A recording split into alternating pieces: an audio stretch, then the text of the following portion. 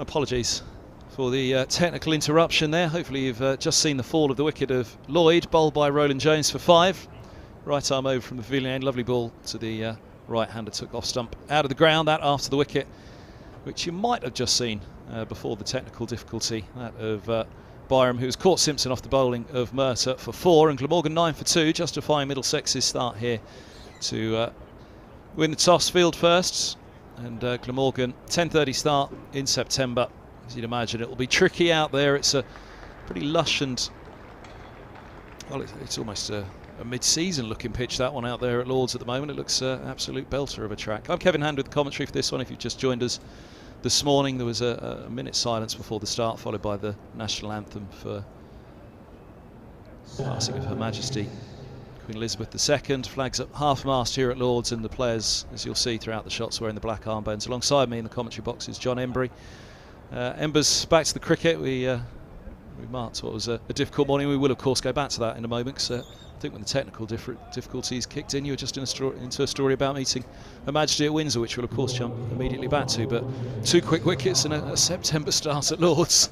No, and the wicket looks as though it's got a fair bit of grass on, tinge of green.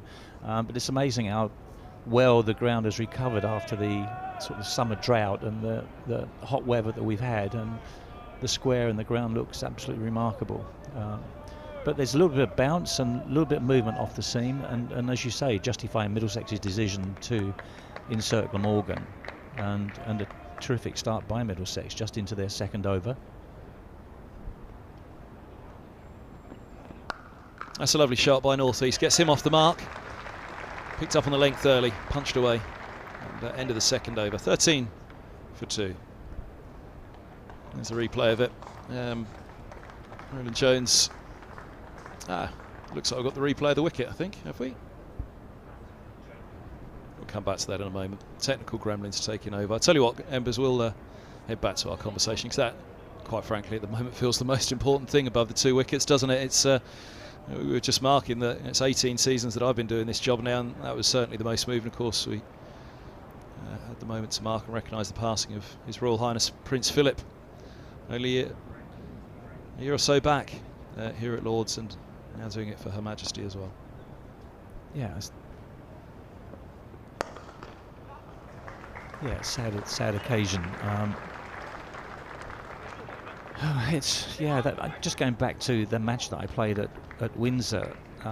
At the end of the match, it was a charity match for the armed forces, and the band of the Gurkhas was playing at the end of the match, and the Queen came down, and there was a canopy put up, and she sat down, listened to the band, and for about half an hour everyone was around watching the band. I think most people had their eyes on the Queen.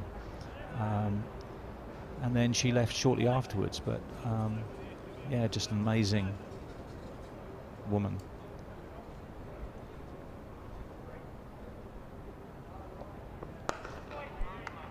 You mentioned that Her Majesty didn't come to all of the test matches here, all of the England games from the 90s on. Did you say early 90s? Or yes, it would have been. Well, no, from sort of late 80s. Late 80s. I mean, I captained in 1988 at Lord's, and the Queen wasn't in attendance for that match, and I think it was just prior to that she stopped coming. So I was just stretching my memory. I remember being up here actually and seeing the Queen in the committee room, with the back behind North East on strike at the moment.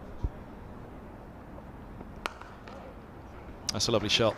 North East operating in boundaries at the moment. He's on to 8, just slightly over pitch by Murtagh, but looking for that little bit of movement outside off. But yeah, I think it must have been the 2005 Ashes, which would have been my first year covering you as well. You were coach of Middlesex at that point, weren't you? I think it must have been the Ashes, because Her Majesty was sat in the committee room over there, and there is indeed that painting in there of her shaking hands, I think, with Jason Gillespie in the pavilion, which, funnily enough, I'd taken a picture of early this year and sent to Dizzy. Did mean to send it to him again over the weekend, actually. One of a number of lovely paintings in there, but that one really captured Her Majesty beautifully. Yeah, my younger daughter's living in Australia and has been for 13 years. And I spoke to her this morning, and she said it's just been sort of wall-to-wall coverage of all the ceremony that has gone on in the last few days, and they'll be recording or taking the pictures from the UK back to Australia in the same way that we're following all of the procedure here, and it's just amazing. I was at the Oval on Thursday and we got news that the Queen wasn't well, and we just celebrated Jeff Miller's 70th birthday. And we got the people in the little bit of hospitality we did at the Oval and celebrated his 70th birthday, singing happy birthday to him, and then just a few hours later we heard the news with regard to the Queen.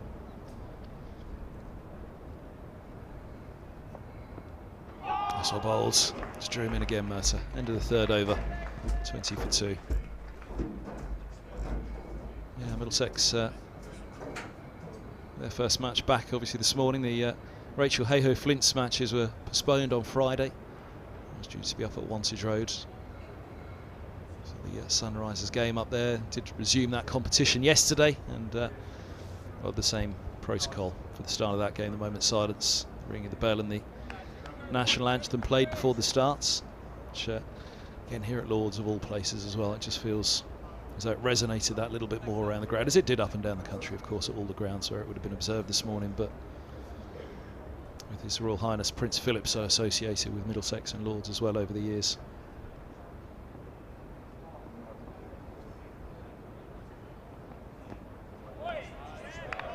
It feels right, and it feels nice actually that we were able to have that moment this morning.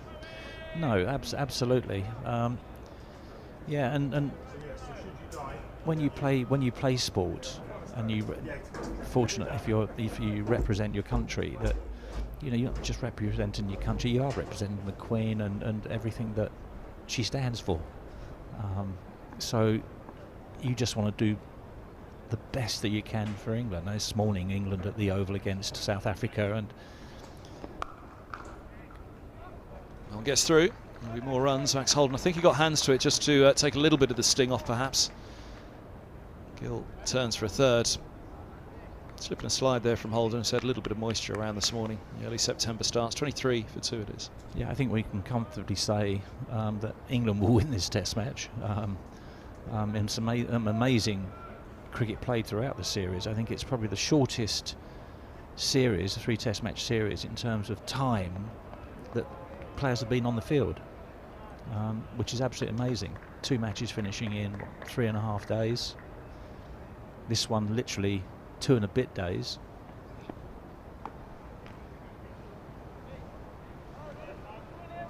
But a good performance by England this summer in the way they played their cricket, and Ben Stokes has done a terrific job in terms of his leadership.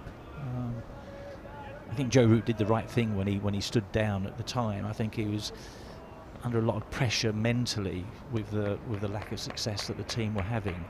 But it's just amazing how quickly that turns around with a change of captain, change of policy, change of approach.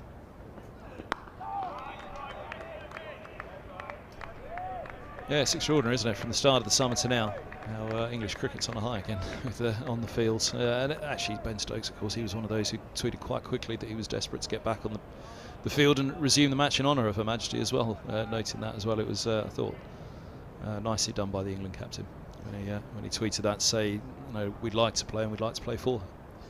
Yeah, I suppose in terms of soccer being called off on the Saturday, cricket was called off on the Friday.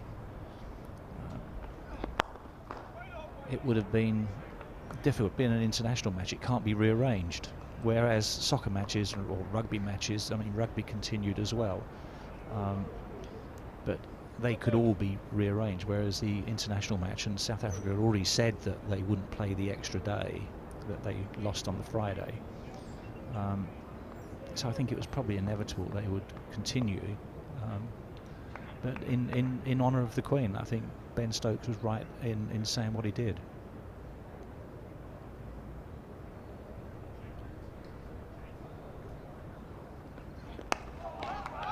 On the spot again to finish the over, Roland Jones. End of the 4th here at Lord's. Middlesex winning the toss and inserting Glamorgan. And a good start, couple of wickets early on. Murtagh in amongst them straight away. as Mercer always does. He always seems to anyway. Behind the years, he picked up Byron Court. Simpson bowled Mercer for 4, and Lloyd was bowled Roland Jones for 5. But the ground's just starting to fill up a little bit more now here at Lords. These 10:30 starts always do. Just take a little while longer. Members taking their seats over there in the pavilion. You can still see a good few filtering through the long room. You can just see at the top of the screen there coming down to take their seats, where they'd have had to have been delayed for that over with the bowling at the pavilion end.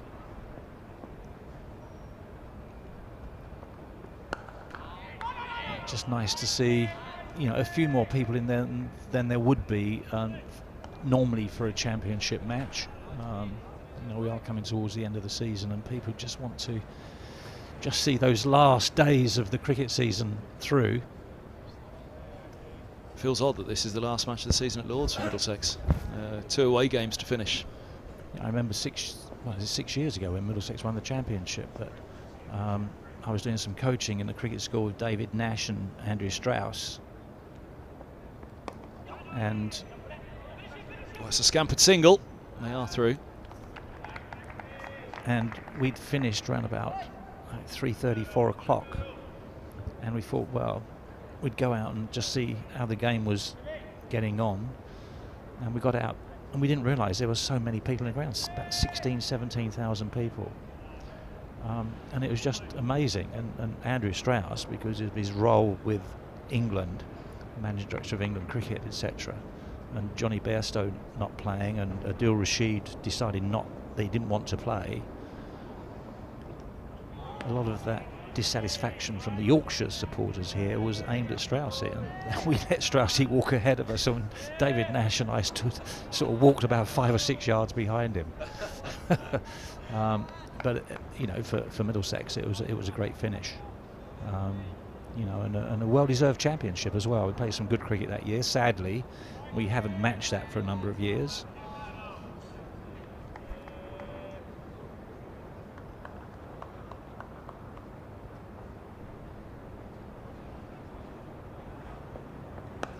Where were you sat for that winning moment? Where did you make it to? You went from the indoor school to...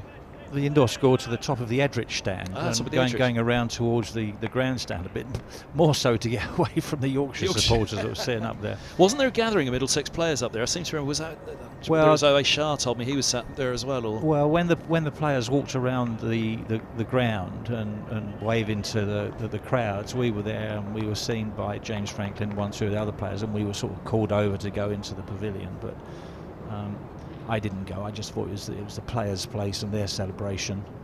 I kept away. Did you make it to the tavern that night, though? No. I went home. No. Probably had a drink to celebrate at home. There were many a song sung in the tavern that evening. I'm sure they'd have had one for you. Even they started singing my name at one point, Embers. You'd have certainly had a few songs sung for you. Well, I don't think the players would have come out of the dressing room too early. It would have been a sort of late one into the tavern. Managed to make it into a nightclub that night in full whites, which they did extremely well to do that. Do you ever manage that, Embers, full whites into the nightclub? 24 for 2. Just trying to think of where you celebrate the titles.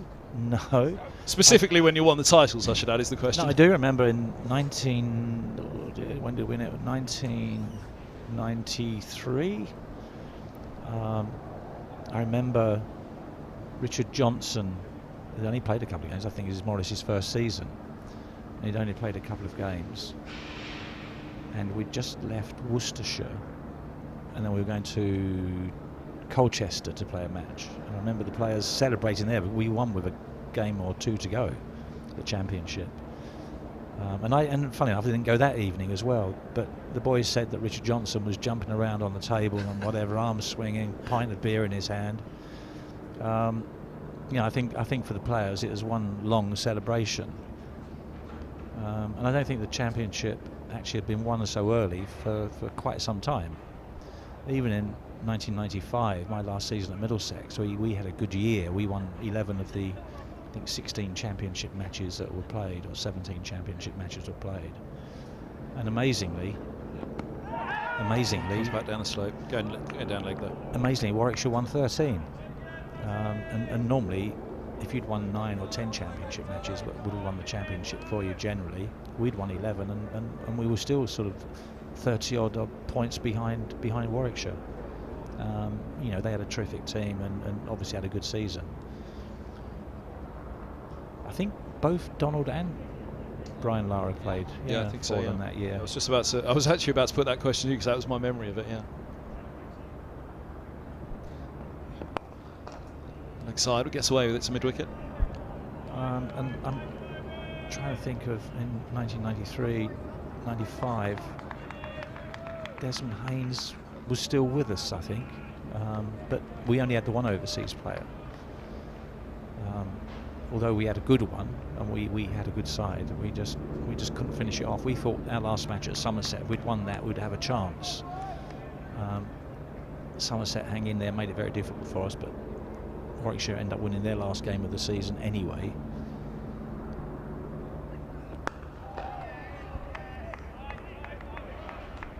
Stopping Lara and Donald would have been something there.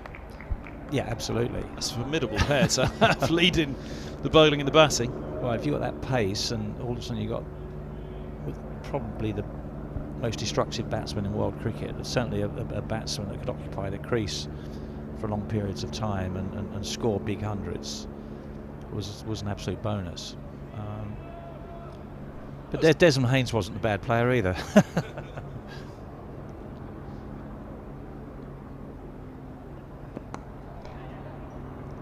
Single just backward of square for Gill, moves him to 8, level with North East. That was the mark of Lara, actually, wasn't it? Just the way you put it there, actually. I'd never quite thought of it in that sense, that the brilliance of him was the ability to occupy the crease for such a period of time but still maintain that destructive batting that he was capable of. Yeah, he went through periods of his innings where he just played, and then all of a sudden he would unleash a flurry of shots that go 4, 2, 4, 4, and the occasional 6, and all of a sudden he'd be on 20 and it would have taken him 45 minutes or something, and then he'll be on 45 and it would have just, to get there, it would have taken another 15 minutes more.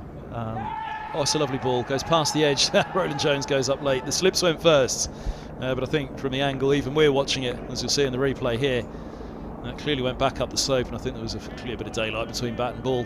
Maybe just a little noise from the bat on the pad. Beauty of a ball though. Absolute beauty from Roland Jones. Yeah. Pavilion End, perfect ball. Terrific line, good length, fullish length, drawing the batsman forward.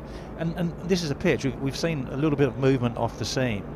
We've seen 1 or 2 short balls where the batsman have forced the ball off the back foot. Very important on this pitch at this time of year, when you're getting that movement, is you've got to bowl that slightly fuller length. Just make the batsman feel for the ball a little bit more. And just be patient. Put the ball in good areas and let the wicket do it. You hit the seam, the wicket's going to do it for you. And just be patient. Look to bowl maidens on these type of pitches. That's the key. 2 to end the over, 6 gone, 27 for 2. John Embry alongside myself, Kevin Hand, on the live stream here from Middlesex. Welcome to Glamorgan viewers tuned in for this one as well. Was Lara the best you bowled to? There's going to be quite a list, to be fair, but Lara was obviously a long way up. It'd be quite the batter to top him. Well, I think in that period you had Lara, you had Tendulkar, you had Ponting, you know, three great players, you'd have to say, and all had their own style of play. I always judged people on their ability to win games of cricket for you, not necessarily those that wanted to be history makers. You know, being part of a successful side, and you as a top quality player making the biggest contribution. And in that respect, I look at someone like Graham Gooch, that wanted to win things, and that reflected in the way that he batted. Ian Botham went out there and played, and a game that you were losing, he'd try and turn it around with his batting. He'd try wholeheartedly with the ball to get wickets. Oh, it goes back to him and put down. He got one hand to it. Sharp chance, as it always is for a Cordon bowled. As it rings out the hand. Let's have a look. Well, he's hit this back quite firmly and surprised Tim Murtagh, quite high, shoulder height.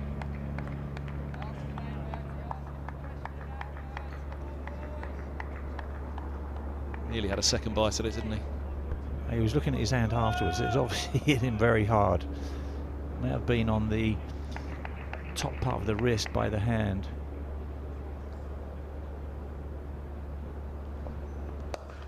Oh, goodness me. Where's that come from? From Gill, goes up and over mid-off. Reflection perhaps the threat that both Murtagh and Roland Jones are carrying at the moment. 31 for 2. To some extent, Middlesex won't mind seeing that. No, absolutely, and there is just that little bit of movement, and there's been a little bit of varied bounce as well, particularly from Murtagh, bowling from the nursery end. He's looking to bowl slightly fuller length, but he's had one or two that have kept low, one or two that have just bounced a little bit and got a bit of movement. Toby Roland Jones the same, one or two balls have carried right through to the wicketkeeper at shoulder height.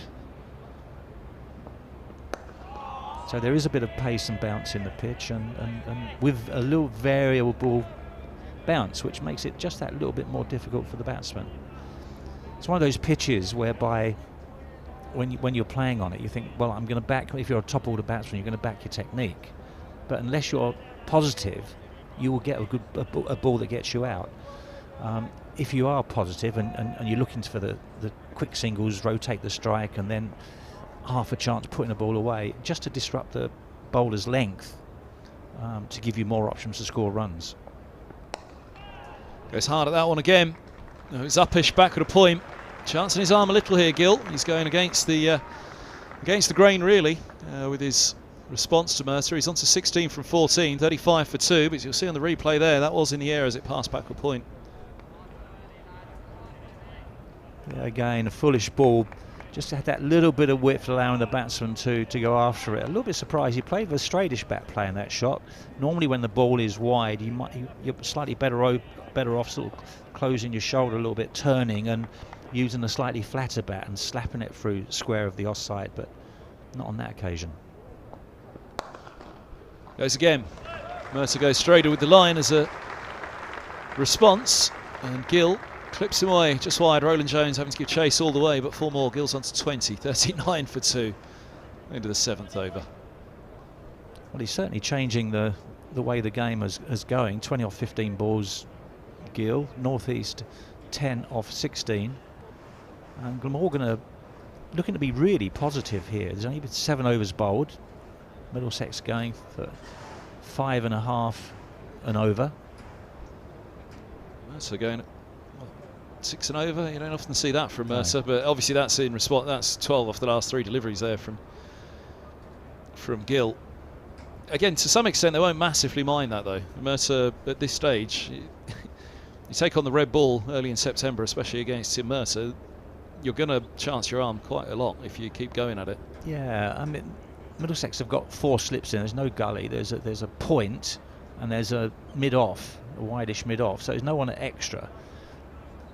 No third man. So he's got 6 on the offside with the 4 slips. Just a mid-on, mid-wicket, and a wide, fine leg. So very attacking field. Oh, now that one comes back down the slope, just doing too much again. I think you could just see enough of, well, certainly off, a little bit of middle as well, as Northeast looked to clip. Yeah, and the ball from Toby Roland Jones looked as though it was angling in and probably going down, if not just above stump height. Not the worst. It might have gone upstairs, see if it was clipping, but... Well, it wasn't going above stump height, but it was certainly going down. That's what Geoffrey Boycott always said about commentating up here. It's actually really difficult to judge the height, isn't it, from this elevated position.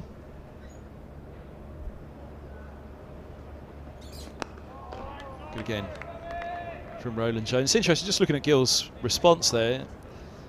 I mentioned when I started doing this, 2005, and you were the coach. We went through a period after that, around 2010 to 2013, 14, we kept on interviewing batters either early season April or late season September, and you know they've scored a runnable 60 or so as the team's been skittled for 100 and 150, and they say, well look, there was a ball with the name on it, so I was just getting on with it, which was their kind of response to the April and September conditions. Yeah, that can have an adverse effect, obviously, if you're looking to be positive. The key thing is trying to keep your shape, but also picking the right ball to hit and executing the shot. There are many times when players chase the ball and it's not there to hit, but they continue through the shot with no control of where it's going or the movement of the ball, and playing too far away from their body rather than letting it come to them. And if you get 4 or 5 of your top order players playing like that, being positive, then it could go awry. The top and angles about on that one. Down to the vacant deep third. They'll pick up a couple. North East moves to 12. I was going to say, that's kind of that era, 2008, 2012, maybe around them, a little bit late, 2013, 14. That's kind of the era that built this current Test side. And you were mentioning how quickly this Test has passed through, although, albeit England are on top and are winning it, so it's not against the England side as such at the moment. If it was going the other way, you could well imagine it would be county cricket's fault and everything needs to change. But that period, just after when you were the Middlesex coach and I started, at that point you could still really see that nuggety dig in, and that was still there at that stage. It kind of moved on from that a little bit thereafter. Much debate, rightly or wrongly. It's bowled again, played by North East. Well, I think what is interesting, you've still got to rely on technique in Test match cricket. You still need to have a solid start to the innings. You don't want to be losing wickets with the new ball when it's shiny and ball moving around. It's hard. You want your batsmen to accumulate some runs at the top of the order, your openers, but you also want them batting a period of time. It gets the bowlers tired. The shine, the hardness goes off the ball. It doesn't do so much. And the middle order players come in to play a few more shots. Oh, in the air again. This time it's North East's. He moves to 16. Roland Jones kicks away at the turf at the end of the 8th. 41 for 2. Well, you'd think they'd still got the 100. The way the players are playing, you'd still think they got the 100 in mind here. The ball just width. Again, hitting on the up, on the front foot. Not a great shot. Technically not a great shot. And got away with it. And got away with it because the ball was on the up and the bat was well through the shot, so it lifted the ball over slips. But just going back to England, when you consider the opening batsmen over the last 2.5, 3 years, they're all averaging between 26 and 31. Well, you're not going to have too many successful Test series when your first 2 or 3 batsmen are only averaging 26 to 31. You need someone at the top of the order going in there and averaging late 30s, early 40s. Oh, now that's come back up the slope. That's got a real chance. We can see where the pad's finished there, but I think the pad was on the move when it hit him, just outside the line of off, but not offering a shot. I think they for sure would have gone upstairs with this one.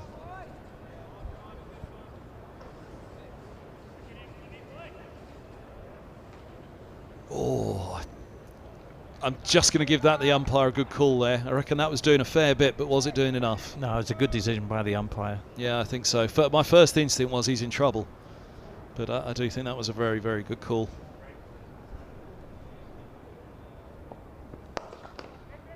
Nicely clipped by Gill to mid on. This is quite the battle now between Murtagh and Gill, isn't it? Just turned 23 4 days back. Shubman Gill. He's got 11 tests to his name, 9 ODIs, first class average of 54, just under for Gill. 7 centuries, 16 50s. To bring up his maiden Test ton, 21 innings, top score of 91, 4 50s, an average of 30. But a good contest here with the wily old Murtagh. Now down the track he comes again. Flays away at that one, and it plugs. What would that be? A fly slip, perhaps? Short third, so where that perhaps landed. Well, some extraordinary cricket being played, that is for sure. Advanced down the pitch, having a big whoosh on the up and getting that leading edge, but entertaining cricket. It feels a little bit as though Gill's playing the pace of Murtagh here. That he's looking at, he's 23 years of age, Gill, so he's still a very young man, Punjab born. He'll have faced some extremely quick bowling in his time. It feels almost as though he's playing Murtagh, as though this guy shouldn't be getting me out, but he's threatening me. Well, I think Gill thinks that he probably can get him out. and that's what's concerning him a little bit. So therefore, he's playing positive cricket, and it's going to make Murtagh vary his length a little bit, which is good for the batsman, because what Murtagh's got to do is try to keep plugging away in the areas that he knows where he gets his wickets. He's got an extra man at extra cover now, so he's got himself a little bit more cover in the ring. Saw bowls. Just bring it back up the slope again, Murtagh. And Murtagh sticks to his gameplay. He doesn't really change too much, and he doesn't have to. His record is phenomenal in the time that he's been at Middlesex. Regularly takes 60 wickets every year. As he's getting into, is he 40? His 40th year? He's 40, yeah. He's been remarkable to keep going and still perform. It was a John Embry signing, wasn't he? A long time ago now. What's that, 2006, I think? Yeah, 2007 was his first year, so yeah, he'd brought him in. Yeah, well, I can be very thankful for Alan Butcher, who was coach of Surrey at the time, and Tim Murtagh had a contract, another year's contract at the Oval, and Alan Butcher really couldn't see a way for him to get into the side. And it's very much when a county want to offload someone, they actually contact other coaches and say, look, we've got such and such a player that is available, would you consider taking him on? And I thought about it, and I thought, well, he didn't really have a lot of pace, and what impressed me, he played a few shots when he batted. I think he got 60 odd against us that summer, and I thought, well, we haven't got anyone that really swings the ball, so I thought, well, yeah, okay, and we took him on, and he's been an absolute star for the club. And that's both not just on the field, but in the dressing room, off the field as well. He's been a great ambassador for the club as well. Yeah, he did arrive at Middlesex as an all-rounder. I remember him batting at 7 when he first arrived. Because he I can't remember that. You'd had the day off then, Embers. It was a moment of madness. He went up. He and Sean Newdle were a 7 and 8 at one point. They were so high up the order. That was probably always just after you, actually, when Udall came in, wasn't it? Yes, I think I had a year with Sean. I finished with Middlesex at the end of 2007. So Sean 2007 his first year, was it? 2008, 'cause he won the 2020, didn't he? And then he capped in 2009, I think, didn't he? Yes. So did you bring in Udall as well? You assembled the T20 winning side, Embers. I did. I didn't realise you brought in Udall as well. I was in Australia in the winter, and Ed Smith was taking over the captaincy, and he said, look, could you get in touch with Dirk Nannis, that was in Melbourne, lived in Melbourne, where I was staying, and made contact with him. So yes, had input into Dirk Nannis coming to the club that year, Udall and Kartik, Murali Kartik. You must have enjoyed that Kartik and Udall bowling in tandem at Middlesex. Ah, well, it's interesting. I spoke to Adam Olihoek a couple of weeks ago. He was over from Australia, and when he was captain of Surrey, he went back over the last 30, 40 years to see the balance of attacks that sides had that won the championship. And there was one common denominator, he said. The majority of the sides that won the championship had 2 spinners. And they got Salisbury and they got Saqlain Mushtaq. They had a good batting lineup because Ramps had joined them in the early 2001. But they got Butcher, Thorpe, Stewart, Holyoake himself, Ben Holyoake, Ward. They had a very, very strong side. 2 crackerjack spinners that are going to win you games of cricket. Martin Bicknell, that was a fantastic seam bowler for them, or swing bowler for them as well. And they won 3 championships in 4 years, I think, and purely on the back of the philosophy of having 2 spinners. Oh, he's bowled him, dragged on. Shubman Gill's gone. Short ball outside off. Saw the length early, I'm sure Gill thought this is going with the slope. Perhaps kept a fraction low on him with that slope. Yeah, I think it was probably the right shot to play. The ball perhaps didn't bounce as much as Shubman Gill was expecting. Got the bottom edge onto the stumps, but a strange innings from Shubman Gill, an international player playing the way that he did. Whether the pitch had got into his mind and made him play the way that he did. But a little bit reckless. It's left Middlesex in a very good position, having inserted Glamorgan.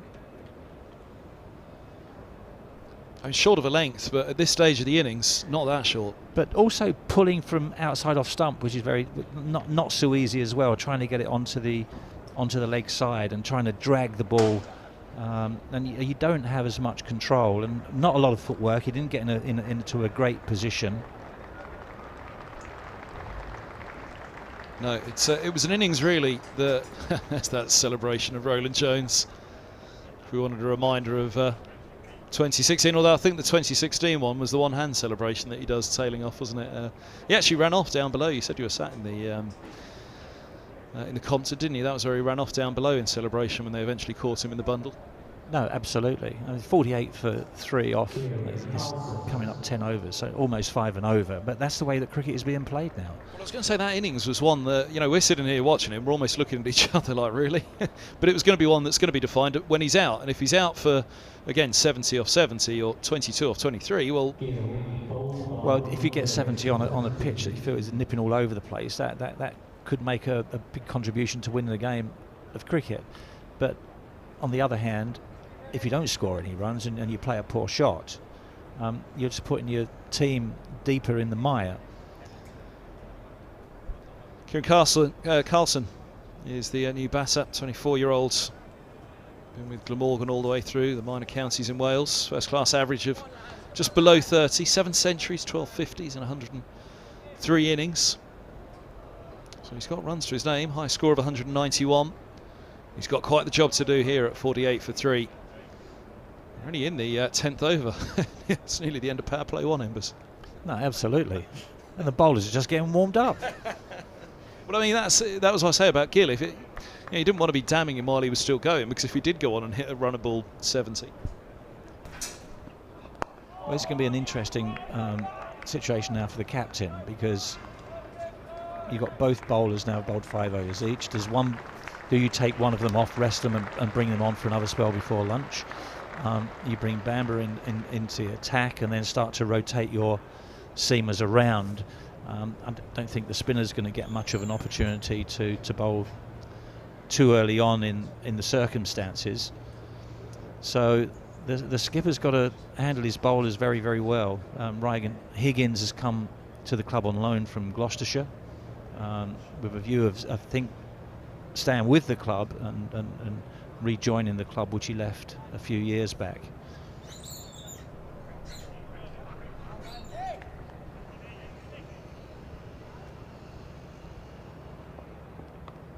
Oh, was he leaving it? He didn't really withdraw the bat at all. He just held it there. Yeah, he played it very late, which is what you want to. If the ball's swinging, you want to play the ball late. If the ball's moving around, you need to get a little bit more of a step in and play straight, especially when it is nipping around because of the LBW. But when the ball's swinging, you need to get into position, but play it late rather than commit yourself with the bat too far in front of your pad. That's a lovely ball. Has he got him? Murtagh's gone up and he's gone. 4 down. North East is gone for 17. The prized wickets in consecutive overs. Gill followed by North East. Murtagh has another. And Glamorgan 48 for 4. Yeah, you're going to have to drag these two bowlers off, I think, on this pitch at the moment. Again, you know, that was Tim Murtagh, wasn't it? Bowling a good length, a good line, just a little bit of movement off the pitch. The batsman has to play the shot. We look on the replay now.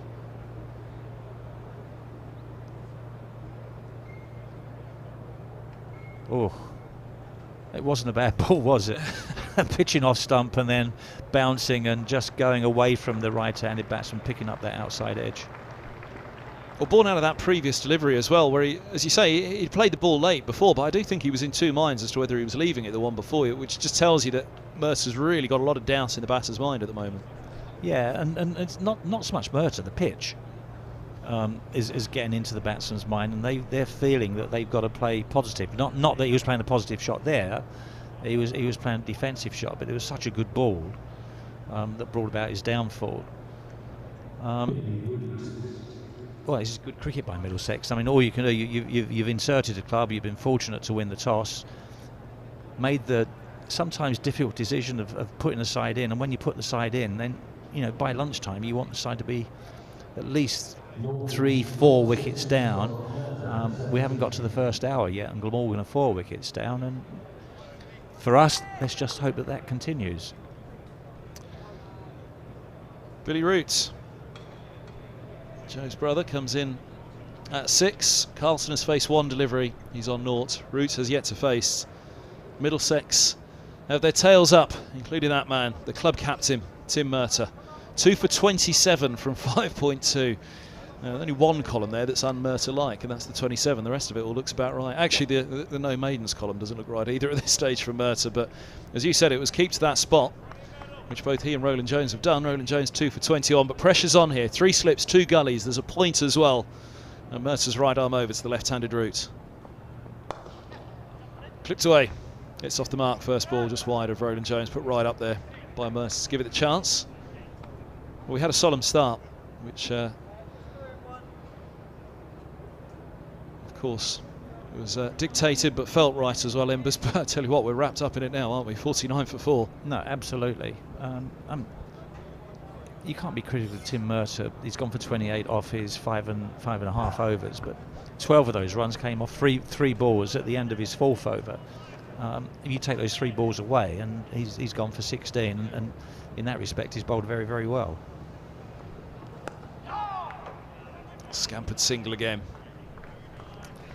Needs to immediately do exactly what you're saying is the right thing to do, Embers. Make sure you turn that strike around, right-handed, left-handed as well. Or just give a little bit of a thoughts for the Middlesex bowlers on their lines. Yeah, I mean, the top order batsmen have to rely on their technique on this type of pitch. You know, there are gaps in the field. Middlesex have got an attacking field with 4 slips. There are going to be gaps in the field. There's no fine leg to Tim Murtagh. He's got 5 slips now, 3 slips, a sort of 5th slip, 6th slip. Oh, it's another beaut to the left-hander, angled across. So he's bowling to a 7-2 offside field, but he's got very, very good control, Tim Murtagh. He's lost, I'd say, a little bit of that nip, being at his age now of 40, but he still gets the ball in a good area and quick enough just to make the batsman on occasions rush their shot.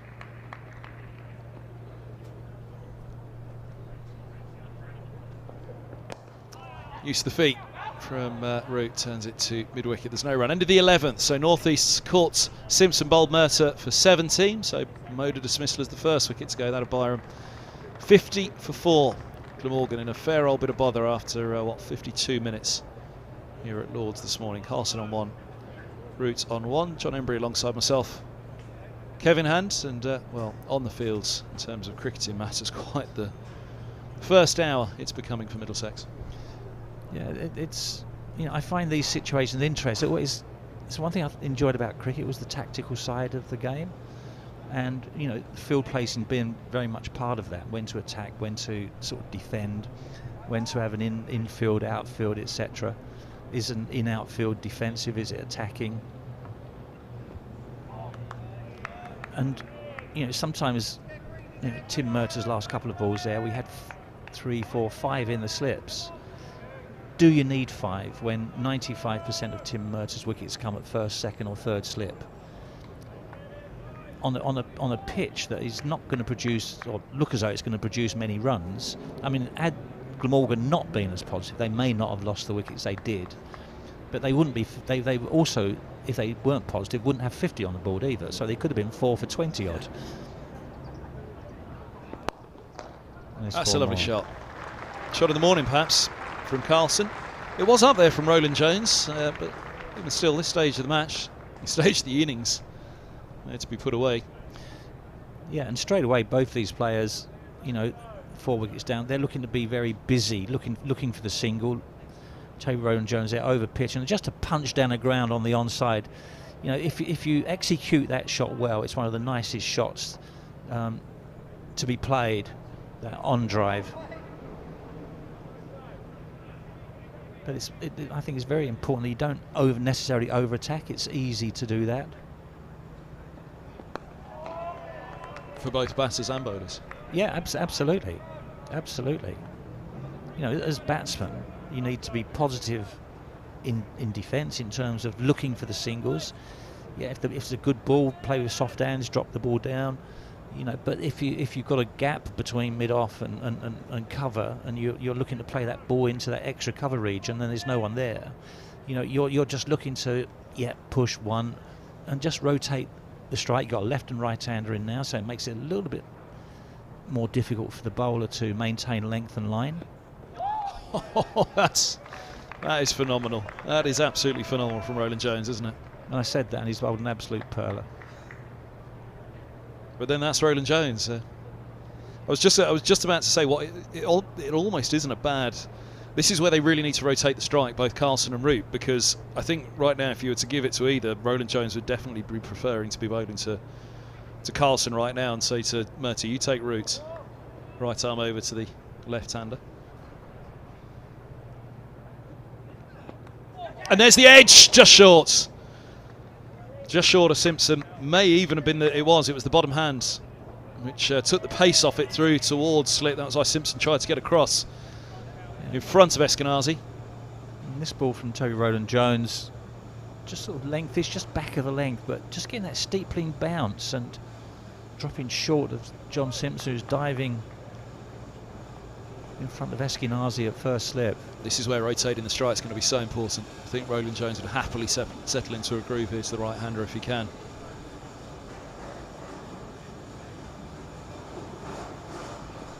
Oh. Tough times out in the middle for Glamorgan. 54 for 4 ended the 12th. And it's those type of balls that Roland Jones has just bowled that makes you feel as a batsman that you've got to be playing positively, that you just feel that, you know, you're playing the right shot to the particular ball, the line, the length. You can't control or adapt to the movement unless the ball is much shorter, so you've got to back your technique. But if you get that little outside edge, that little tickle behind, there's nothing you can do about it. So going through your mind, you're thinking, actually, if the ball's up, I'm going to be very, very positive here. And as you mentioned earlier, someone coming in now in this situation and scoring 70 just changes the whole complexion of the game. Here's Ryan Higgins back in the Middlesex. Again, something that we haven't been able to touch on much in this first hour for reasons that I'm sure viewers will fully understand and appreciate. Many more important things to be talking about this morning, but good to see Ryan Higgins back in the Middlesex, where I think many Middlesex members will feel he very much belongs. He's on from the nursery end, replacing Murtagh. And just a single for Root to get away. So Murtagh bowled 6 overs, picking up 2 for, in that time, the first to go Byram and the last to go northeast. Yeah, Ryan Higgins has got a little bit of a golden arm as well. And when things are going well for him, it goes absolutely brilliantly. But someone that just does enough with the ball all the time, and being a little bit shorter in stature, he gets that ball just to keep a little bit lower. You feel as if you're feeling for him. You want to come forward, but you're feeling for him. Oh, look at that hoop back in, doing too much, I think, going down leg. That really did hoop, though. Extraordinary in-swing from Higgins.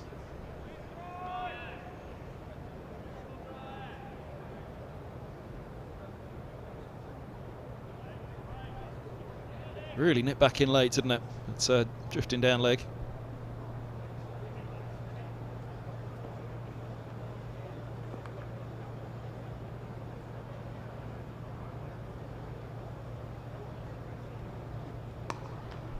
Tries to get that one to hold its line, but a little bit too wide and put away by Carlson. Nice drive, hit on the up. It moves to 9.59 for 4. Probably anticipated it slightly that the next ball was going to be the one that Higgins tried to get to go straight on. Yeah, when you've got the ability to move the ball around like Higgins has, big in-swinger, then you try and get that ball to maintain its line outside off stump. I can see you watching the screen very, very carefully there to see what Higgins was going to do next. And you know, it was a very, very good shot. It was almost as though the batsman was expecting him to sort of hang one out there and look to nip the ball away or swing the ball away.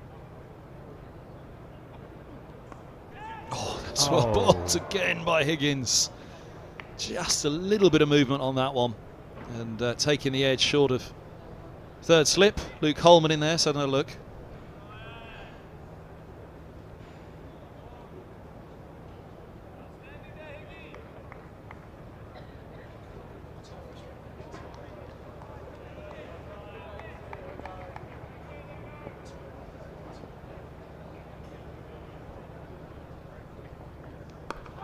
Brings that back in again. We'll have a look at that previous ball. I thought detected on first look just a little bit of late movement back in off a slightly shorter length than that first one that boomed back in with the in-swing.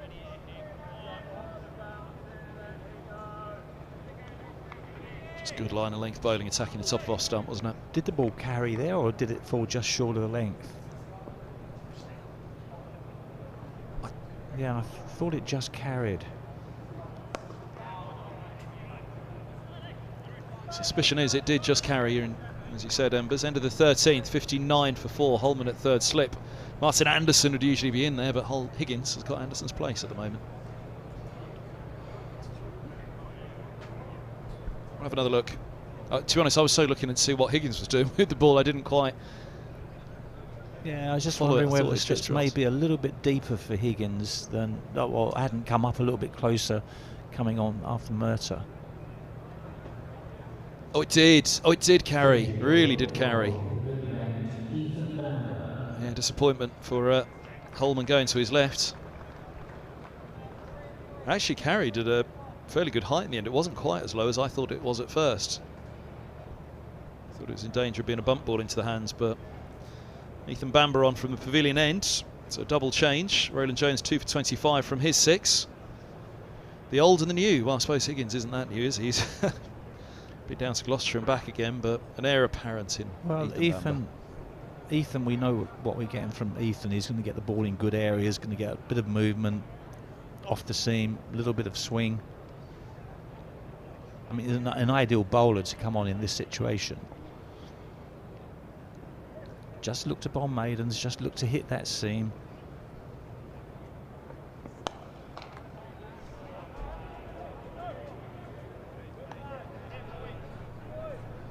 He's had an in and out season this year for Middlesex. Up to this year he'd been Mr. Reliable. He never missed the spot really. Top of off stump relentlessly from Bamber, which is incredibly impressive from the moment he broke through into the side really. He never looked back, he just never left the top of the off stump. I thought he was a little unlucky to lose his place this year. I thought he was a little harsh on himself indeed in reflection on a couple of the interviews when he was analysing his performance. As he goes leg side as I praise him, but he's just been Mr. Reliable, Mr. Consistent up to this season. For a number of years now, Middlesex have rotated their seamers. You know, if I played a couple of games as a seamer, well, let's say Angus Fraser. If you left Angus Fraser out to say, Angus, we're going to rest you after 2 games, he would have absolutely abused Gat or myself if he was left out. Oh, flashing at that, really stretched for it, Roots. Pick up 4 down to the vacant third. And I'm a big believer that you play your best players day in, day out. If one of them gets injured, then the other guys that are playing in the second 11, you're looking for some consistency. You pick the most consistent bowler at that time, and then he comes into the side. But you play your best. If you want to win the championship, you play your best players. If you're going to rotate all the time, there's going to be a lack of consistency. What's the point of rotating, and then the guy you're leaving out ends up playing a second 11 game and being told, oh, you can only bowl 10 overs in that innings or something. You can only improve as a bowler by bowling.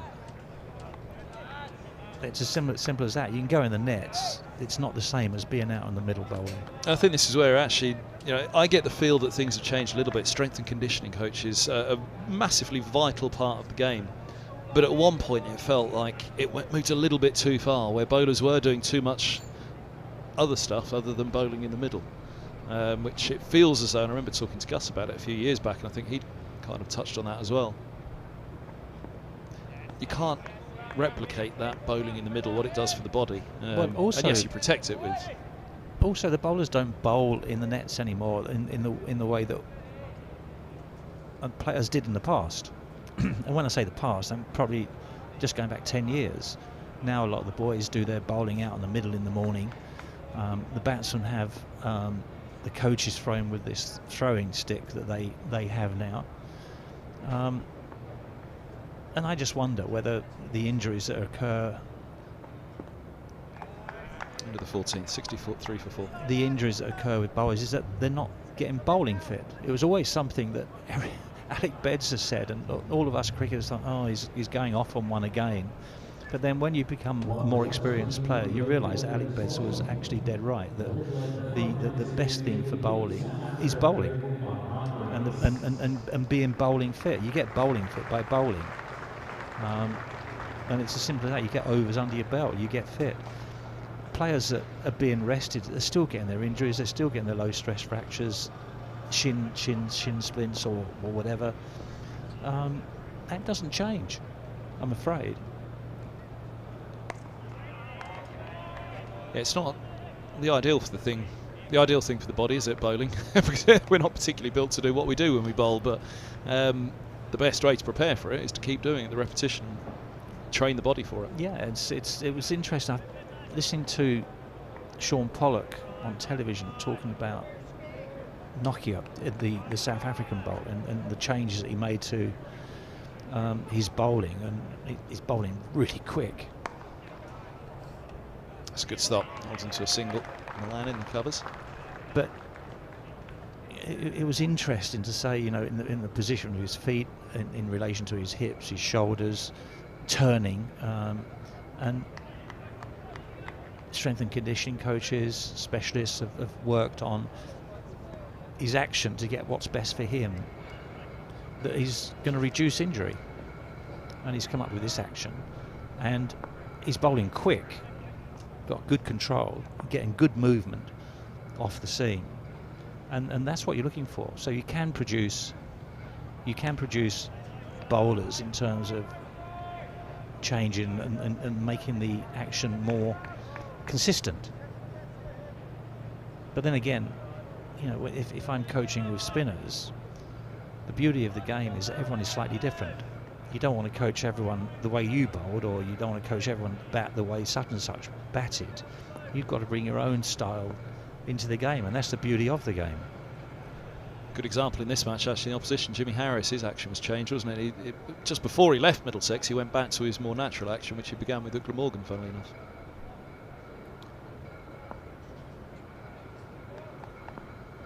No, absolutely. And yeah, you know, Tom Helm, you know, in a couple of matches he played before the break, bowled really well and put in some match-winning performances, but not playing in this game.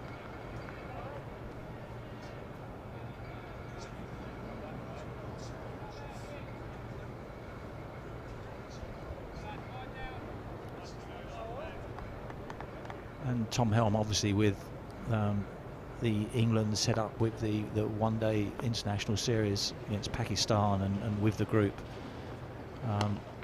I did see him at the Grove last Monday playing golf with the England players. I managed to play as well because of the injury to Johnny Bairstow, yeah. and I think Ravi Bopara was also playing that day and he pulled out. So I got asked or invited to play, and I did, which I really enjoyed. Didn't play very well, but it was a good day. I wasn't going to ask Embers.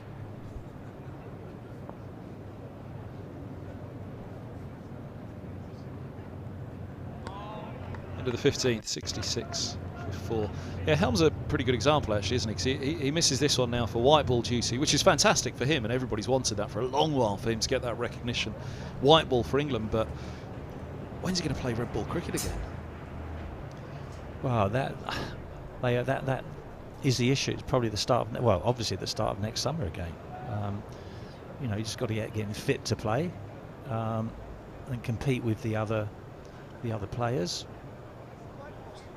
but he's generated pace, he gets bounce, he's got a bit of movement as well, and he's a very valuable part of the bowling attack for Middlesex.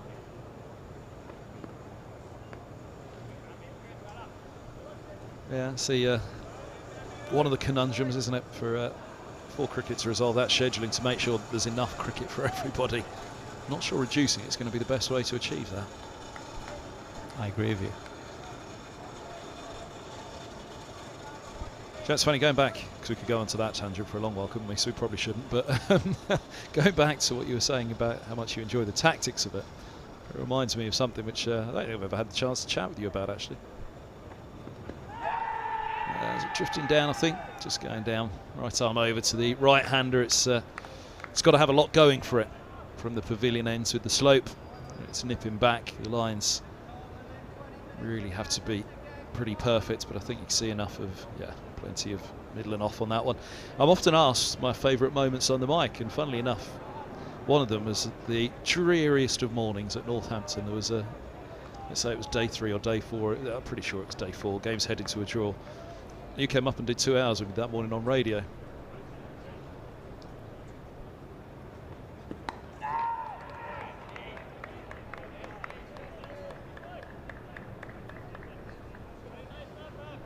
Yeah, it was a 4th morning. The game was absolutely going nowhere, and it was one of those final days you think, oh goodness me, this is going to be a long old final day on the mic. Radio as well in those days, radio alone. And you came up and did 2 hours with me, and I remember the listeners just sending so many emails saying that was the best 2 hours of cricket I've listened to, and I don't know how long. So you were just talking tactics and cricket philosophy, and everybody was glued to it, including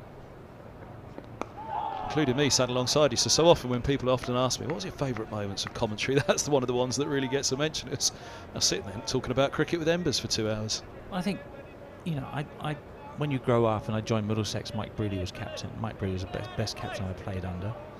And then Gat took over as captain, so you had a good captain there as well. I became vice captain, but it was that side of the game that the tactical side of the game that I probably appreciated more than anything else. The technical side of it, everyone's different, but the tactics the tactics for everyone is different as well. I went to South Africa in 1982 and got banned from international cricket for 3 years. Now, I had a decent defence. I could occupy the crease for long periods, but I wasn't scoring runs. So when I was banned from international cricket, I thought, well, I'm going to change the style and the way that I play. And I didn't have much of a backlift, and I used to shovel the ball over mid-wicket. And then I just started to come down the pitch. And because I didn't have a backlift, as soon as you move onto that front foot, you pick the bat up. Runs here, a couple of them perhaps. Long leg comes around. They've taken 2, end of the 16th, 69 for 4. And I found that I was starting to come down the wicket to medium pacers, and then I got a bit silly and coming down to the quicker bowlers. But all of a sudden, because as you move that front foot forward, the hands and the back comes up. So going a couple of strides down the pitch, you've got to try and keep your head still. But then as you come down, watching the ball and just getting the bat through, and all of a sudden I became very much an offside player, because when I came down, I was giving myself a little bit of room. I wasn't going to come straight down and be silly enough to get hit. I had to give myself a little bit of room. But then I started to hit the ball over extra cover, and I was getting 30s and 40s very quickly, and then contributing to winning matches in the middle order, and cemented my position at number 6, 7 in the batting order. And all of a sudden I was enjoying batting, but I was probably enjoying it because I was making a contribution. And being an unorthodox batsman, it allowed me to, because I didn't have a great technique, it allowed me to play my own game. It's probably a sort of game that you needed to play at 8 or 9 rather than 6 or 7. But it worked for me, and in partnership with Keith Brown, who was quite an unorthodox batsman at 6 himself, we got the team out of trouble on quite a few occasions in that middle order, because Brownie is very much a leg side shoveler as well to a certain extent, and he played the odd drive through the offside, and I became very much an offside player. but we complemented each other, and because we were so orthodox, I think batsmen found it very difficult to bowl to us as well. And we would Edged. out. Oh, it's just it didn't short for carry. Simpson. Did it carry though? He got a glove to it just on the bounce, I think. I don't think he managed to just swoop that bottom finger underneath. We'll see now.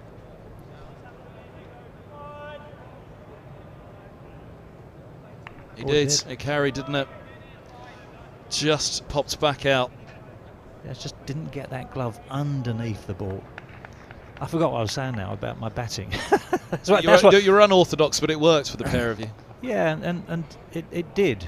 And all of a sudden, the more and more you had a little bit of success, the more and more you enjoyed doing it. And all of a sudden, you became better at it as well. It's funny because that's my memory of you as a batter, because I would have seen the latter stages of your career, particularly for England. But that was it. I remember what you described with the second half of your career there, rather than the first half of your career at the bat. Yeah, it was during the ban that I changed. Obviously, so 1983, the ban was 82, so it had been 1983 probably. I got my first 100, and then I ended up getting 7 more.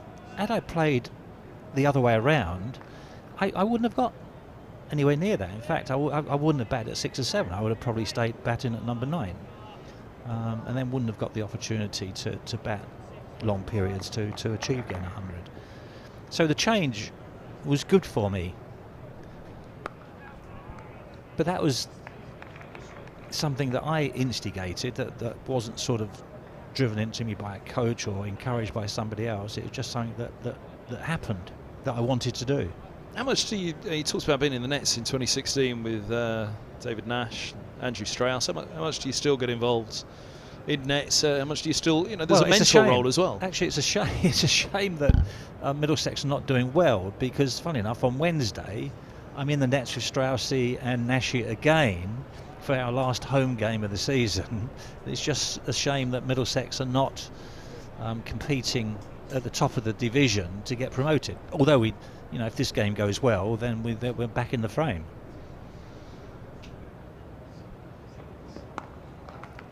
Starts the over from Bamber. Yeah, I mean, a win here, again, because of really the day that we are and the weekend we've just had, we haven't really touched on any of those elements, really, have we, of what this match means. It is a crucial match, really, for Middlesex to make sure ahead of that trip to Leicestershire and ahead of the final game, which could be a belter at New Road against Worcestershire. Nottinghamshire top 215 from 12 played. Glamorgan with the game in hand on Nottinghamshire 172. Oh, that's a lovely ball from Bamber. Goes down the slope. That's the edge of route. Derbyshire 169.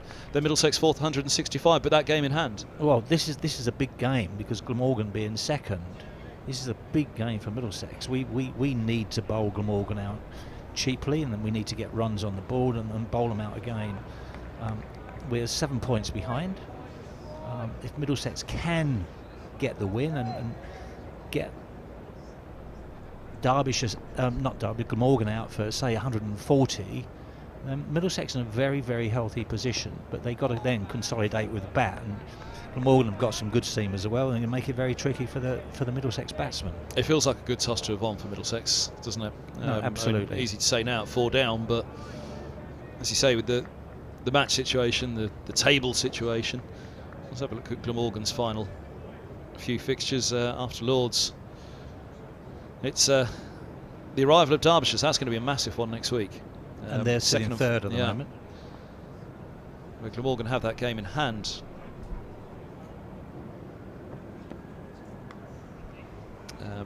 And then a trip to Hove. A few better places to finish. You won it down at Hove once, didn't you? Were you still? Yeah, you'd have been that side. Or no, what was your last year? Was it 95? Was it 96 they won it at Hove? Just trying to think now. We didn't win it in 96. What was it? The championship. Was it 93 at Hove? 93. It was 93. I thought 93 we'd won the championship at Worcestershire. That was before that. It was earlier, wasn't it? Yeah. It was earlier, the Hove victory. It was 90, probably. Which was always played over bank holiday, generally. It's edged but short. Squared up on that one by Bamber. We had a funny match one year with Sussex. We played down at bank holiday Sussex on the Saturday, then came back to Lords on the Sunday to play a Sunday League game, then back to Sussex again on the Monday, Tuesday. Why the heck couldn't we have stayed down in Sussex all the time for the 4 days?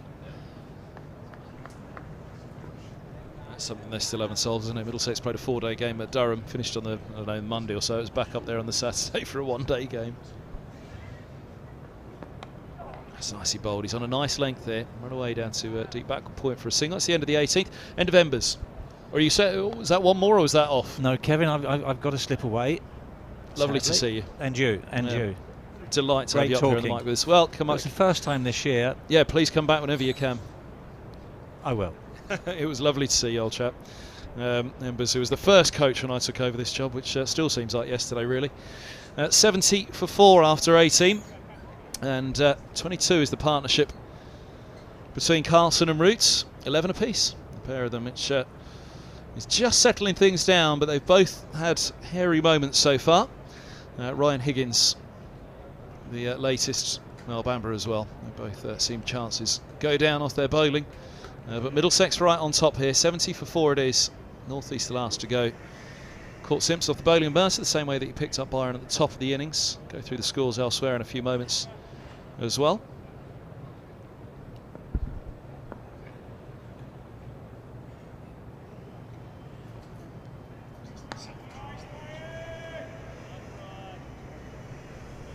Delighted to see from one legend up here in the commentary box to another legend. There's no other word for it. Andrew Sampson, great to have you alongside us.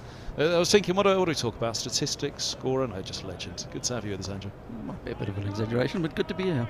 Far from it. Far from it. It's lovely to have you. You've been at the test, obviously, the last 4 days. Well, 2 days of cricket. Yeah, Embers was marking that how one of the shortest on-field series this has been. Which the floor is yours, Andrew. Well, all right, we'll do that one. So, in terms of 3 test series, with a result in each game, an outright winner in each game, it's the 3rd shortest ever. 560. What's the number? 568.3 overs. The 2 shorter ones were in 1888. Ashes series in England, and in 1895-96 in South Africa. So it's the longest, it's the shortest since 1896.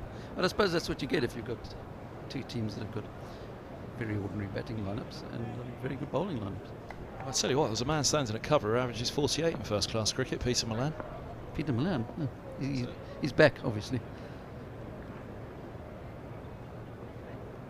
Not a bad average for a fellow who's not in the test side at the moment, 48.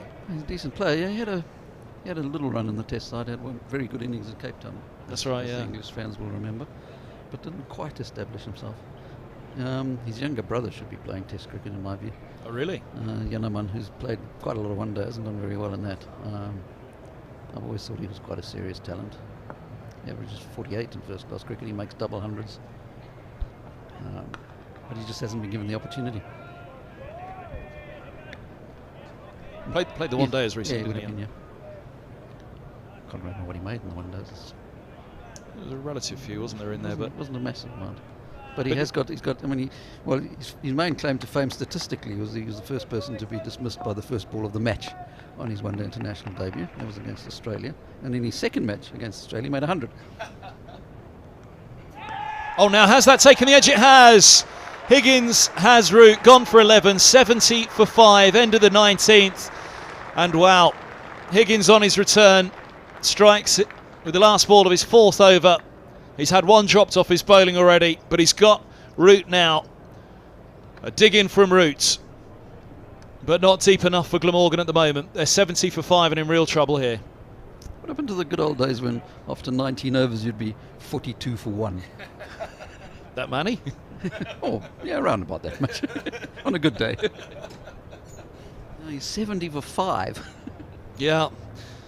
I mean, this morning I'd certainly say, because we sing from the same hymn sheet on that one, but this morning I'd certainly say this has been a very good toss to win from Middlesex. It looks a lovely pitch from up here. Embers was mentioning there's a little bit of grass still out there. It looks a belter to look at. It's immaculate, the surface, from looking down up here. But September starts, 10:30.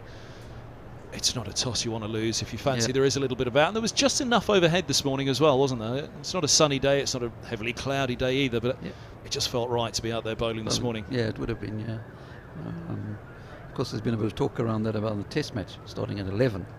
We would have definitely finished yesterday if it started at 10:30, as they did at one stage in September test matches as well in England. Yeah, it's another, what time of day is it now actually? Have England won it yet, do we know? Yes. They have. Yeah. They've secured the victory. They- Embers and they- I were deep in They lost the conversation. wicket. Did they? They did. Crawley was it? I'm seeing a picture. Wasn't He's Crawley. No, Lees was out on what seemed, I didn't see it, but I saw the LBW commentary on it. Theravada. It was the LBW, which they very half-hearted appeal, Oh, which really? they then decided to review, and Oh, he was wow. out apparently. So, Well- well, he is out, not apparently. Yeah. It's in the book, as they say, or on the computer.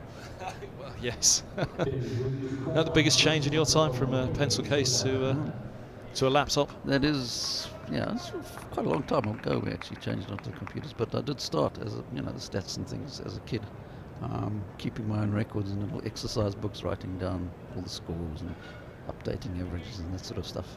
Before, of course, probably by the mid-90s we were starting to get onto computers. You booked in your lunch with David Kendricks today. I'm going to have to get his title right now. He is for the association. Yeah. Association of Cricket Statisticians and Historians. He is the president. He's the been president, president for a few years. I haven't actually booked lunch with him. Assuming he's here today, he'll message me if he's not, because he'll be listening if he's not here. Well, hello, David. It's Bamba. Down the leg side. You available for lunch? Well, he'll be in the committee room, so yeah, exactly. I That's what I was seeing if you booked him for lunch yet. I didn't bring my tie. I'm sure we can My find one jacket. for you. Not that I own many ties. Can't remember when I last wore one, but yeah. Were you here for all three tests? You were, weren't you? Sort of. I didn't actually get to all of them.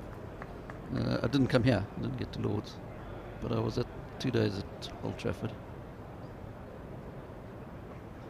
It was interesting that you said two sides whose batting lineup aren't great. So Yeah. I guess England would have been mightily worried about this series against South Africa, bearing in mind that the way that they entered the summer. They'd have seen South Africa a very, very strong test, and that was what was marked actually halfway through the summer.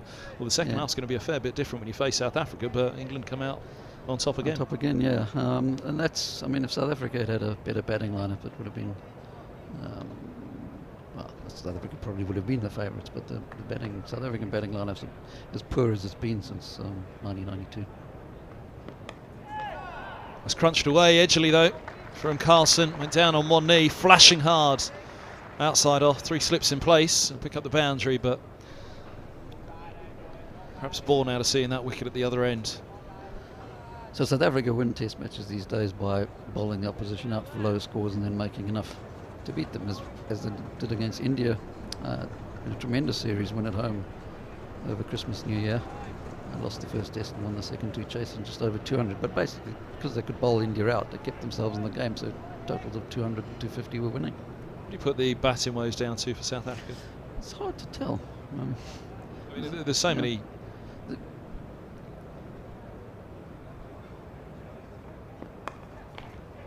It's a better looking shot. Gets through backward point. Holden managed to get something on it, so it's going to be a long chase for Holman and Stoneman, who gets there first. They've taken 3, 77 for 5. Good old long chase up the slope, wasn't it? Of course, having these pitches that you use for county games that aren't in the middle. It's a very long chase up the hill there. It is. It is indeed. Yeah, I mean, the South African is, I suppose there's a bunch of reasonably decentish players, but there's no standout stars. I mean, there was a while when you had Callis, Umla, de Villiers, Smith, all in the same team, and of course they've all gone, and the guys who've replaced them aren't at that level. Ball again from Bamba, nipping back in. And so there's a talk about a young South African side, but it's actually not that young. It's more inexperienced. So there's guys who played not very many test matches, but are 30 or close to 30 or over 30, and you don't average 30 as well, or round about there, and haven't made centuries. Batting in South Africa, especially in Test cricket, has been very difficult in the last few years. Pitches have been very favourable to the bowlers. That's why you look at Milan's average of 48 in first-class cricket, and he's quite the capture for Middlesex at the moment. Might be a couple here. I think 2. Slide holds them to 1. Yeah, I think you can still score runs in first-class cricket in South Africa. There are guys like him who average 48. But part of what's happened in South African cricket is that the kind of guys. So when the guys like De Villiers and Umla and Smith, all those were coming through in Callis, they were all averaging 50 plus in first-class cricket when they come into Test cricket, and you knew they were going to be great players. There's guys like Peter Milan, Yaneman, his brother, averages 49. There's guys who come in and failed. Who have had that kind of pedigree, who've been averaging 40, 50, or near 50 in first-class cricket, like Tennis de Bruin, like Zubair Hamza, and you've got now Rickleton and Verena both came into the South African side with first-class averages over 50. Verena was averaging 56 in first-class cricket, and he doesn't look like he's going to average anywhere near that much in Test cricket. Rickleton may be a bit early to tell, he's only played the 3 tests, but when you see a guy averaging 48, 50 in first-class cricket in South Africa these days, you don't go, well, he's going to be a superstar. You just don't know. And whether that's what that's got to do with him. With the Yorker in swinging from Higgins. It's a one-handed drive from Cook in the end to get it away. So, I mean, there's a lot of questions about the standards around first-class cricket in South Africa. But again, they're still producing bowlers, so they're facing decent bowlers in first-class cricket when they're averaging those sort of averages. Well, it's funny because, Embers, he just replaced in the commentary box. He was the coach at Middlesex when I first started doing this in 2005. I personally feel the standards as high as ever in the Championship at the moment. Yeah. That's a lovely shot by Cook. Up there again from Higgins, just looking to see what it is. Through the air, didn't quite come back in as much. Maybe he was looking to hold the line on that one and see if it brought the edge. Beautiful flowing drive from Cook, who can look again. Yeah, I mean, I think there's a lot of unnecessary negativity around the county championship. There always has been, hasn't there? there? That's quite the standard as it was when there were more of the real star international players who were playing full seasons and things that probably isn't. Well, quite the two level. big differences for me, is exactly that. You don't see as much for the England players as you used to. When Embers was sat there, I was just saying, I remember the second half of Embers' career well. Mm. And he and Gatt and Ramprakash should be straight back in this side. Thorpe and Stewart at Surrey. That have knocked off the 30 runs in the oval to turn, driven up the road.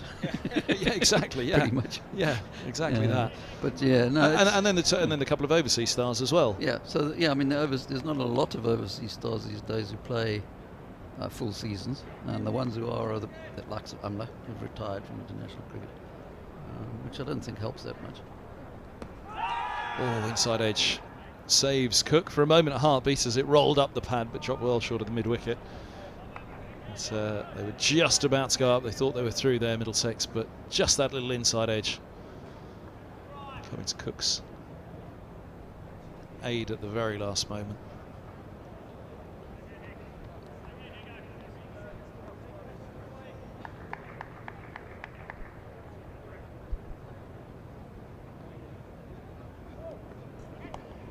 No ball called.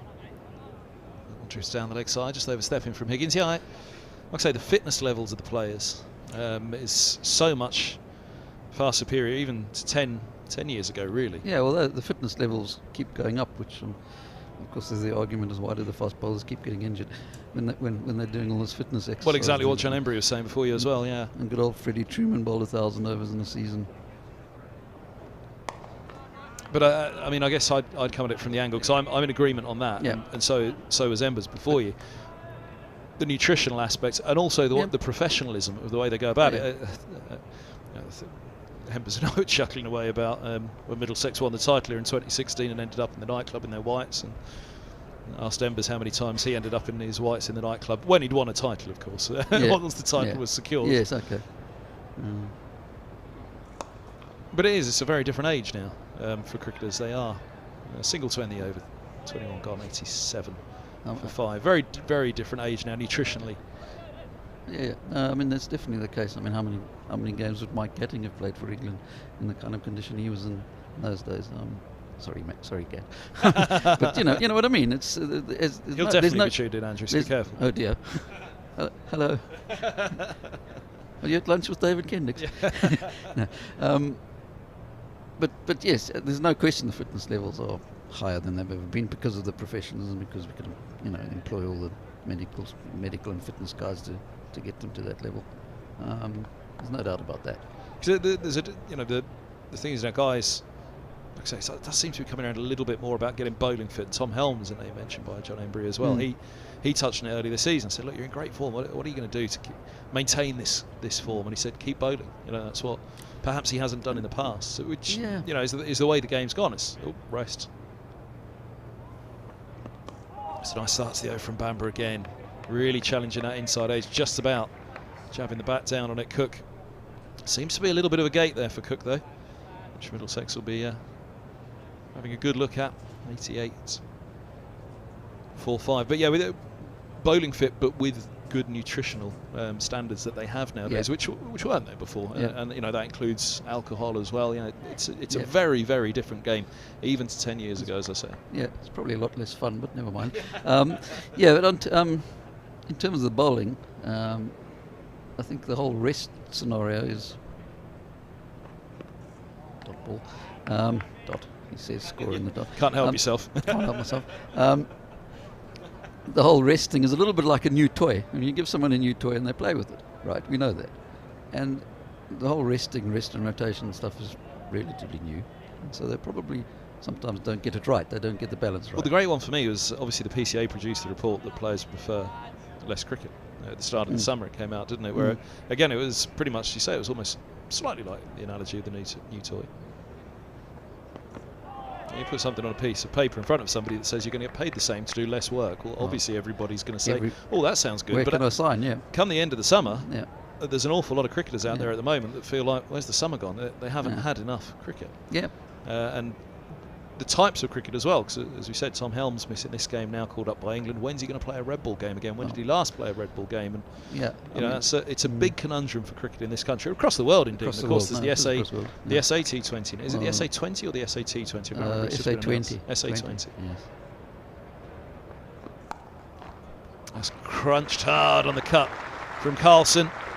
Glamorgan are into the 90s. Carlson's on to 22. It's a little bit of width there from Bamber for Carlson to play with. A lot of width. Width. But yeah, that certainly. The way it goes. Yeah. That certainly, I think, is one where I think, at the start of the summer, the players have said, "Oh, yeah, that sounds nice," but then at the end of the summer, there's an awful lot of players that are thinking, "Where's my summer gone?" Yeah.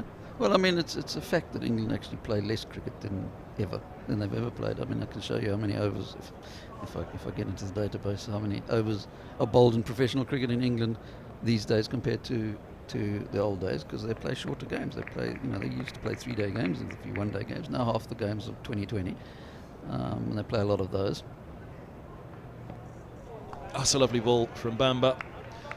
Again, perhaps playing the slope there slightly, Carlson. Fearing that ball coming back into him, or playing for it coming back into him. It holds its line through to Simpson. Well, when Embers was sat there at the point when I started 2005, I think it was 96, 98 days a year, maybe just a fraction more. Yeah. Because at that point they were playing 104 in a day, probably. 104 in a day, yeah. I think. Yeah. Then came down to 96 in a day. And of course, of the 78, I think it is in the county season now, 14 of those are only 3-hour games. Whereas back then, it was exactly a handful of 2020. Edged but short. Soft hands from Carlson into the 22nd, 92 for 5. Yeah, I mean, I do think that is an issue which I don't think has been considered properly, is the degree to which guys have spent most of their life bowling 4 overs in a day, sometimes 10 overs in a day. And even in the youth cricket, there's all these restrictions on how many overs you can bowl depending on what age you are. You come into first class cricket, you've never bowled 20 overs in a day. Or even if you've played at this level and played first class cricket, you spend the last 6 months bowling 4 overs a day or 10 overs a day. How are you supposed to bowl 20 overs a day? That, I think, is part of the reason why you end up breaking down. Yeah, exactly. And guys do have to go through quicker now to the first team, because I think, there are so many other considerations there aren't. Yep.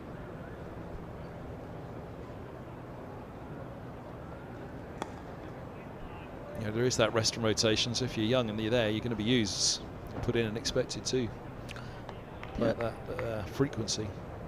And I suppose another issue around the amount of cricket being played is that it's all very well saying we need to reduce the amount of cricket because all the fast bowlers are bowling too much or whatever, and you need to rest them, which you can kind of understand. But what about a batsman? You know, you're in form, you've been scoring nice runs, and then you don't play for a month because there's the 100 or something else is going on. I was covering Sunrisers yesterday, and Catherine Bryce scored a brilliant 100. It's in really good form through July. Back into the Rachel Hayhoe Flint yesterday. Hadn't played any cricket for 6 weeks. Yep. But did manage to score a century again yesterday. Yeah, sadly for the Sunrisers. Well, yes, it does happen. Obviously, I think. I mean, we also sometimes exaggerate how much effect even just the domestic structure has on the national team and those kind of things. Or whether playing too much red ball cricket means you can't play, or the other way around. Playing too much white ball cricket means, in fact, it probably is both ways around. If you play too much red ball cricket, you probably can't play white ball. But if you get on a flat pitch, guys still make 500. It's not like they spend their lives playing 20-20 so they can't make 500. If your pitch is flat, well, again, they'll still do it. And that is one of the major advances we've had, and that's why I say I think the game's so much better now. I talked about John Embry saying one of my favourite moments on the mic was a dead fourth morning, just talking cricket with John Embry in a flat one at Wantage Road, which game was going absolutely nowhere, so we were talking cricket for 2 hours. What was happening in front of us, we were commentating on it, but it was very much second to hearing Ember's thoughts on the philosophy of cricket. But what we do see now, we don't see so many of those dead final days. You do see cricket played at an extremely high tempo, first-class cricket from start to finish, because a game is very rarely dead with what's capable now of the bat, and that means bowlers have to respond to that as well. So bowlers are put under more increased pressure than perhaps they ever were before in the past. Yeah, I mean, so I do think the standard is a lot higher now. Well, if you just look here today, they're going at 4 and over, and they've lost 5 wickets. That didn't happen in the old days. If you'd lost 5 wickets in 23 overs, you'd be 40 for 5, not 93. Yeah, Carlson's doing well, settling it down, 22 from 39.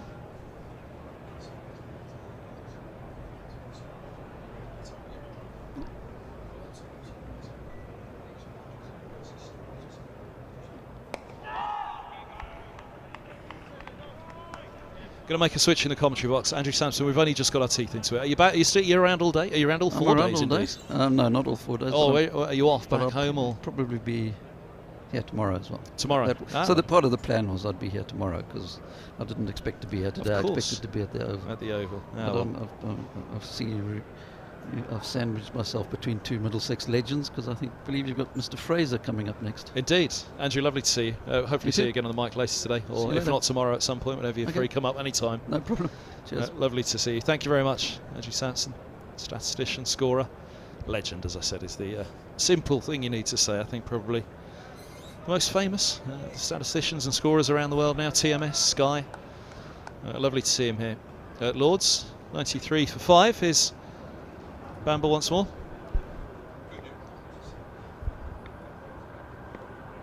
That's a lovely ball from Bamber. Absolute beaut. Good time to say good morning to Angus Fraser. Morning everyone. 93 for 5, interesting morning. No shortage of action. Not quite Baz ball, but... For Gill it was, Gill ball. It was, yeah, that was... I suppose that's the way he plays, isn't it? Naturally aggressive player, but 5 good wickets for Middlesex. A couple of missed opportunities if you're being greedy, which I normally am. Yeah, one for Higgins, one for Bamble, isn't it? You've seen chances go down. But has it done much? I've sort of been sat, I was sort of in the Premier Members area, which is in the tavern stand, sort of having a chat with a few people. So you're sort of there at wide, 3rd man or deep mid wicket as it is. It was a good toss to win. Right. Yeah, Ember's talking at length about it. Seam, swing, bounce at this end perhaps, he was saying for Murtagh was just upsetting the batters a little. Huge amounts of swing from Higgins. I think it was the first ball he bowled. It really almost took the breath away just how much it swung back in for Higgins. But for Roland Jones and Murtagh, it was just one of the perfect days where it's just doing the right amount almost. Yeah, been quite a bit of conversation about the surface, and I suppose in Middlesex's seam attack we need a result. Again, with Bamber, Murtagh, Roland Jones and Higgins, it's attack. You need a little bit of something in the surface, and if it is, then they're going to be good bowlers to exploit it. But I think they were expecting it to be a bit greener visually than it was. A few days ago it was green, but obviously they've taken quite a bit of grass off it. But it's still nibbled around quite a bit this morning. Yes, it looks immaculate from up here, doesn't it? Embers, I don't know whether he'd been down there. He said he felt there was a little bit of grass covering still on it. Not as green as perhaps, as he said, everybody was expecting this morning. There was one or two murmurs on first arrival that we're into Middlesex not need to win this one. There's a bit more of a greenish tinge to it. But it's been a really good cricket wicket so far. I suppose the one thing that does provide some information is the fact that sawdust is required. Certainly at Toby Roland Jones end, which is the pavilion end, not from this end. We're sat the nursery end, but right, sometimes the moisture can be brought in on the feet as you sort of trample in from an end that hasn't been sort of covered, but suggests there's still some surface moisture in it. The fact that the footholes are quite dark. Into the 24th, 93 for 5. Yeah, Higgins and Bamber, well, they both bowled 6, the same number that Murtagh and Roland Jones went for. Number 21 Bamber, 1 for 18 Higgins. Both Roland Jones's, but in particular Mercer's figures, I think, were skewed by Gill's approach.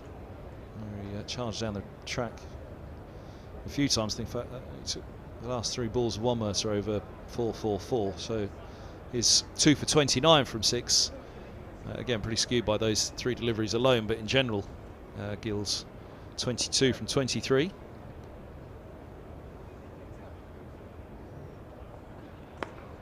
There's a little bit of in-swing again from Higgins, but Roland Jones likewise 2 for 25 from 6.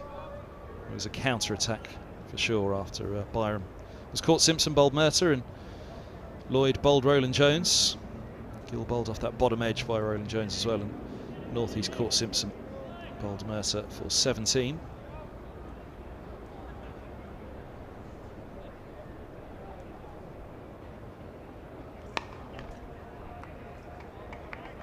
Just a single. Point set back now. Is it Carlson that's been dropped? Both times? I think it was the right-hander. I think was it certainly one off Higgins, which was that. Yes, again, because I was down at third man, it was difficult to see whether they yep. carried to Simpson. Was it carried to Simpson? Yeah, they both. Right?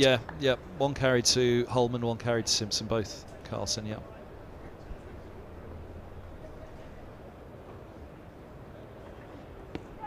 Oh, now back in. Look on the replay again. He's been nipping it back in. Just going down leg. Yeah, maybe just came back a little too much. A first impression.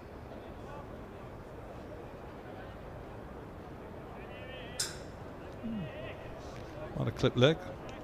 Umpire's cool. Yeah, they'd be going upstairs all right, wouldn't they?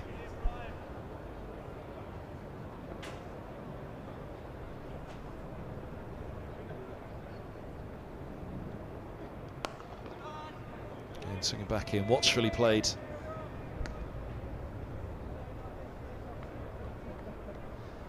Yeah, it was Carlson. I just had to pause for thought to make sure it was right before I said yes. But yeah, it was right-hander on both occasions that was put down.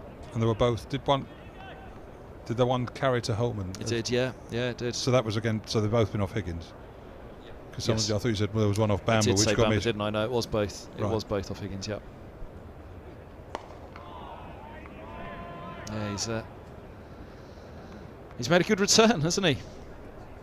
Well, immediately you see what he offers. I mean, he's been taking the new ball for Gloucestershire and highly effective with that. With Murtagh and Roland Jones. So here you probably first change, but swinging the ball considerably. A few in swingers now. Is he going to try the away swinger? But certainly got stronger. Almost gets it through a little bit more than he did when he was at Middlesex in the first time around. 75, 76 miles an hour. So hustling pace. He's up close to where Roland Jones probably operates the majority of the time. And he can still push it through at 80 or just over, can't he, Roland Jones, when he really bends his back. But yeah, I suppose the big thing about it's bounce, isn't it? That's the combination of bounce and pace, and the fact that you're a taller man, high action. You can bowl that a little bit fuller to get the ball still coming through at an uncomfortable height, so therefore you feel a bit quicker. So that's why your perfect example of a fast bowler is someone who's sort of 6'8", and bowling in the high 80s, which would probably seem a lot quicker to some people than shorter, skiddier bowler bowling in the early 90s. Yeah, Murtagh's low 70s now, isn't he? And Bamber's probably the quickest on display today. Although, like I say, when Roland Jones, there was a spell here, I think it was Durham, wasn't it? Was it the second innings against Durham? Where the speed gun, first innings, he's bowling probably what he's bowling around now, mid-70s, but really was pushing it into the 80s when he went through them that evening in the second dig. And he's back on right on cue. Yeah, I'm sort of, I don't know, I'm slightly sceptical at times about the speed guns. Not because they weren't, didn't do me any favours at the end of my career or anything like that, but I don't know, sometimes you look at it and you see balls, no, that wasn't that speed. There are balls that aren't right, and you think, well, how many aren't right if the odd one is not right? Well, apparently, and it's only a very rare occasion I can bring insight to something, Gus, as you know, but on this occasion I can. Or at least try to. I'm all ears. Apparently the speed guns that the ECB have at county level now are more reliable than the ones that they use at international level, which are the Hawkeye technology.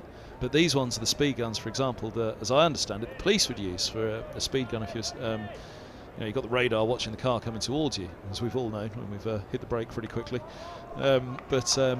Yeah, apparently these ones that are used now behind the bowler's arms are deadly accurate and far more accurate than the ones that are used at international level. Because certainly when they came along at the start of the season, we all looked at them with great interest and pondered. But you will, as you've said, occasionally see, it's going to get away, is it? I thought it was going to be cut off, but it was nicely timed by Carlson. 4 more, 98 for 5. Yeah, and you sort of wondered in major tournaments, do they switch them up a bit so that it becomes a bit sort of more glamorous subject, doesn't it, when all of a sudden 88 might be registering 91 or 92. That being a bit cynical, I'm not sure. But speaking about the speed guns that police use, I got into trouble in New Zealand by one of them and questioned the speed gun. They said, why are you questioning it? I said, well, I've been here doing, as a journalist, commentary work and written work for the media, and the speed guns they use at the cricket matches don't seem particularly accurate. How accurate is yours? And the policeman didn't take too kindly to that.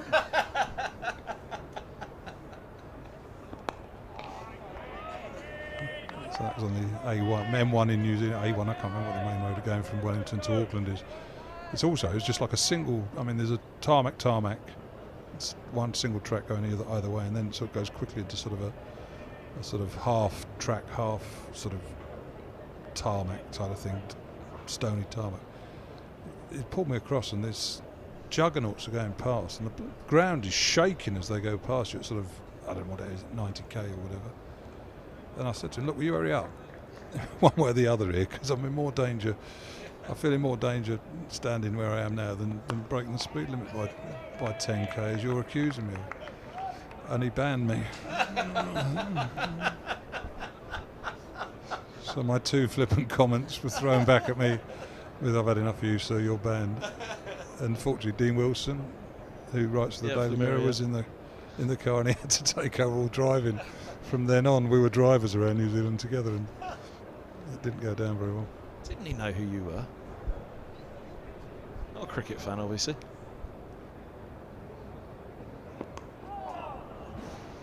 Roland Jones puts his hands to his face.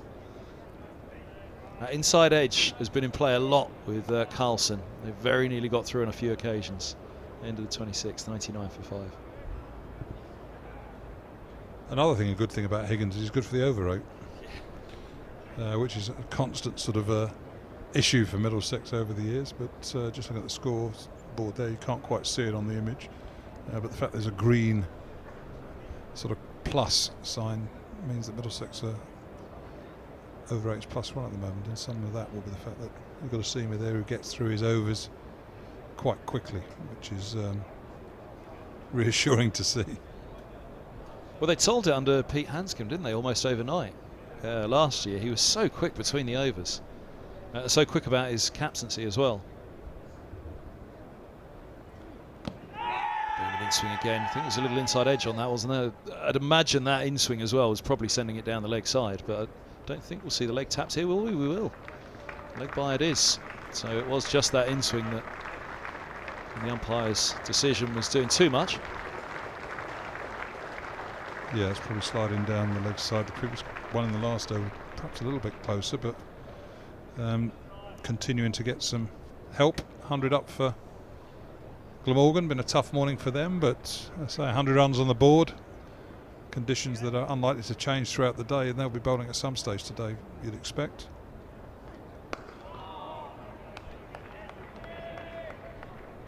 It was interesting when Hanscom left that all of a sudden the over rate became a problem again. So he was so quick about it. He was really agile in the field, wasn't he, and energetic.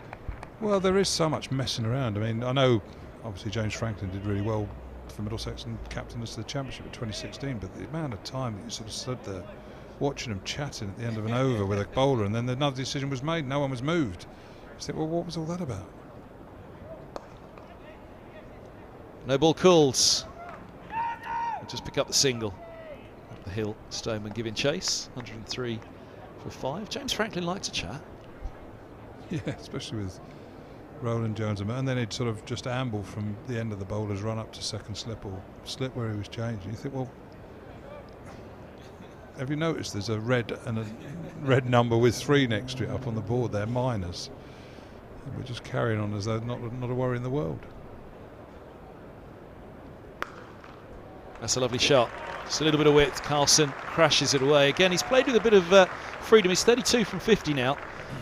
But when he has played the shots, he's made sure they stayed hit. It is, yeah. So Higgins was the one that maybe looking to go straight on. Nice shot there by Carlson. It wasn't a half volley really, was he? Just sort of a bit of width and managed to throw his hands at the ball, keep it down, and made the most of that short boundary to the offside. Oh, it's a beaut.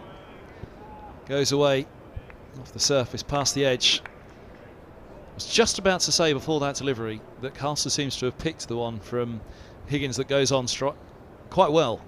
He's judged it well. He's had trouble against one that's come swinging back in, but the outside edge hasn't been beaten on that many occasions, and actually when there has been one that's held its line outside the off, he's been happy to go after it.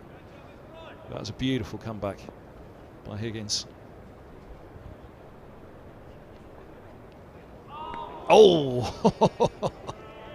Nearly talked him out there, didn't I? Sorry, Glamorgan fans. Carlson has 32, Cook has 11, 107 for 5. Yeah, Middlesex sort of a little bit of frustration here. So a lot of runs. That's nipped back slightly up the slope, hasn't it? But good piece of bowling there. Again, just talking about Ryan Higgins being back, and obviously the club did not want to lose him when he left in, I think it was 2017 or 2018, wasn't he? One thing he does bring is a bit of feistiness to the attack as well. There's a sort of real little feisty little competitor in there, which is what you want. And sort of Middlesex have not been the most, I suppose, you don't have to be visually aggressive and gobby and mouthy and sort of confrontational. But you do want to sort of let the opposition that you know, and Toby Roland Jones is naturally that sort of character, but Mertz has never been very confrontational. Ethan Bamber's not. Stephen Finn wasn't when he was around either. So we've been quite a passive side compared to some, but certainly having Ryan back will bring a little bit more feistiness to our presence to our team when they're out there on the field. They were taken after their former managing director of cricket. Who's that? Not being feisty, the bunch of them. Not being gobby. Well,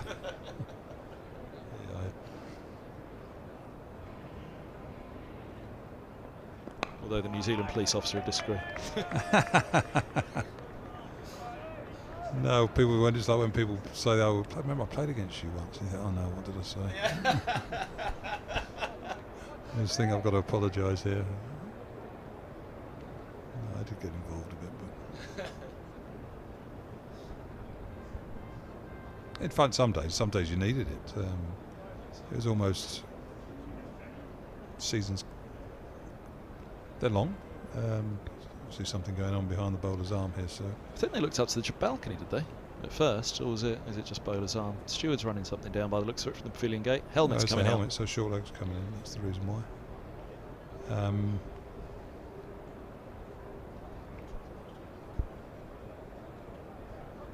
Mark Stoneman, short leg. We still want something more. There was something missing there, wasn't there? Probably a box. Yeah. Whereas I was saying we weren't messing around and quick through the overs, and all of a sudden looks like they want this to be the last over before lunch. Murtagh's doing his best Romeo and Juliet balcony scene down there. I know it's Banbury's gone across down below the dressing room, just in front of Stoneman in shot. There we go. Box is thrown down to Bamber. Is it the box? It's a towel. It's a box. It is it? I'd imagine so. Or an abdominal guard. There it goes. Yeah,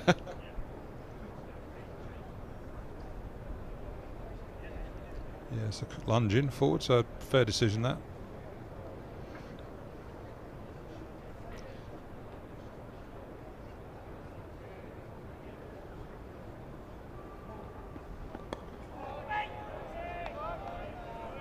So short leg.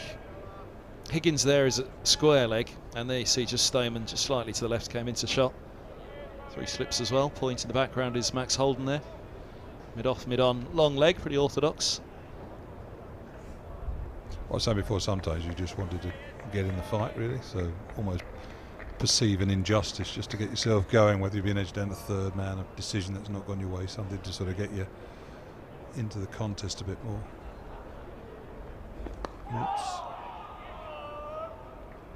Because there would be days where you think, right, turn up today, 3 for 70 off 26 over, 22 over, 24 overs, I'll take that, but it never goes like that, does it? There's always something happens, someone annoys you, decision that's not given, batsman has had a bit of luck. Gat? Well, Someone annoys you? Oh yeah, Gat did. Did he ever do it on purpose, do you think? Get you going? Right, I need a spell here from Gus, I'm going to wind him up. A little bit, but I suppose, well, it happened often enough so that it probably was deliberate, yeah. But yes, no quickly enough. But equally, there's some other players that didn't. Maybe I know he used to do it with Richard Johnson, and Jono didn't respond the way that I did. So Jono would be more frustrate and annoy him rather than me. It's not what I'll prove you right, wrong, you little fat so and so.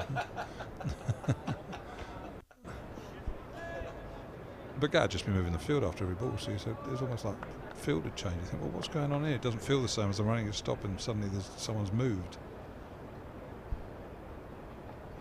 You get to a situation, all right, Gad, you set the field and I'll try and bowl to it.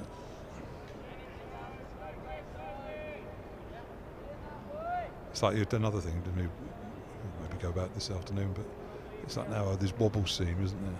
And is it big major wobble, minor wobble, and as though the bowler controls that? Come on. It's Jimmy Anderson's fault, isn't it? Well, if you've got precise control, why do you ever bowl a bad ball? I mean, I bowl wobble seam naturally. It was like a windscreen wiper when it went down my seam, because Gat used to stand at slip and look at it, and I missed the seam and shake his head. But a bounce again from Roland Jones. We've seen that with an edge as well. Well, it was actually glove, bottom hand, which went through just short to Simpson as well this morning. There's been plenty happening, and there's been 5 wickets crucially for Middlesex, having won the toss. 108 for 5. Carlson's still there after a couple of lives on a defiant 32. He's had to dig in for it. He has offered those chances, but Cook with him on 12. Middlesex's morning, no doubt. Enough out there for a 4-seam attack that had bowled exceptionally well. And it was Gill's counter-attack, really. Again, if you take Gill's runs out of that morning, 22 from 23, but also Carlson's defiance with a couple of drops. Yeah, Middlesex's morning, heavily it is anyway, even with those runs in there, Gus. It is Middlesex morning. I think they'll be slightly wondering whether they could maybe grab another wicket or two, as you say. Disappointed to have shelled a couple of catches, especially as one of those batsmen. Carlson is still out there, and would have been dropped sort of 5 or 6 when he first time around. So a little bit of I'd say some frustration there, but no, having won the toss, you have the opposition 5 down at lunch. It's definitely a position that you're happy with, and the challenge now is making sure that they continue to bowl with the same sort of aggression and intensity after lunch, and keep this pressure on the Glamorgan batsmen. Sight of Tom Helm there. We'll have a chat about him after lunch. He's off with England now, isn't he? But having a bowl in the lunch interval here. So we'll come back to that. You back with us this afternoon? Yes. Shall look forward to it. Obviously, Don't there's get rid plenty. of me that easy. No, indeed. And there's plenty to talk about as well. I've just seen your cufflinks. But a poignant morning here at Lord's, of course. But in cricketing terms, a good one for Middlesex. We'll be back in just under 40 minutes on the live stream, folks. Glamorgan 108 for 5.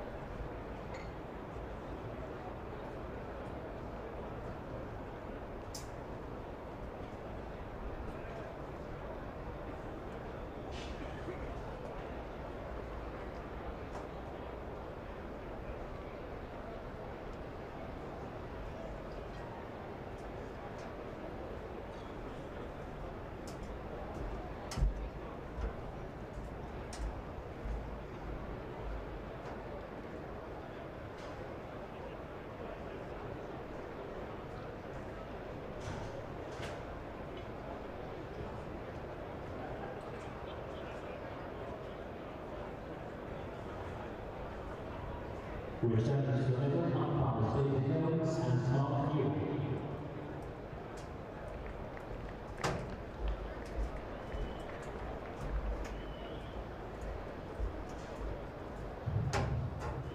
match referee is in this case, your scores and your match check.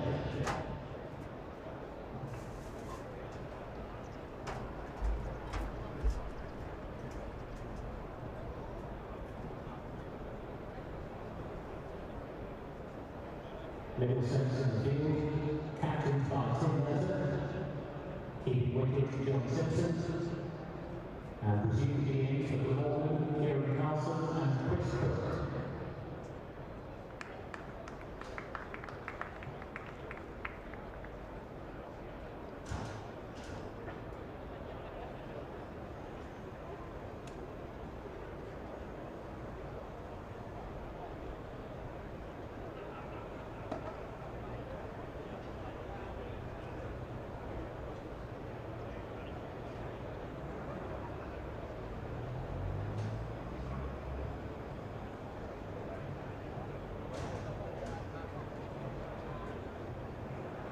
So the afternoon session is about to get underway with Middlesex in a good position, having won the toss this morning. Glamorgan 108 for 5.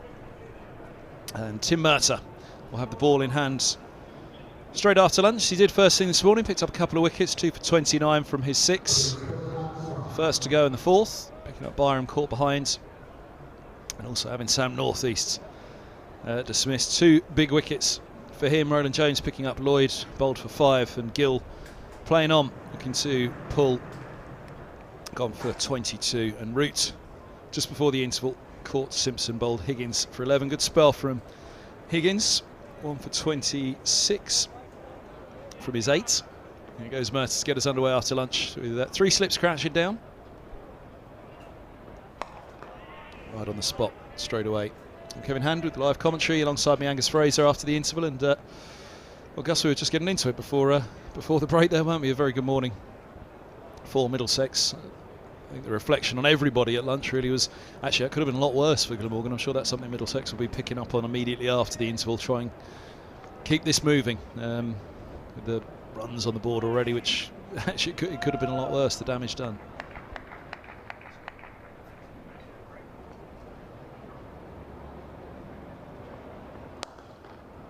Oh, that's a lovely shot down the ground, straight in mid off before Cook moves to 16. Yeah, good afternoon, everyone. But yeah, it's an interesting session. I keep saying you always get greedy and you always set yourself high standards, and you think, well, 108, 3.5, nearly 4 runs and over. So could you be a little bit sort of, I say critical is not the word, but sort of, is there 20 runs you could have saved there? And again, we've just seen Tim Murtagh, a loosener, straight drive. Coming into this seat a couple of minutes ago, you think, well, this is an important hour for Middlesex here. They've done well this morning. They've taken 5 good wickets. They've made the most of winning the toss in the way that they've made the breakthroughs. It's now that you've got to be really disciplined and ruthless and hard on yourselves and give Glamorgan batsmen nothing, and that includes sort of 4 runs like that. So a straight 5 down. If a low scoring game, 20-30 runs can be quite important. There's been enough in the surface throughout the first session to suggest that it's not going to be easy batting now, and it's probably not going to be easy for Middlesex when they bat and face the Glamorgan attack this afternoon at some stage, this early evening. So runs are of a premium, and you don't want to be going around conceding 4 runs. You look at the other games around the country, and there's been more runs this morning here than there has anywhere else. And some of that had to do with Gill's batting and the fact that Glamorgan, I think right from the outset, really seemed to take quite a pretty positive, aggressive sort of outlook. But even so, as a bowling attack, you want to be strong enough, good enough to sort of push back against that aggression and still keep the run rate as close to 3 and over as you can. Yes, the simplest way is catches. 3 shelled this morning. One of them, it's very hard to say a catch. Caught and bowled to Murtagh. Got his right hand to it, just in front of his right shoulder. That's leg side and put away. Just went too straight on that one, Murtagh. 116 for 5, Cook's on to 20. And one thing that I know we talked about a lot before, and just trying to capture it coming into this session is just going looking for it too much, because there'll equally be that, look, 2, arguably 3 catches, or I suppose literally speaking 3 catches went down this morning. A few too many runs. Middlesex could have been in a slightly better position at lunch, but how much do you go looking for it and how much do you just stick to doing the right things of hitting the top of off? Probably settled on my own answer there, didn't I? 116 for 5. Yeah, you did, but I say 2 fours, 2 half volleys. Sounds harsh on Tim Murtagh, but got to be better than that.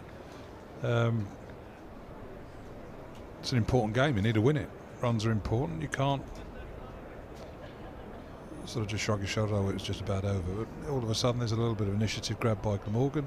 Their dressing room's feeling a little bit easier. Again, you suddenly get a boundary, edge down to 3rd man, 15 runs in 2 overs. It's not moving away from Middlesex fastly, but it's 15 runs you've got to get. And as you've seen, when bowlers are accurate, aggressive, hitting a good length, it's not easy to score runs. And there is going to be movement out there, whether it's in the air or off the surface.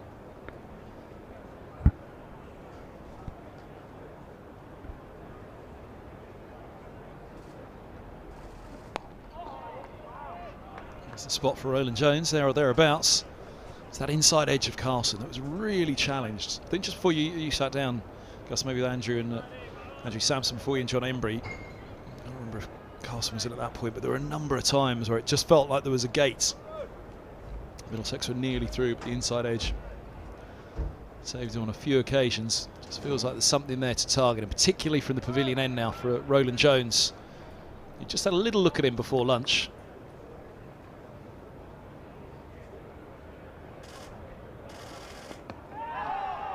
Just there, that line, that length. It was almost bringing the LBW into play if it just nipped back in. Just see a little movement of the hand from Carlson.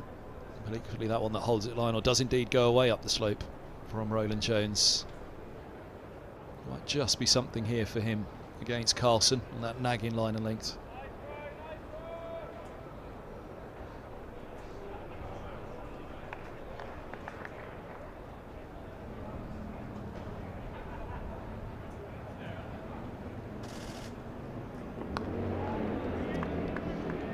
That's where he wants to leave it, isn't it?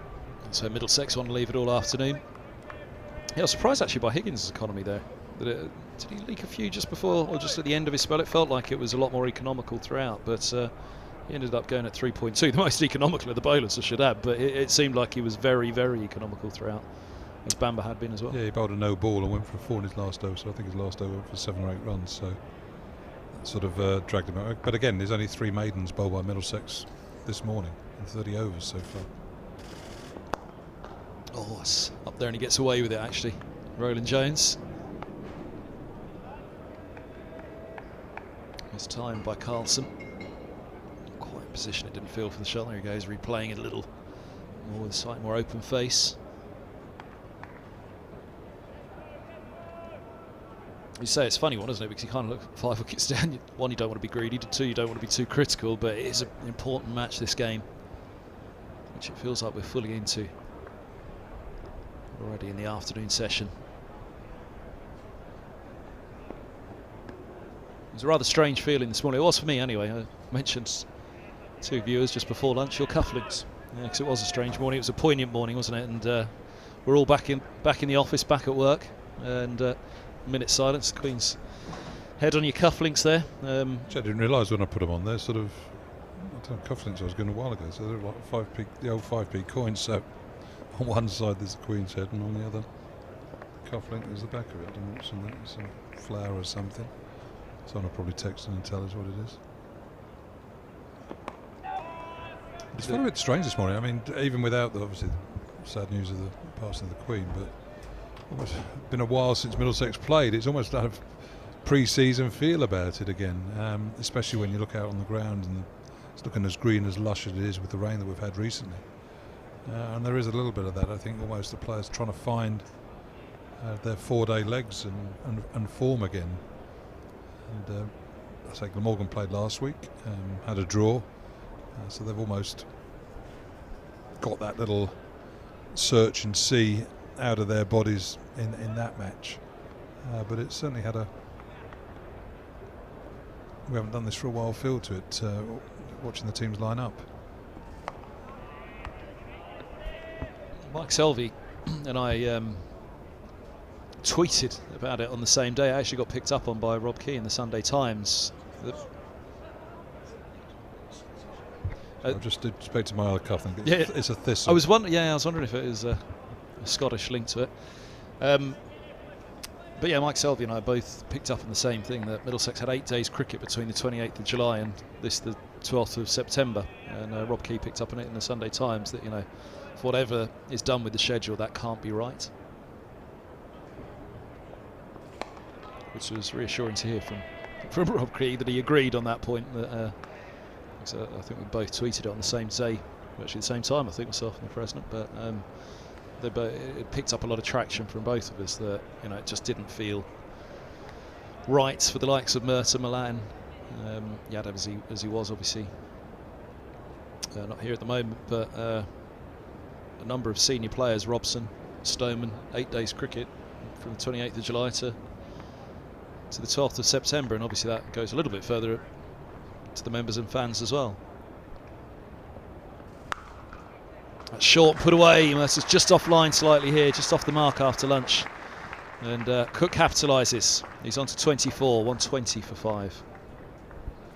Yeah, no, I suppose that's the dilemma with the Strauss review and everything like that, isn't it? Is there too much cricket played, or could it be distributed better than it is? And if it's distributed better than it is, with the 100 being where it's at, what are we prepared to play behind the 100? And does playing, I don't know, people get very precious over some things at different times, and then I suppose their preciousness is compromised slightly, and they shift. It was like, well, first you're in the county championship, you can't compromise that. Well, what it is, there's 10 sides, you play some sides once, you play some sides twice. There's a bit of a compromise there. Well, all right, it's further compromised slightly by playing behind the 100, but if 60-70% of the red ball cricketers are not involved in the 100, you're still going to have some pretty good games of cricket, I suppose. The one thing that did come through within the 50 over tournament to myself was obviously the quality of seam bowling fallen quite alarmingly on the back of most of the seamers being within the 100 side. So someone like Toby Rowland-Jones didn't play a game for London Spirit, but obviously he wasn't there to play for Middlesex either.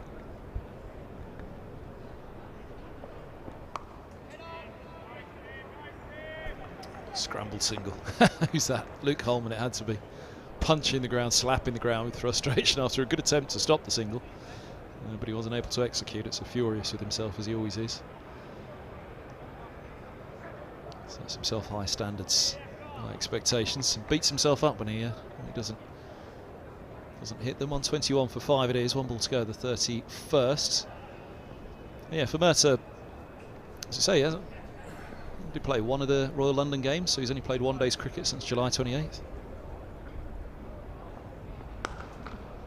Oh, it's put away again. Another half volley. Carlson moves to 36. 50 partnership pass between these two. 125 for 5, and just settling in now. The pair of them. Carlson's put away the bad balls. 31 gone. 125 for 5. Yeah, 2, to be honest, pretty ordinary overs there from Tim Murtagh. 4 boundaries. And as we were saying before, about it's been an important hour for Middlesex to set the tone, to make Glamorgan work hard, and say there's been a few freebies there, but equally all right. We can talk about the gaps, the rests. Players want rest. It's then up to a player to make sure that he's on top form when he comes back. You can't have it always. You can't sort of complain about there being too much cricket and I'm weary, I'm tired, I need a break. And then when you do have some breaks, you come back and you're not in the right shape physically, mentally, technically. It's your job to make sure you are when you come back and play these games. And certainly the support that players get now is far greater than they've ever got. So there should be fewer excuses for coming back and not performing, even if you had a sort of a period of, as you said, a period of cricket where you've not been playing the volume that you used to. I guess the bizarre thing here for Murtagh, Roland Jones, I mean, again, he was away with 100, but coming to pre-season, that first match of the season, Richard Johnson was very keen to, I can't remember if it was match 4 or match 3, that he was saying was effectively game 1 of the championship.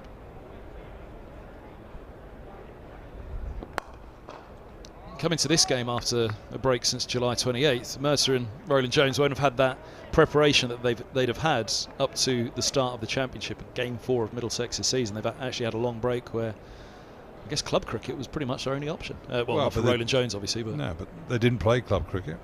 There was obviously the 50 over, but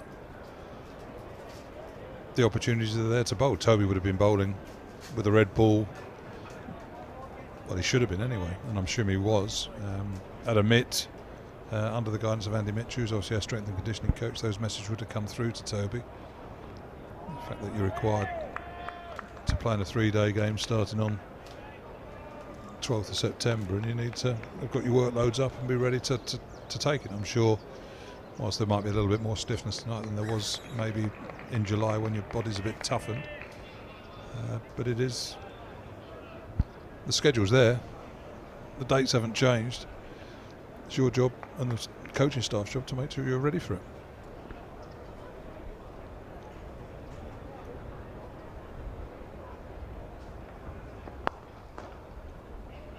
Went for the fuller ball, dug out by Cook. We were discussing it with John Embry actually earlier, weren't we? Something that I know you've always talked about as well, bowling fit, which playing devil's advocate, that is in their defence, isn't it? There's nothing that replicates what they're doing out there right now. No, there isn't. As you say, well, I suppose you could do it, but you've got to spend 6 hours standing in a field somewhere and running up on trying to find a surface somewhere and bowling 3, 6, 7 over spells. So yeah, you might get a Jack Russell doing something like that. I was just about to say who was the most likely. But most players will be trying to do it, but equally training methods, again, sort of, I am prehistoric in the way that I used to sort of train, which was just used to do a lot of running, sit-ups, stuff like that. Now run for an hour, do 10 laps, 12 laps of a ground, etc., etc. Nowadays they sort of fit without ever running more than 20 minutes. So obviously the shot there down. That was Tim Roseman dived over it. There's 4 more there from Toby Roland Jones. Not very happy there with his captain at mid-on. He's not had the best 20 minutes, quarter of an hour here, Tim Murtagh. 4 fours and Sydney Harbour bridged one. Oh, poor old Mertz. He had a big lunch, obviously. You're going to say the mild-mannered Murtagh, apart from when it comes to dealing with the commentator or his MD of cricket, gives you and me more than anybody else, I think. Yeah. But as I say, training methods now are different. Obviously, for more weight training is done than we ever did. That's for sure. More gym work, not at the expense of skill training or anything like that. Everybody used to think, oh well, what they're doing, spending all this time in the gym and not bowling. No, they spend more time preparing the cricket now than we ever did. All aspects of it, fitness and the skill side of it. So it will hit them a little bit harder a day in the field today, but they should be well prepared for it.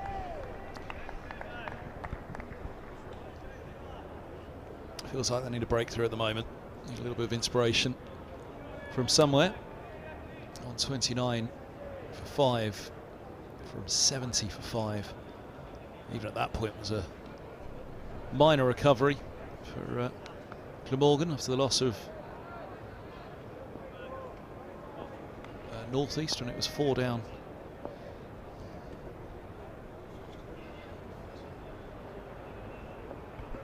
That's a nice ball. Has he got him? Murtagh has! Carlton's gone for 36, 129 for 6. They needed some sort of little inspiration from somewhere, and it's the club captain who's had a slow start after lunch. He's come back with a wicket. It is a good delivery there, just left the right-handed Carlson, who's had a couple of lives early on, so in Middlesex's book maybe he's scored 25-30 more runs than he should have done.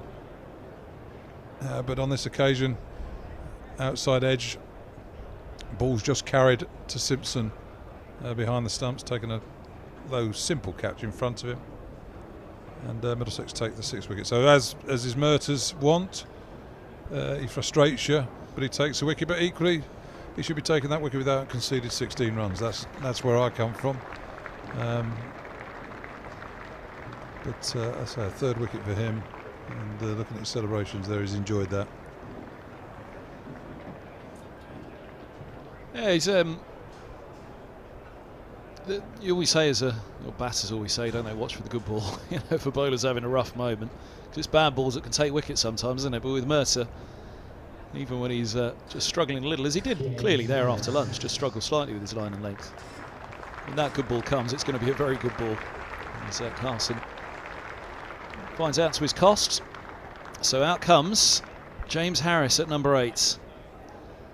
Now, this is another dangerous moment, because how often does a player come back to haunt you? And Harris produced some wonderful innings with the bat for Middlesex. 2014 at Old Trafford. He and Murtagh together, wasn't it?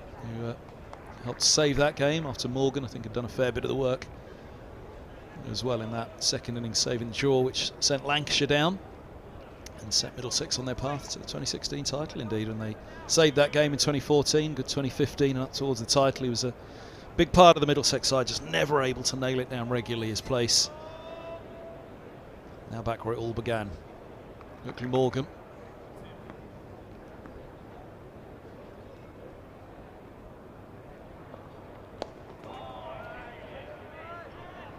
His finest hour at the bat was that century here, and a defeat indeed to Lancashire as well, wasn't it, in the One Day Cup, when he and Simpson very nearly rescued a desperate situation, but not to be in the end.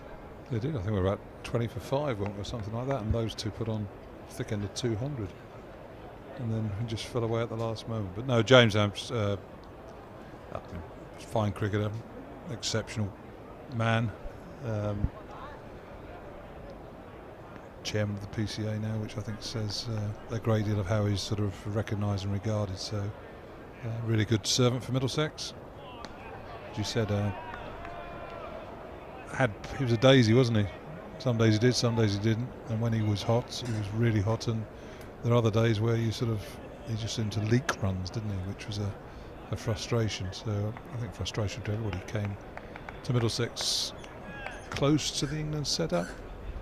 I think England maybe messed him around a little bit, trying to get him to bowl quicker, and lost a bit of what he had, and sort of never bowled with the consistency that you were hoping that he was going to develop, but still had an excellent career.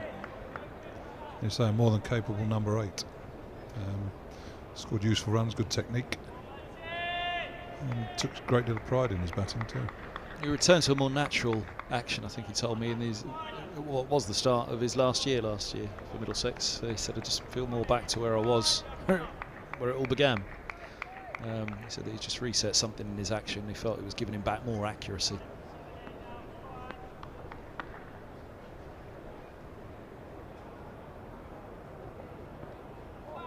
That's what bowled very well left by Harris. End of the 33rd, 129 for 6, and Carson gone for 36, a crucial 36 at the moment in well, it doesn't seem an untoward scoreboard. Glamorgan fans would obviously be looking at it thinking, oh, 129 for 6, and this doesn't look great, but it has been a bowler's day so far. Yeah, there's been consistent movement in the air and off the pitch for the bowlers, highlighted by that last dismissal. The ball, as you say, is only 33 overs old now, so it's not exactly an old ball, although listening to some former bowlers talking about the balls that we're using this year after 30 overs, it hardly seems worth bowling with it, or you're trying to change it.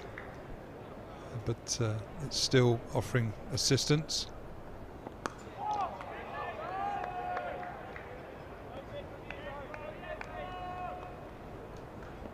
That was Murtagh's first maiden. Going for 5 and over, so 9 overs, 1 maiden, 3 for 46. Toby Rowan-Jones, 2 for 35 in his 11th over, so more economic figures.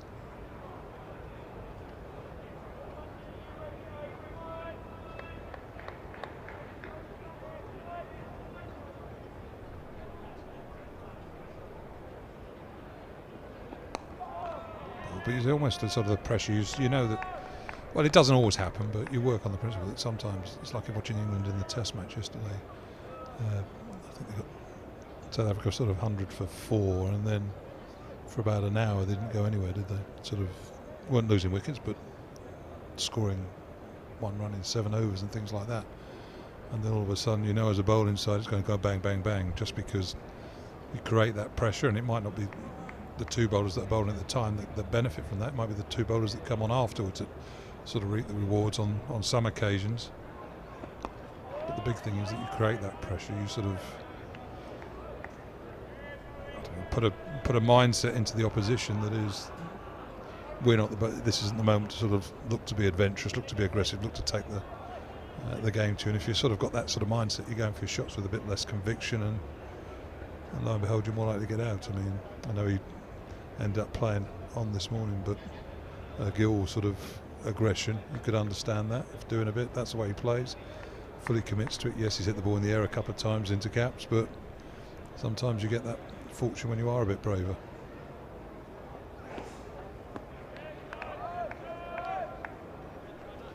Be interested to see Harris's approach. He obviously is very capable of being aggressive, but he is a studious batsman first and foremost, isn't he? Yeah, he does look to build an innings, doesn't he, rather than come out and be aggressive. I know Van der Gooten, he comes in and has a bit of a swing, doesn't he? I don't know whether he's the next one in or not, but there's a couple of he's next in, so he may want Ajaz Patel.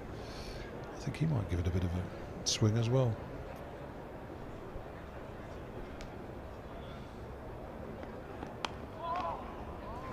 Precisely played by Cook off the back foot. Go at it too hard, just gently easy, very much the outside of the bat, right? But picks up a couple. Comes back for the 3rd indeed.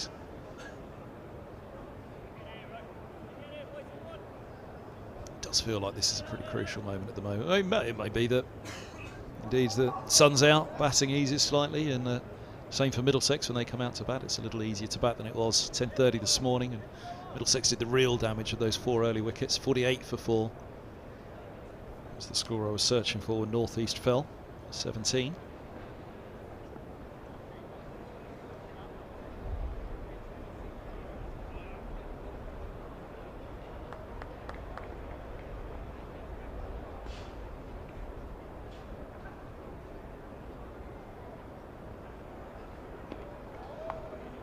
The over. Harris's first ball facing Roland Jones, 132 for 6, end of the 34th. We were rudely interrupted by Murtagh finding some form after lunch, because I was about to ask you about your memories of him met Her Majesty the Queen, and I'm sure there must have been a couple of occasions. Embers was telling a few of his stories this morning. Well, I should remember it. I can only remember meeting the Queen once, and that was when I collected my MBE, so that was at the Palace, which was a lovely day for myself and the family. I keep a diary, so I'd have written down exactly how the conversation went, but yeah, no, that's the only time that I met a brief sort of chat with Her Majesty then. You keep a diary? Yeah. You've not done an autobiography yet, have you? No. Pick up a single out sleep back point. Cook moves to 33, 133 for 6. That's something I've been meaning to ask you for ages. Where's the Gus Fraser book? I suppose you could have done one, but then being a journalist, you'd write it yourself, and it's then finding the time actually to be able to do that, and it's not something you can just sort of, you've got to commit to and probably give yourself a couple of months to do it. So I don't know, you sort of think about, I mean, Shilberry once said to me sort of almost you should write about a book about characters in the game, and I suppose it could be slightly autobiography. I mean, I'm bold. We want a book one about thing you do first, yeah, Gus. but equally we can do, but equally it's like I was just thinking about an idea like short leg. So fielding position, there's a certain character who gets chucked in at short leg. It's normally, yeah, and short leg's not normally a noisy player. He's normally quite quiet and studious because he knows he's in a dangerous position.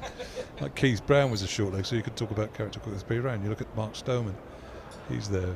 David Boone was a short leg type of thing. Silly Point, they're a bit gobbier. Like Gat was at Silly Point, and they're a bit noisy because they're not in as dangerous a position. They're less likely to get hit. Ooh.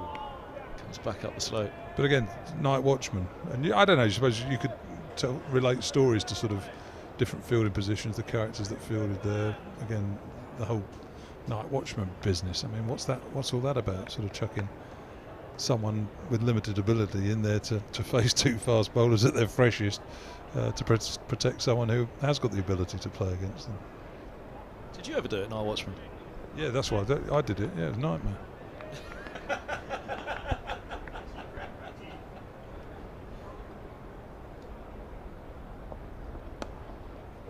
That's nicely worked, nicely timed as well. I'll pick up a couple. Harris off the mark. Very much a Harris shot as well. Bottom hands involved. I'd say he's an agricultural player at all and an attractive player, but very strong on the onside. Go on then. Who was it against, and what was or how many times? And what was the worst? Quite a lot of times. West Indies, Ambrose Walsh. I don't remember that. I've usually got a pretty good memory for these things. I don't remember that at all. Yeah. Where South Africa, Pollock, Donald.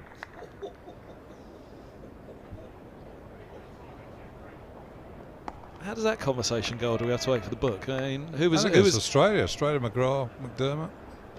Who was the who was next in line? Was it a toss up of the coin, or did you argue it and say, no, I'm not doing it, you should be doing it? Or No, you were just told to do it, weren't you? So you had to do but it. who would have been the other? If it wasn't you, who would it have been? Well, it wouldn't be Tufnell, would it? It wouldn't be Devon Malcolm. I mean, Goff later as well, but he wouldn't have done it either because he was too swashbuckling to be a night watchman, wasn't he? I suppose so, yeah. Swashbuckling was meant to be a nice way of saying reckless. Yeah, that's right.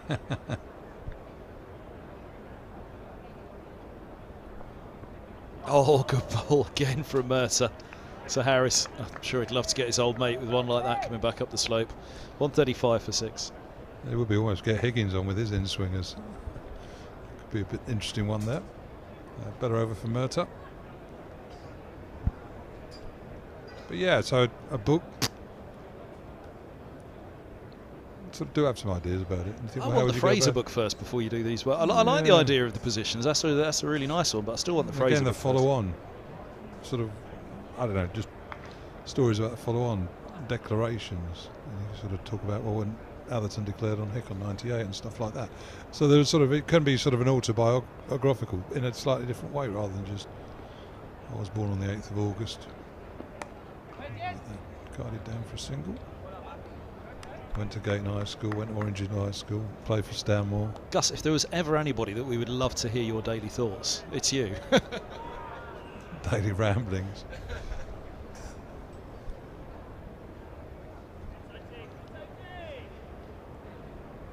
Well, you get me here, me moaning about, what are you bowled there for? Do I get off lightly in your diaries? Yeah, I don't. Yes, you probably have, because I don't mean to mean this horribly. You're not featured in them very often. I'll take that. Could have been a lot worse. I tended not to sort of listen to the media or social media, so I've not sort of engaged with them. No, I couldn't do social media either. I'd be banned very quickly. Tell someone their fortune very shortish and then just leave it and block them, whatever you do. I'm on Facebook, yeah, but I don't really contribute much. It's funny, isn't it? I stay away from that one. I don't do Facebook. Well, all I do is say happy birthday and something like that. Apparently it's a good thing to remember people's birthdays. There's a reason to be on there. Oh, they're doing the old Pete Hanscom thing. I haven't noticed them do that yet today, where they're throwing all amongst... it was just out of shot there for a moment. It just caught it in the corner of my eye, where they throw the ball around amongst the slip cord and just keep them all on their toes, keep everybody lively. I hadn't particularly noticed them doing it yet today until that point, which is why it caught my eye at that moment.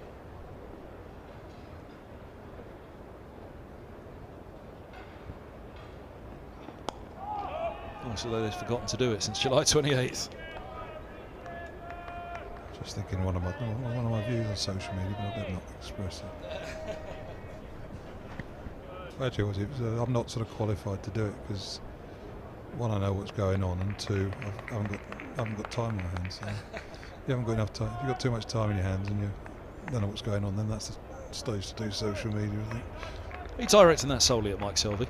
No, just generally, just some of the comments you hear and you think, blimey, is that really what you think? Selv's a great tweeter. I love Selv's tweets.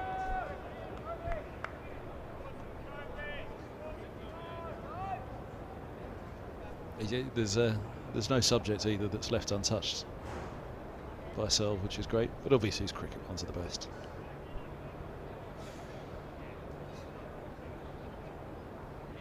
I had a lovely sandwich today. Everybody should be interested in that.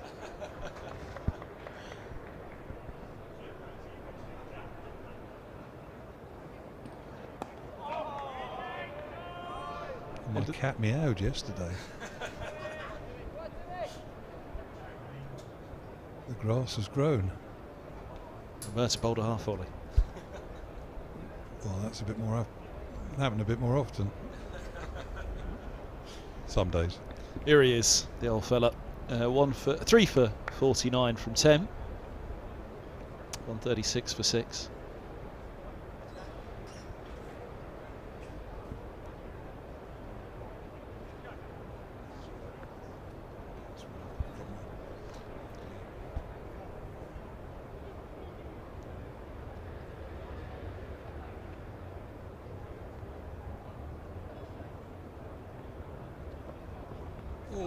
The inside edge taken. Cook picks up 4, moves to 38. 140 for 6. Frustration for Murtagh and for Middlesex. Let's have a look on the replay. That must have been close to either, well, obviously off or leg stump. It's just missed leg stump, I think. So again, that's a unfortunate boundary to concede. As you say, when you're 140 for 6, you'll take any runs that come your way.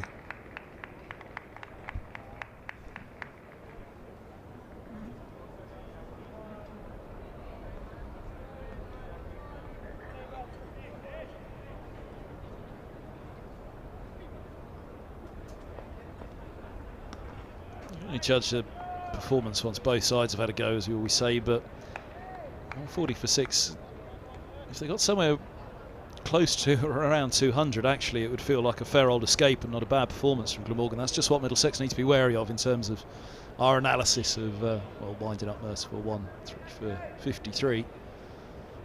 He has led the wicket taking column today for Middlesex, but it's just where it does feel like that economy needs to tighten up, because runs should be at a premium on this surface.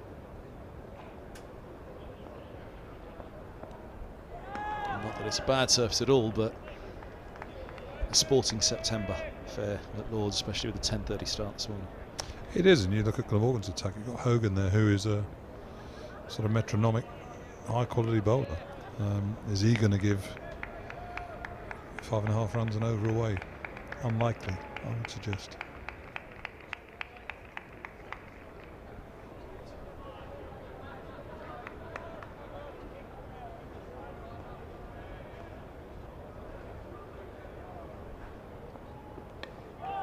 So Bowl takes the edge. Robson turns to give chase, and 2 slips in place now. Settle on 2, Cook's on to 40. Just turning back to the game down there, you mentioned the bowling attack for Glamorgan. Glamorgan was skittled 122, having been put in by Middlesex, 20 from Lloyd, run out by Robson. Look at that top order: Salter, Naught, Labuschagne 8, Northeast Naught, Carlson Naught, and Shaheen Shah Afridi picking up 3 for 35.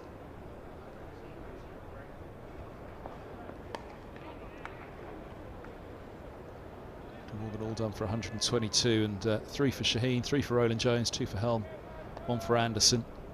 Murtagh picked up an injury in the opening game against Derbyshire, so sat that one out. There was a 20 down the order from Jimmy Harris as well, but top score from Cook, indeed, of 31 in that innings.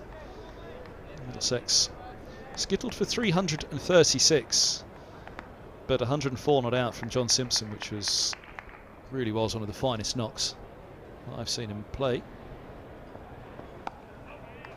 Because they were bowler-friendly conditions, which is what drew me back to this scorecard when you're talking about that bowling attack.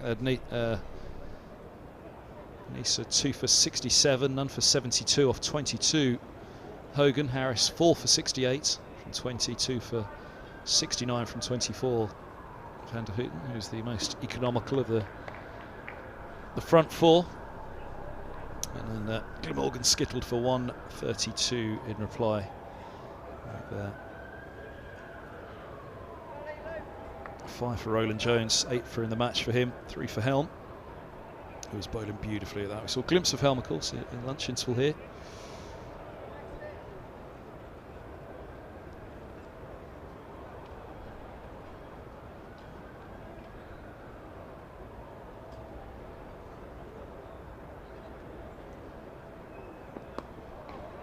Point sent back, and Cook the single. A little bit of protection out there as well, perhaps, try and get round to a deep third, covering 2 rolls. 43 for 6. You got a deep point. A few more runs have gone through third man.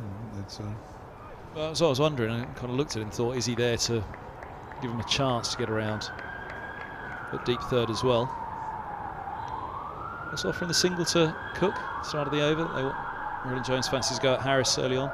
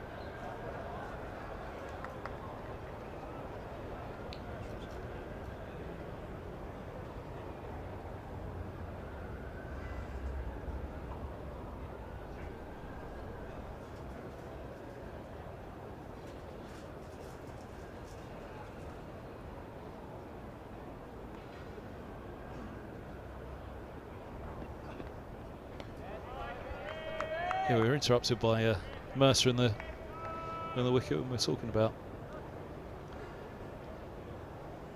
Her Majesty Queen Elizabeth II. And members were saying this morning, one thing I didn't quite, just realise, but noted that the Queen visits him a day of the Test each time here at Lord's.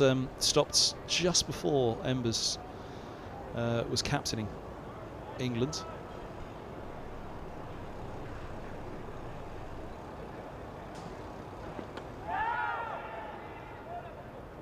So although he did meet the Queen, he missed out on the opportunity to meet her as captain of England. I guess that that in turn would have been before your time, before your England debut, when she stopped coming. I think she might have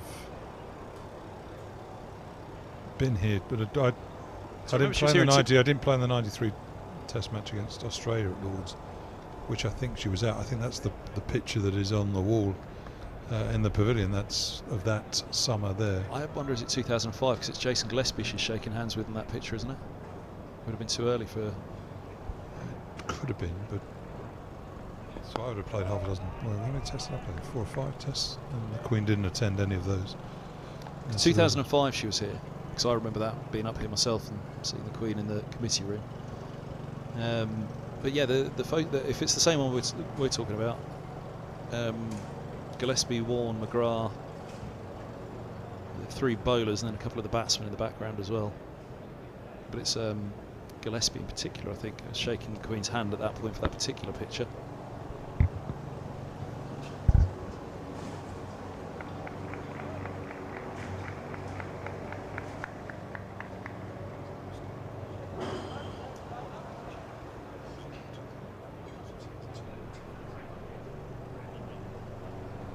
Yeah, you're right. Steve Waugh is in that picture. So it wouldn't have been 2005. So previous Ashes tour. Either that or a bit of artistic license. But certainly Gillespie, which hold that without.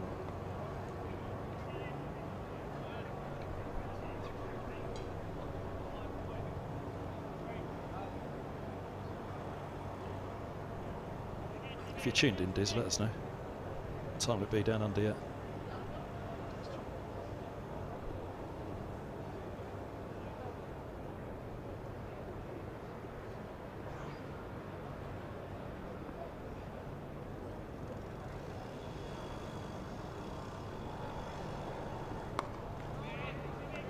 Bowled again by Mercer.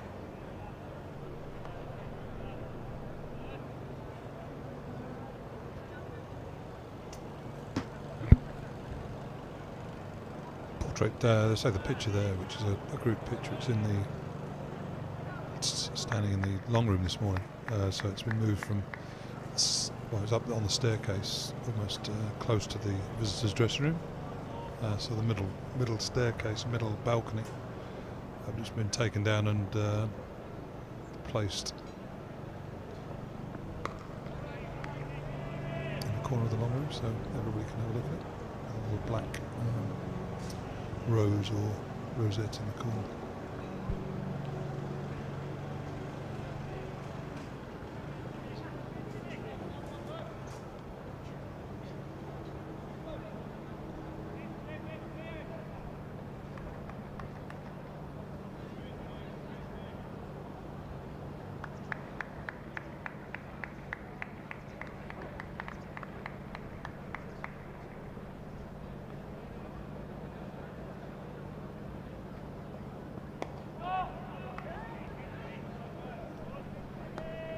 Fourth top ball of the over.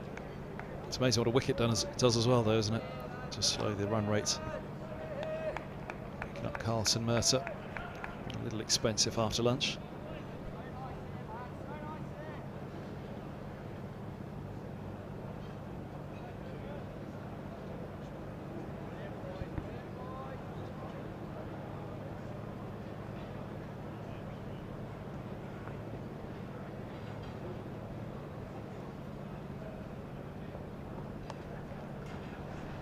That's cut away fine. Deep point giving chase. We're talking about that position out on the other boundary for Roland Jones. On the other end, towards the grandstand, but likewise over there for Holden getting round out at deep point, protecting the tavern, the shorter of the two boundaries. It's quite one of the more central pitches we've played a championship match on this, isn't it, when you look at it? Andrew Sampson had said that when he sat down. He said obviously the championship matches where you're not really in the central pitches, and I looked at it and thought that's about as central as I've seen. Ended the over 146 for 6. It is interesting when you get somebody sitting down and hear a different perspective on it like that, as Andrew did. Yeah, out on these wide pitches that you play on for the county games.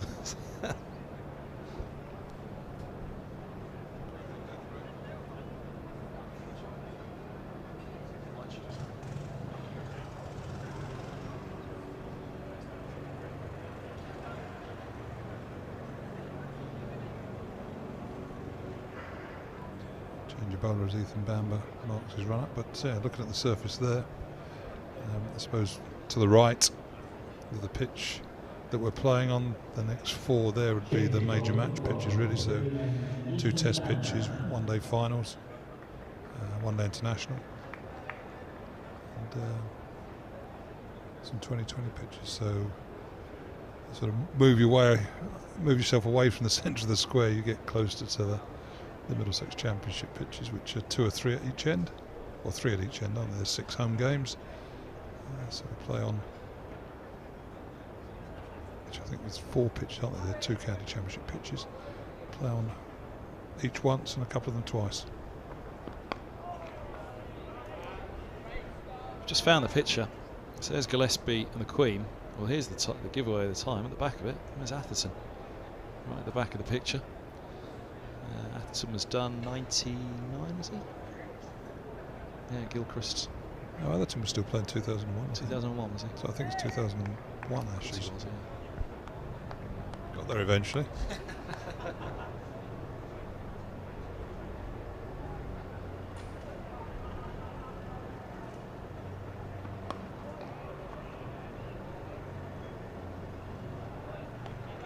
It's a lovely, lovely picture of Her Majesty.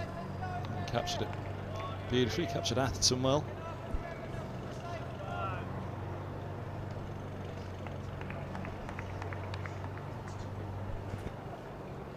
And the amazing repercussion of obviously the Queen's death is that the King is sort of entering the busiest time of his life in his 70s, which is a considerable workload to take on board, isn't it? If there's anything to go by. Certainly recently. 73 years of age. Well, that's interesting actually. How old would the Queen have been in that picture then? She'd have been roughly the King's age now in 2001, wouldn't she?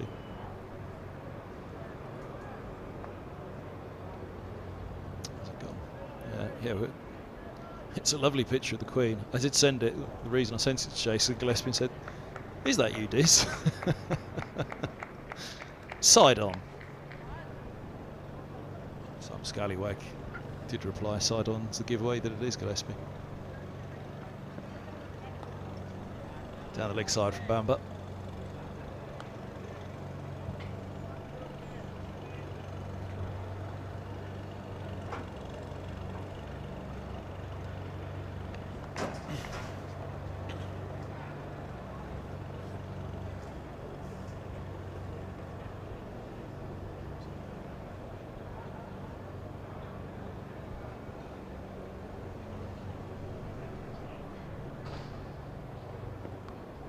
Oh, look at that go. Past second slip. Just that little bit of extra bounce for Bamber.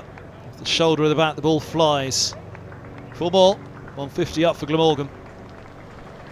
It's obviously gone up the slope. Harris looking to work that to leg side. Maybe it hasn't really gone up the slope, just turned the bat on it too soon, but a fortunate boundary there for Harris.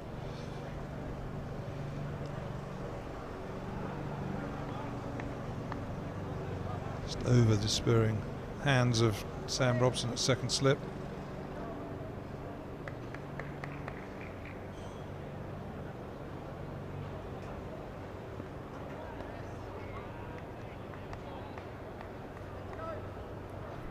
Whether it'll be a double change to sort of moving purposely forward. Ryan Higgins though has taken his cap off, so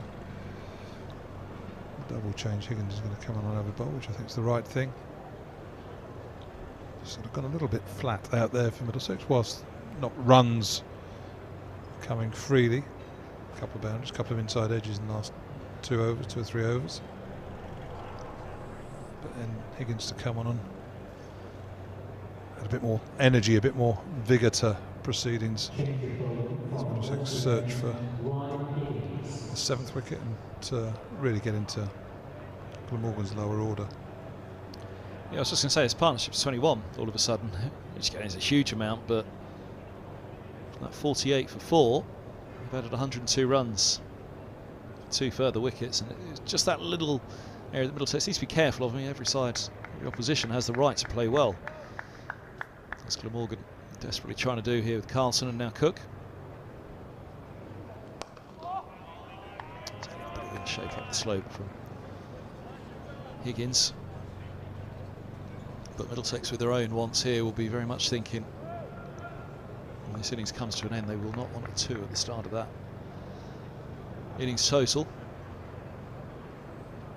Cook will very They wouldn't, much but you'd say 150 for 6 you'd be hoping as a batting side to get a 2 in front of it from here. Glamorgan was certainly thinking at least 1 batting point, and if things go well, who knows, but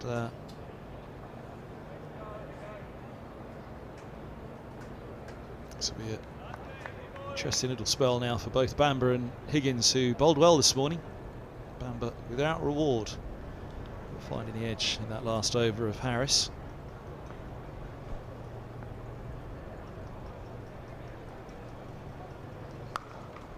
With a width, sweeper set back though. Just the single for Cook. And Higgins, you saw 2 catches go down before he got his wicket. Yeah, we're sort of looking at the start of Harris's innings, how he's leaving the ball, a few leaves, but Murtagh with his head in his hands, wondering how that had missed off stump. And certainly before lunch we saw Higgins with his in-swingers, so it'll be interesting to see whether Harris leaves Higgins with the same certainty that he left Murtagh beforehand.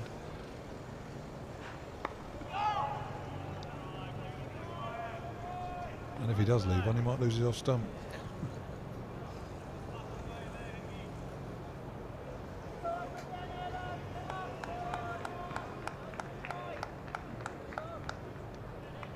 Interesting for Higgins. He's getting so much shape, isn't he, back up the slope, that it doesn't particularly feel that it's going to particularly pitch and straighten, because that trajectory from the swing's taking it so much into the right-hander. So that's wide. And Harris looked to give it the treatment, picks out cover on Peter Malan. That'll be the dream ball that he's looking for, though, one that does straighten. But again, you sort of look at, I suppose you look at historically, and you're talking about Mike Selby, the Middlesex president, the fact that he would always sort of advocate that an away swing bowler should bowl from this end. The slope sort of helps that movement away, but I always sort of think the real difficult thing here is when you work against the slope. So as a right-handed batsman, your natural instinct that the ball is going to go away from you, with Higgins bowling from there, but if you can move it into the right-hander, then all of a sudden they're not going to leave the ball with the same amount of confidence, and straight balls become balls that seem like they've nipped away, if you see what I mean. So you're working the outside edge, and again, bowling from the pavilion end, if you can get the odd ball to move up the slope, it'll have almost twice the effect, just because, again, a right-handed batsman, Cook here facing Bamber, will be expecting most of the balls to come into him, to nip back to him, so you get one to hold his, therefore he's going to find it a little questionable whether he leaves the ball. You end up playing at balls that you should leave alone, and if again that ball doesn't come back in, it holds its line, all of a sudden the outside edge comes into play, and the slip catches are possible. But equally, again, that's an example. If you bowl, get your line right as a bowler bowling from the pavilion end, you get really rewarded. You can use the slope to your advantage, but if you don't bowl well, you can get exposed, you can get too straight, and there's easy pickings often down the leg side.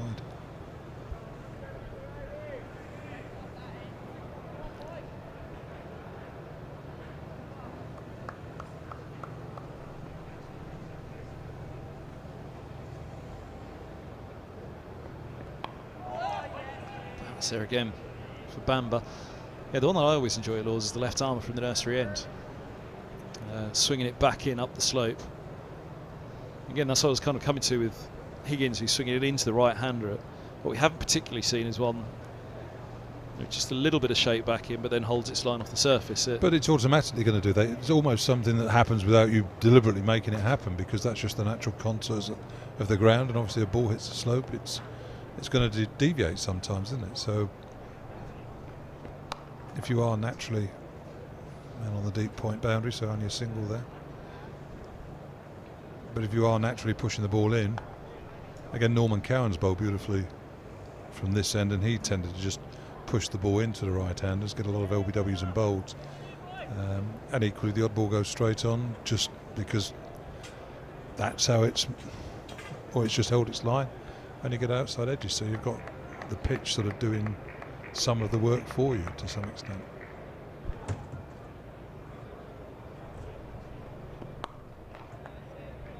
Well, Higgins struggled to get a LBW from this end. Imagine how bad it'd be from at the pavilion end. But I mean, Ryan is a skilled swing ball both ways, so you might have thought to find that, say from the pavilion end, he's going to swing the ball away a bit more, so therefore straight ball, swing ball away, rather than sort of over-egged in-swinger, which is what is the in-swingers, the ball is tended to bowl most from this end.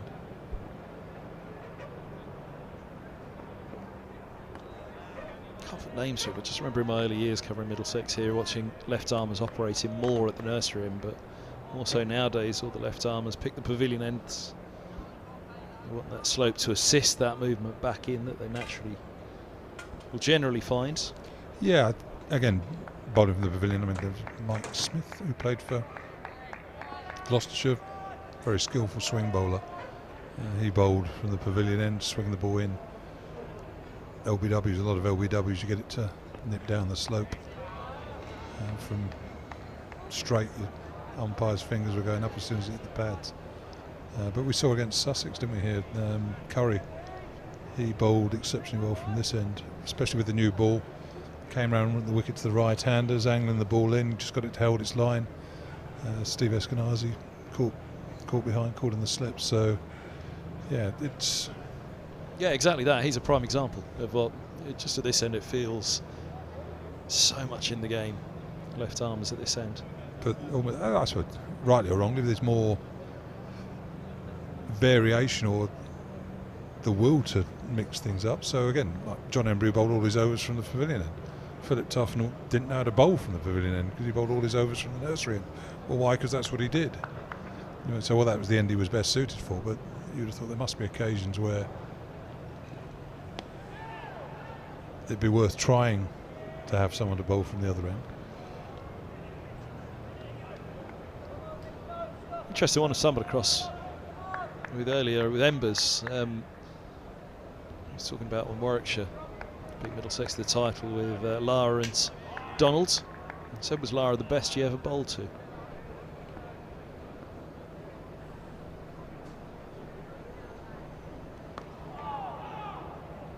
You'd have been in the side that year with Embers, battling Warwickshire. I think he said they wanted a couple spare in the end, didn't they? Who was the best you bowled to? Did Ember say Lara was the best he bowled to? No, I wasn't going to give you the answer. No, well, I think he'd say Viv Richards, wouldn't he? Actually, the fact that you said nothing, probably Barry Richards then, wouldn't it? One of the Richards. Whether he pinned the answer, but he actually said the batters that he bowled against, the ones who really went out, were constantly looking for a way to win the game. And he said he named Gooch and both of them. He said bowling to those two, they were forever looking to win a game from whatever position they found themselves in.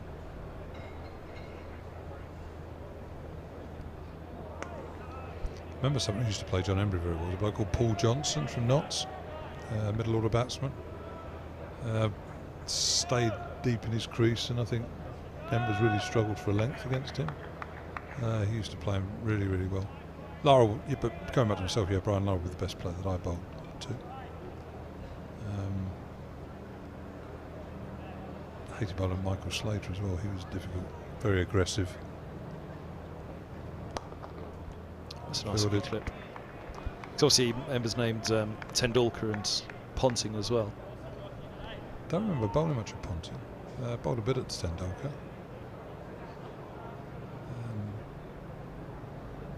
I thought he was going to go for Lara because he caveated it by saying, you know, batters who were constantly going out, winning a game from any position.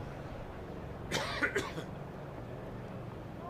guess I was associating Lara with that mainly because of his exploits in a dwindling West Indies talent pool, especially against Australia. Great innings. Just looking at it, I think sort of Higgins is worrying Harris here. The in-swing, again, trying to cut a ball there that maybe wasn't short enough to cut, so... Look of Higgins to Harris. There he is. Beautiful shot, extra cover drive. It was there to be hit, but it was glorious stroke by James Harris, so put my foot in it there. But I just remember, I mean, again, talking about Lara, looking at the Middlesex dressing room, there's a flag above the Middlesex dressing room. Lara hit Embers, and ball got wrapped in the flag. It wasn't going, it was on its way down, so it wasn't going over the pavilion. It was coming down, so it would have probably hit the roof above the sort of balcony there. God, where was the streams back then? See Lara hitting Embry up there. Yeah, that was a good hit. We were all chuckling.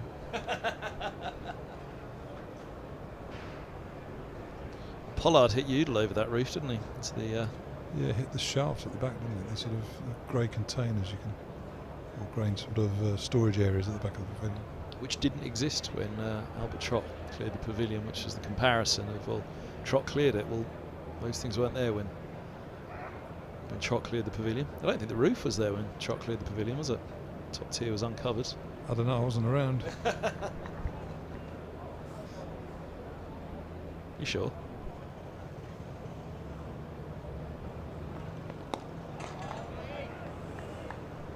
Somebody cleared the grandstand again there this year, didn't they, in the T20s here?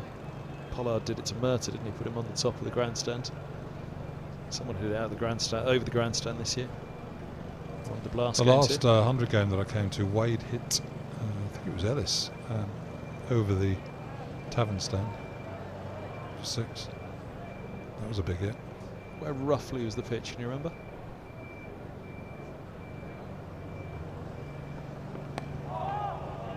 I'd say the pitch was a couple up from where we're playing, so pretty good strike.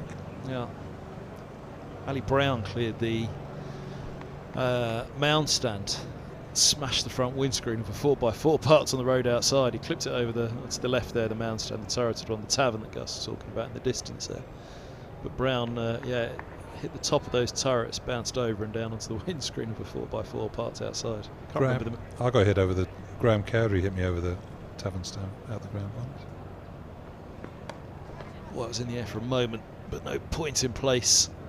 Holden set back, just a single. Gone to 48.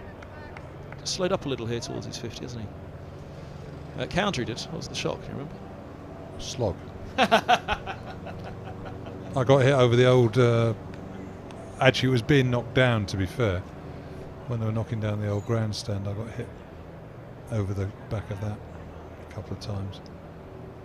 Gap had some tactic. We had to bounce someone out, and it was a short boundary. But again, points up on this occasion, so it's cover having to chase back. Nick Stoneman retrieving the ball. They've taken 3. Harris moves to 13. Back onto strike on 48. I can't remember who it was. It might have been Wright, Tony Wright. I think he played for Gloucestershire. He's quite a good hooker, quite compulsive hooker, and it was like, well, we're going to bounce him out. So bowled a few overs from the nursery end and end up going into the building site or over the building site a couple of occasions.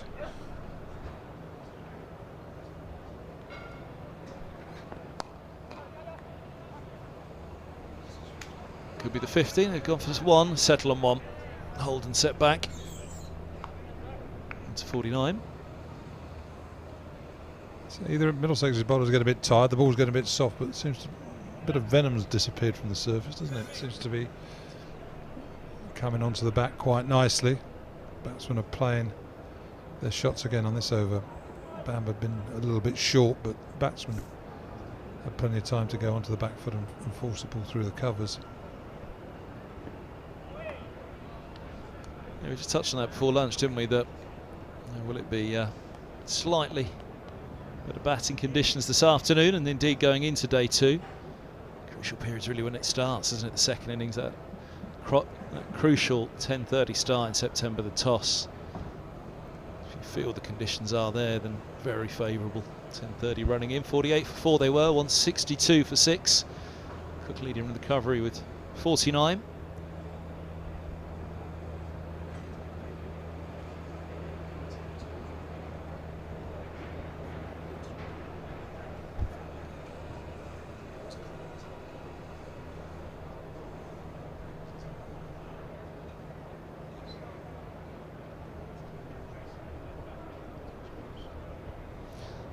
Mentioned the Cowdreys.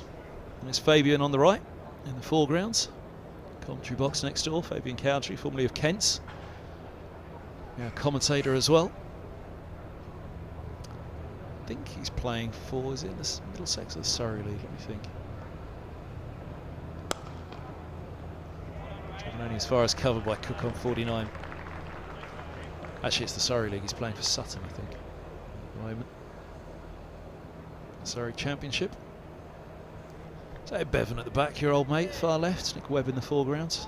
Two familiar voices of Welsh radio, but Ed Bevan, of course, famously of TMS as well over the years. He'd have had a few tours with you. I did. Had some real fun with Eddie Bevan when we were Pakistan and India and places like that. That's short, and it's put away. Cook might not pick up the boundary. He will pick up his 50. The ball's going to plug, and they'll turn for 3. He moves to 52 from 80 deliveries. Fantastic 50 here from Cook, who's had to battle hard for Glamorgan and been put in here. Found themselves in real trouble at 48 for 4. 6 fours, 107 very difficult minutes, but a fine 50. It is an important innings. As you said, Glamorgan 48 for 4. Middlesex aspirations then, could we bowl Glamorgan out for 130, 140, something like that, but help settle the ship. See off Middlesex bowlers armed with a newish ball. Sun's out now. There's still enough happening, but batting seems a little bit more comfortable. But yeah, he's played some nice shots, pounced on any loose stuff from the Middlesex bowlers, and so playing an important role in here and get his side back into this match.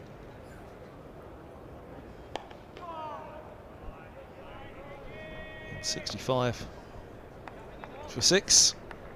It's a good recovery in the late summer sun here at Lord's. Again, you look up, not down. It's quite warm today, though. Yeah, it's muggy. So with the recent weather, it's humid. Which probably explains the reason. Although physicists will sort of argue against that's the reason it's swinging, but it seems to swing more in these sort of conditions than. That could be close. Now he's got him. Harris goes to the in-swinger from Higgins. He's gone for 13. 165 for 7. The breakthrough Middlesex really needed to try and keep the momentum going in this Glamorgan first dig here at Lord's. Yeah, good bowling there from Ryan Higgins.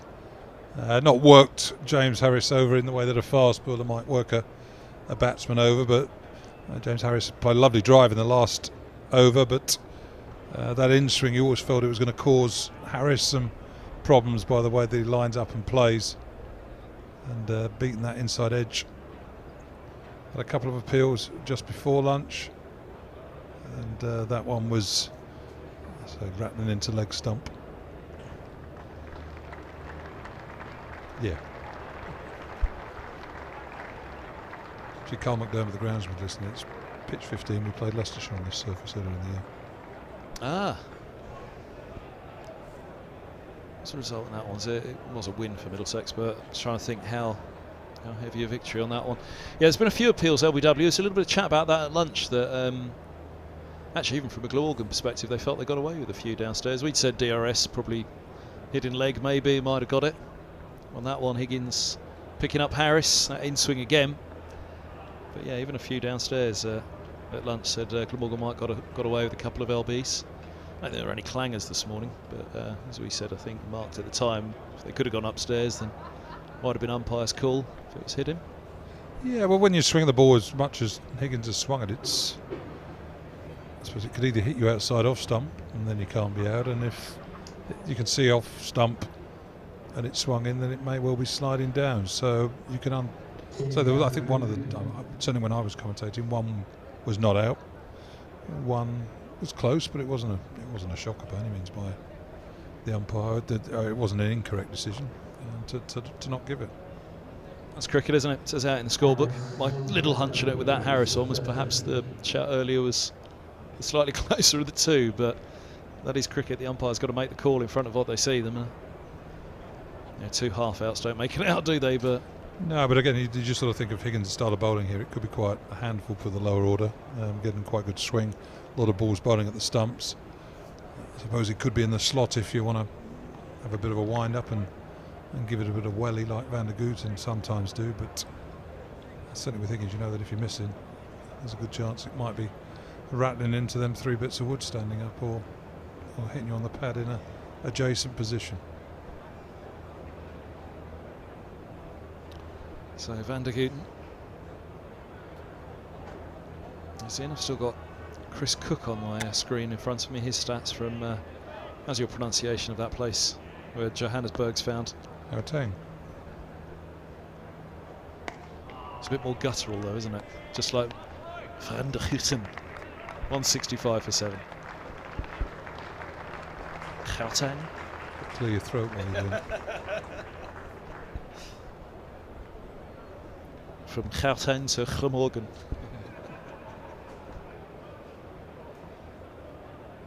Yeah, Van der Houten will certainly still be a formidable foe out there with the bat for Middlesex. In fact, Labuschagne, he was perfectly suited earlier in the season, wasn't he, at Glamorgan? He said the Welsh are about the only ones who can pronounce my name properly. Labuschagne not being the, well, strictly speaking, the correct pronunciation, but the one that everybody goes with.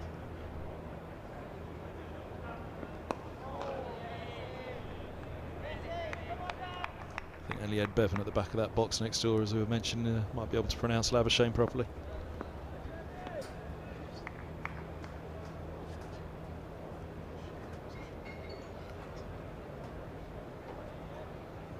The difficult one I find is the, how do you pronounce the South African fast bowler? Gnocchi.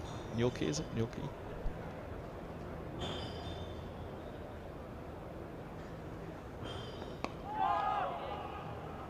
Which looks nothing like it sounds.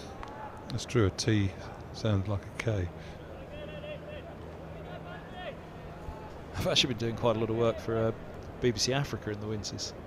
The African Cup of Nations World Cup coming up as well soon. Some World Cup qualifiers earlier in the year. Actually, you look at all the pronunciations everywhere across Africa. It's pretty easy. It's pretty phonetical until you get to South Africa, and then you're on a bit of a wing and a prayer in South Africa as to where the pronunciation is. Oh, inside edge. And he's got him. It did bowl him. Bamber didn't know either. Paused for a moment, and even Cook looks back. The moment's pause from everybody, but nothing to save Cook. He's gone for 52. Bamber has his first wicket. A big smile and a hug as well from Higgins. He's bowled well today, Bamber, without much luck or rewards, but he's in amongst the wickets now. And Glamorgan 165 for 8. Yeah, we're just talking about Glamorgan, hoping to get a score with a 2 in front of it. With Cook and Harris looking quite comfortable on a surface that seems to have quietened down a bit from this morning. But the loss of 2 wickets, LBW to Higgins, and then Cook, the danger man, a wide, lengthish ball. And Here comes a couple of people, certainly first slipper set off chasing the ball down, and delayed reaction there as it's obviously just touched the off stump. It's just hit the back of it. Wow. You normally look at grazies when you sort of look at stumps. I mean, I've got sort of a stump from my test debut against Australia at Edgbaston, and I bowled Steve Walsh, so there's a red mark on the stump on the front where you bowled him. You don't often see a mark on the back of a stump for a bowl, but that's almost what's taken place there with Bamber's dismissal. Have you claimed that stump? Yeah, it's at my mum's house. Ah, good. One of those you could have gone past on the day, couldn't it? And it's lost, but I'm glad you got it. Hey, that pause was brilliant, wasn't it, from Bamber? That's one that you could well imagine a snapper around the ground, if they were in the right angle at that particular point, could have produced a pearl of a picture. Here comes Patel in at 10, and you'd fancy that things will happen apace now. You mentioned Higgins' in swings, the lower order, and well, with Cook gone, that perhaps just pushes a little bit more of an emphasis for Van der Houten on how he goes about this innings. Yeah, and Cook's quite a dangerous player, quite a strong batsman, good striker of the ball. So, say him batting with the tail, there's an option there for Glamorgan to score some quick runs. But equally, I think my memories of Patel is that he plays a few shots from the Test matches I've seen him play for India in the past. Yeah, I think it'll happen quickly now, one way or the other. other. Sort of come out, sort of waving his bat a bit like Pant, like he's duelling a sword. Darvin Milan was always on for that, wasn't he?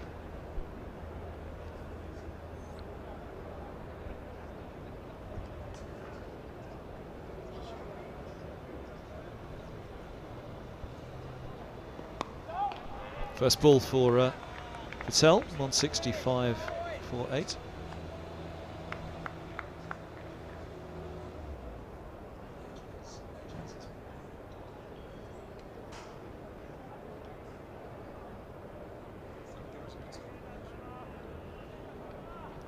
Seems like I might have got my Patels wrong. Apologies. Ajaz was born in India but plays his international cricket for New Zealand. Born in Bombay, now Mumbai.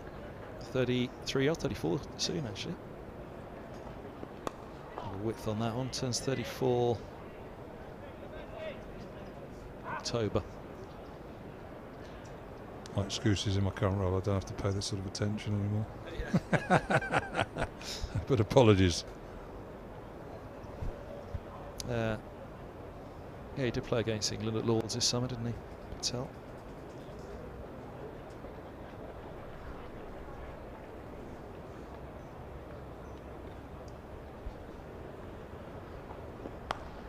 That was swung away hard. Greenwood wicket, it goes for 4. Patel's off the mark. End of the over, 169 for 8. Poor ball, good shot.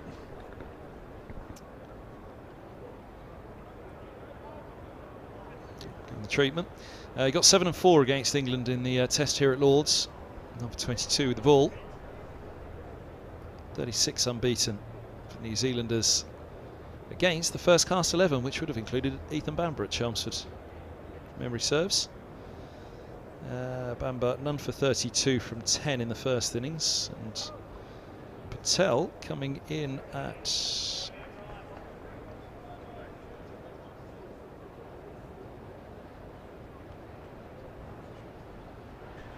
came in at 11, hit an unbeaten 36 from 30 deliveries in the first innings. Bamber none for 32 from 10.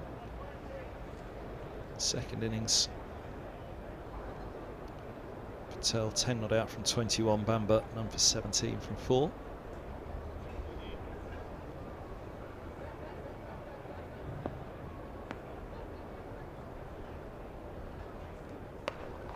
Shortish from from Higgins. Tenacious was the word you first used of Higgins when he first got into the Middlesex side, and I said he looks like a decent little find. He said he's a tenacious little so-and-so. I think was the word you used.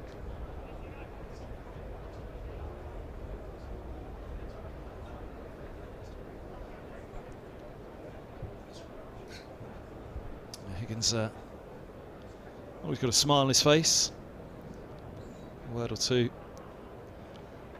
for anybody who's nearby.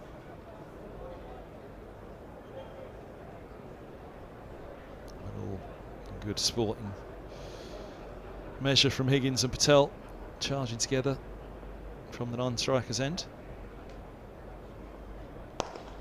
Hit in the air, but straight to the mid-off. 4 more for Patel. He moves to 8, 174 for 8.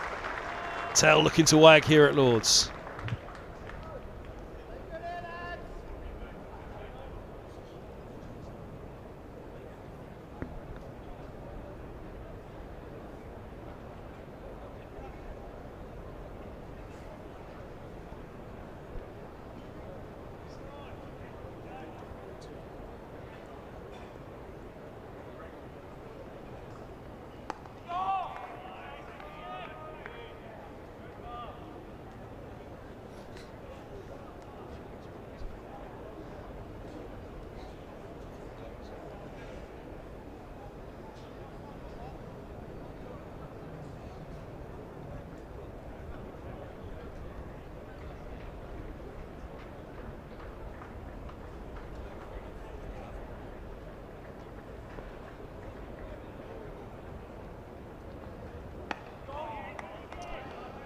Around the wicket, Higgins looking to be tight to that off stump. Actually, this will be an interesting line with his away swing to the left-hander. One, it tightens up. Could of course put it into the arc if he gets it wrong for the swing of Patel, couldn't he? But just trying to keep it tight to that off stump, not allowing to free up the arms. Also that little bit of away swing, taking it away from that off stump, forcing the batter to play.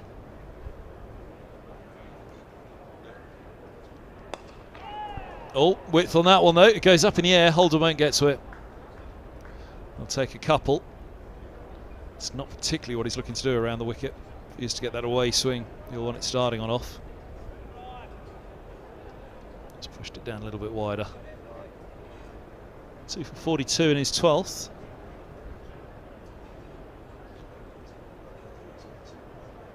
But 10 off 7 balls, so made his intentions abundantly clear, Patel. He's not going to mess around, so Middlesex do need to get the wickets rather than watch these two bat for 20 minutes. If they're still here in 20 minutes time, I think the score will have a 2 in front of it, and as you said before, be something of a recovery really from 48 for 4 to get above 200. It's Fabian Cowdrey again. So who was it you said? It was his uncle Graham, wasn't it? Graham was the, yeah, played against Chris, played against Graham. Didn't play against Colin, despite what you said a couple of minutes ago. He played to a fair old age though, didn't he? But not 1984. They played against, well, I suppose Notton Underwood played against those two, so players sort of Colin Cowdrey's era. Yeah, it was Graham Cowdrey who hit me over the grandstand, who was Fabian's uncle, son of Christopher. Yeah. Sadly passed away now. Lovely picture of him at the top of the stairs at Canterbury as you go up towards the press box there. Oh, nice ball from Bamba, fishing at that one, Patel. Yeah, they have, as you go up the, I told this story before on the Middlesex mic, but as you go up that staircase at the old pavilion where the commentary box is found at Canterbury, starting at the bottom, you start with appearance number 1 for Kent, and then work all your way up to the caps as they were handed out. Cowdrey up there obviously in the latter years on the top floor. Simon's up there. Yeah, lovely fellow, Graham Cowdrey. Match CLO, wasn't he, last few years as well. Great company in the commentary box. And actually, tenuous link, which you won't like, but I'll tell it anyway. His favourite county commentator was the man who always tells my favourite Angus Fraser story, Bob Hunt, who was the Gloucestershire commentator. He was Graham's favourite because Bob's mad as a box of frogs. Cricket rarely got a mention on a Bob commentary. Yeah, Bob hit you for 6 first ball in a match somewhere, which is a great Fraser story. What was the second ball, Bob? Don't know, I never saw it. This ball's flashed away through the covers by Patel. It's to 15, 181 for 8. Well, that was a beautiful shot at it. He's timed it magnificently. It's not just sort of chipped it over extra cover. He's hit that very hard. I thought for a minute it might have gone straight to the fielder, but the fielder didn't even bother setting off after it to save 4. He set off after it to collect it. But that was a beautifully timed stroke there. So, yep, 15 off 11. Middlesex don't want Patel to be around in 20 minutes' time. 4 more. Yes, a little bit of width. Patel leans into that one. 4 more it is. 185 for 8. Yeah, I can't remember what it was. Some sort of, I think he was a teacher, Bob, as well, in a former life, and he. I can't remember whether you were a young student or. I can't remember, it was a college game somewhere or something like that he was playing. He said, and you were playing in it. First ball, thump out of the ground 6. Second ball, didn't see it, just heard the death rattle behind him. I was trying to think why you would have been playing in that game. That's what ponderance was. Yeah, he was a teacher, so whether it was some sort of college fixture or.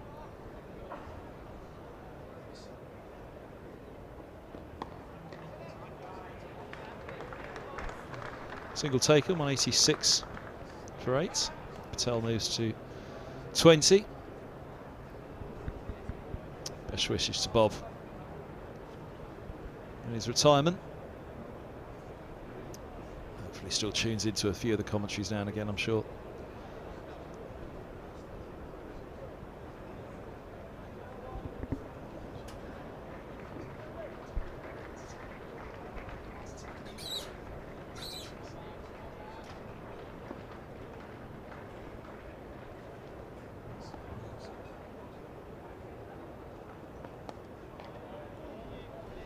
End of the over.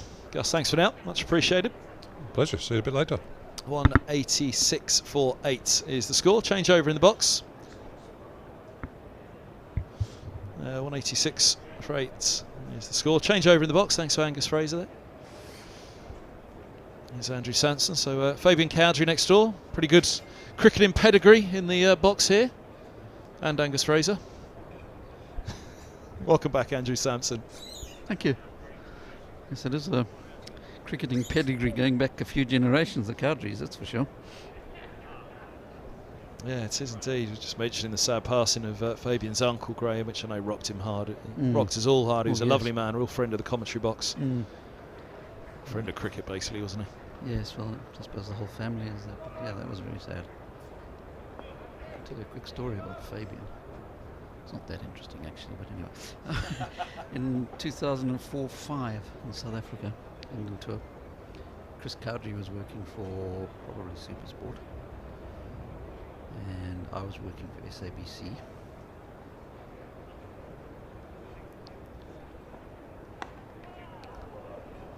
Think about 2 here, finding the deep backward point. They will come back comfortably. Patel's on to 22.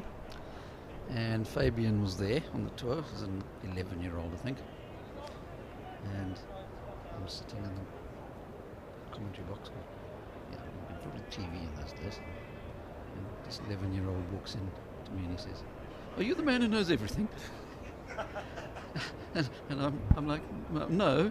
But basically, he had some cricketing question. He said, "No, that's David Kendricks." Oh, yeah, exactly. That's a lovely shot by Patel. 4 more straight of the diving Murtagh at mid-on. 92 for 8. Patel's giving it a real sting in the tail here for Glamorgan. Yes, isn't he? He's 26 or 15 already. I barely even noticed that. Basically, Fani de Villiers he'd asked some cricketing question. Fani de Villiers had sent him off to go and find me because I was the man who knew everything.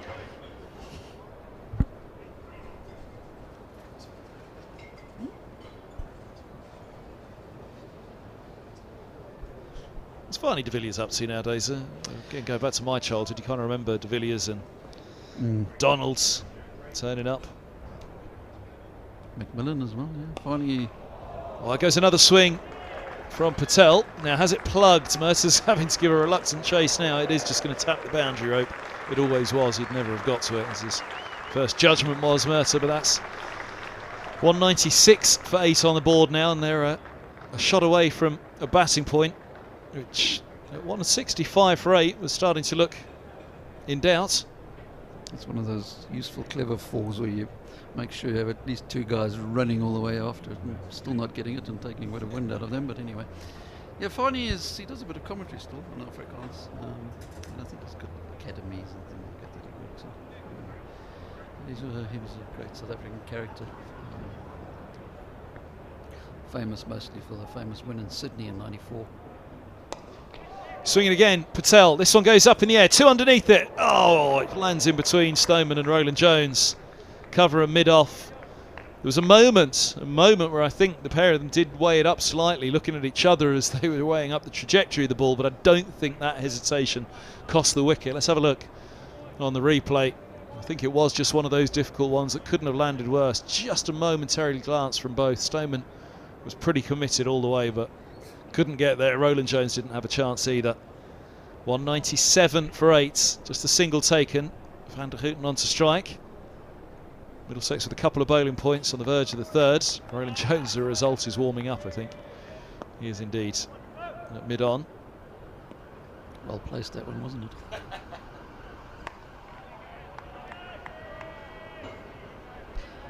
If Fani de Villiers, South Africa's test match in Sydney, which was the 2nd test match back in the early days after getting back into test cricket, where South Africa, low scoring test match, South Africa ended up setting Australia 117 and bowled them out for 111. Fani de Villiers got 6 for he bowled, but basically that took the last 6 wickets on probably the 4th or 5th morning. Probably the 5th morning, and 4 down overnight, and they bowled until just before lunch. Fani de Villiers bowled the whole morning, one spell. Finished with 6 for getting Glenn McGrath caught and bowled to win by 5 runs to end the match, which is I was at home at the time, of course. The most excited I've ever been at 3:58 in the morning.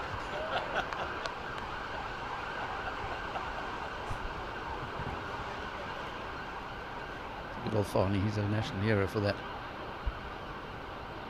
Change of bowling from the pavilion end, Tony Rowan Jones. He had 1 year here for Kent, didn't he? That 1990 season, the famous one.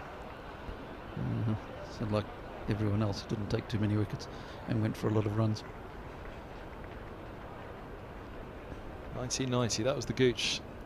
That was the Gooch year, wasn't it? 3-3-3. That was that year, yeah. I'm going to tell you a very obscure statistical fact involving Farney in 1990, I mean. Here's Roland Jones back on. Right on the spot straight away. Respected by Patel. So it was a massively high scoring season, as you probably remember, with the issues with the ball and things like that. The average runs per wicket that season in England was 39.68. Wow.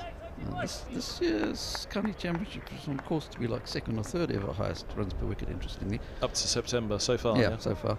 What is it at the It was moment? about 36 point something last Wow. time I looked. But in 1990, Farney de Villiers playing for Kent took 25 wickets at 39.68. He was exactly average bowler. Swung up in the air, but safe. Deep square set back on that very deep leg side boundary. 199 for 8. One more run for the batting point for Glamorgan. Do we have to start looking at Foster's 50s and things like that? 32 of 19 is not extreme, I don't think. No. No.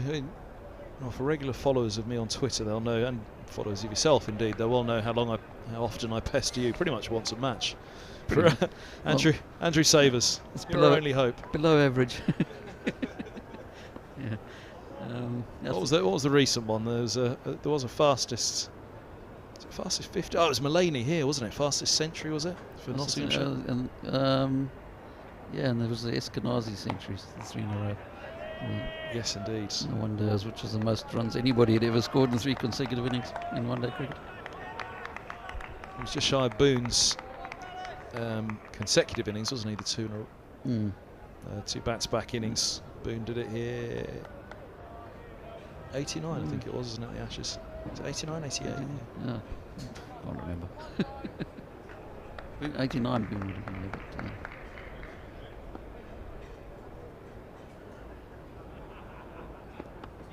All down the leg sides. They'll pick up 200 up, and a batting point on the board for Glamorgan. Just the man who probably does have the list of fastest 50s by Glamorgan at Lords. He's sitting in the scorebox over there, I presume. Andrew Hignell. Mr. Hignell, yeah. Another ACS luminary. He's Association of Cricket Statisticians. He's the secretary, I think he is these days. You've been up to see them, yeah? I haven't. I was just wondering how I get up there. Whether they'll let me in. Oh, come on. I should probably make an effort, because. Do you know the Middlesex scorer, Don Shelley? No. No. You know Alistair, though. And Andrew Alistair was the rugby player who played cricket as well. Him too. Him too, yeah. I don't know him, but I do know Andrew. He's another Higgins to me. Yep. Ryan Higgins. Ryan Higgins, they're all over the place now. The Higginses. It was when Higgins and Gubbins used to bat together. That was what he always did for me. Yeah, that would be a bit tricky, I can imagine that. Giggins and Hubbins, it used to be. Good old Spoonerism.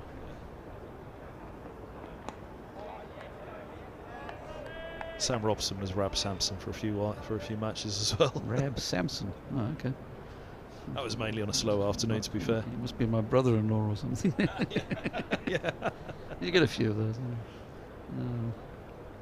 And have you worked out whether David Kendricks, who we just mentioned a few moments ago, is here the president of the cricket statisticians and scorers? It's the Association of Cricket Statisticians and Historians. Historian? Ah, is it? But the one in the... Yeah, sorry, I'm confusing. There's also one in the UK, isn't there? That's the... Well, that is... Yeah, so it is the... Well, it's global. There's the global, but... The Association of Cricket Statisticians and Historians, although probably close to 90% of the memberships in the UK, I would guess. And then there's also the... Is there anything we should read into that statistic? Well, the English are more interested in statistics than the rest of the world. But there's also, I think there is still an association of county scorers. There certainly was for quite a long time.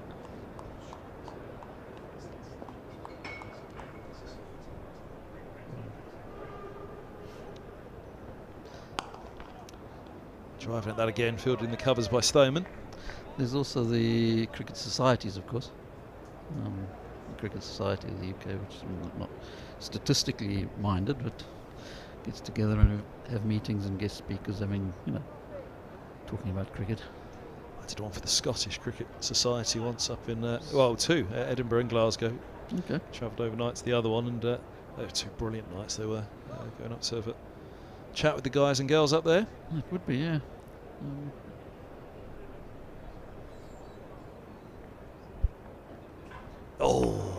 Patel looking to swing hard again, looking to attack Higgins. He's come back over the wicket here to the left hand. It'll be interesting if he goes around the wicket again. Try and target those stumps a little bit more, but wary of putting it into the slot for Patel to swing leg side if he comes around the wicket there.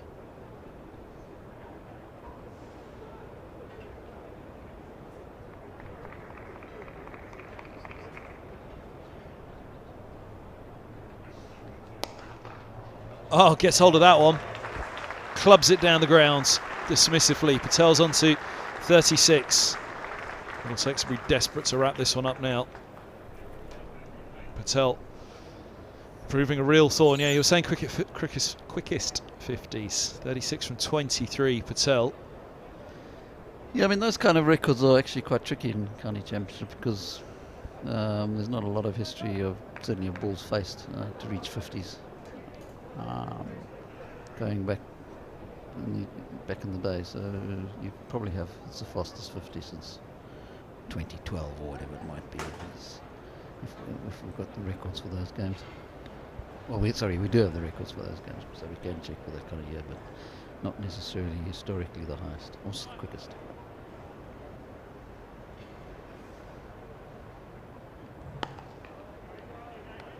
It's better from Higgins or bowls. He's a good cricketer, isn't he? Right, Higgins. Yeah, he's excellent. It was a huge frustration. Well, certainly on statistics, there's pretty much every single round of the championship we go around the scoreboards elsewhere and look at how an ex-Middlesex player is doing at another county. Yes. But Higgins is the one, though, that everybody looks at as the one that got away mainly. Gubbins as well down at Hampshire, but Higgins in particular has always been the one over the years. Yeah, I suppose every time you look at those scorecards around the country, and he's almost always scoring runs or taking wickets, isn't he? Yep, he's been a fabulous cricketer for Gloucestershire. Middlesex delighted to have him back. Really good capture.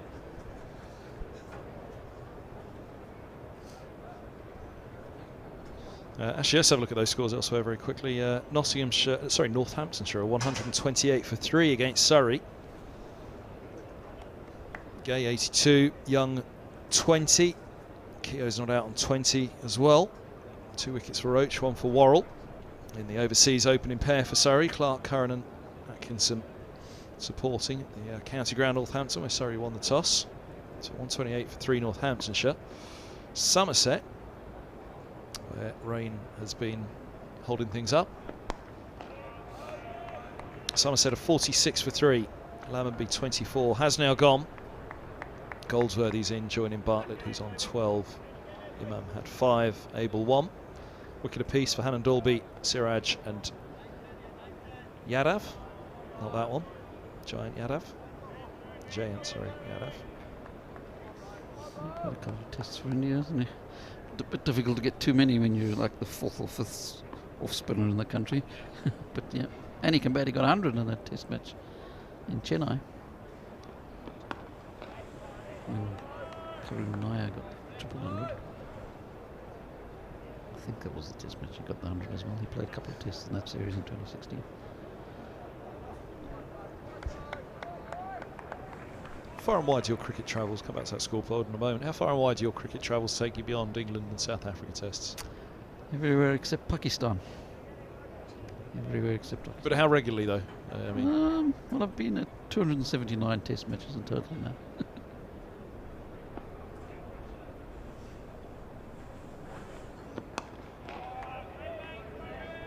What was the first?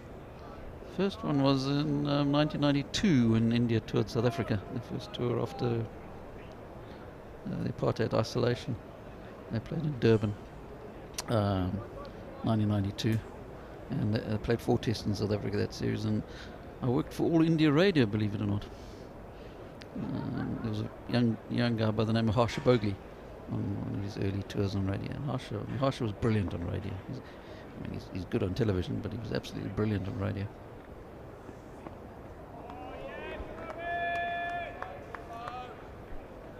Yeah, that was going to be my exact question. Who was in the commentary box?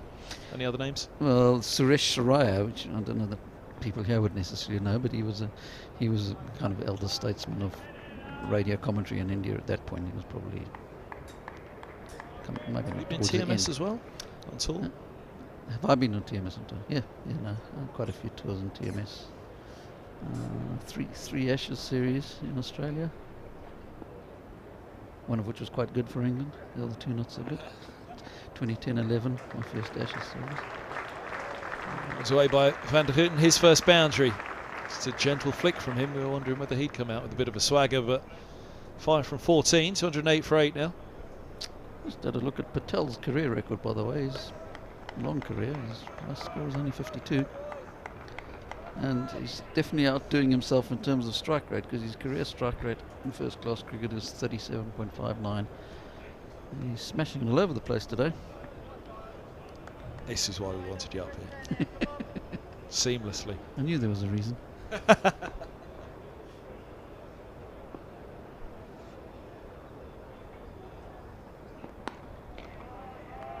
wouldn't believe it, looking at the way he's batting out there at the moment, would you?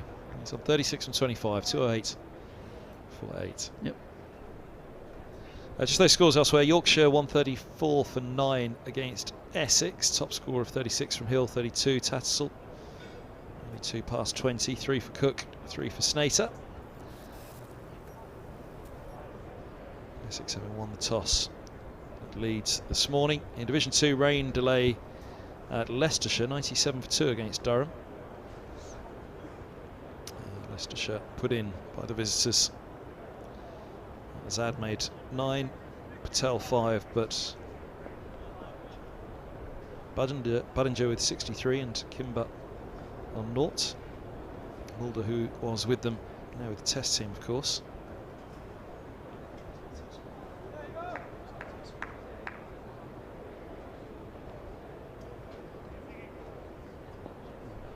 Last game in Division 2, Sussex won 67 for 7 against Worcestershire, who will have an outside chance, Worcestershire. Oh, look at that top 5. I tell you what, this is your scorecard, Andrew. 1-2-0-8-1, yeah. That's a bit like the South African batting lineup. Good start by Higgins. What were they there? Were 23 for 5, so 179 for 7. Pretty decent recovery. 48 for 4 it was here. 15 for 4 indeed in that one, wasn't it? 15 for 4, then 23 for 5, as he said. 50 for Hudson Prentice. Coles is still there on 54 with Carson now on 39. Ooh, just followed that one. Higgins thinks he's got him, and he has! 2-8 for 9. Patel's gone for 36. We know 50 at Lords for Patel. And Higgins has a 3rd wicket on his return for Middlesex. 3 for 58. Patel really followed a wide one there, nicks it through. Very, very good catch, it has to be said, by John Simpson as well. He gets the pats on the back, and rightly so. We'll see on the replay, that would have been a far more difficult catch than at first, when we didn't particularly know that he'd nicked it. So lived by the sword, died by the sword, didn't he? He was chasing everything in this innings, mostly quite successfully, but that one, as you can see there, chasing a wide one. And she made it look easy, didn't he, Simpson? In the end, rolling to his left, always does. So no first-class career best for Patel. He's also going to struggle to ever beat his first-class career best bowling, as we know. 10 for 119 in the test match in India. Got dropped for the next one, because New Zealand's next test was at home, and they don't play spinners very much there.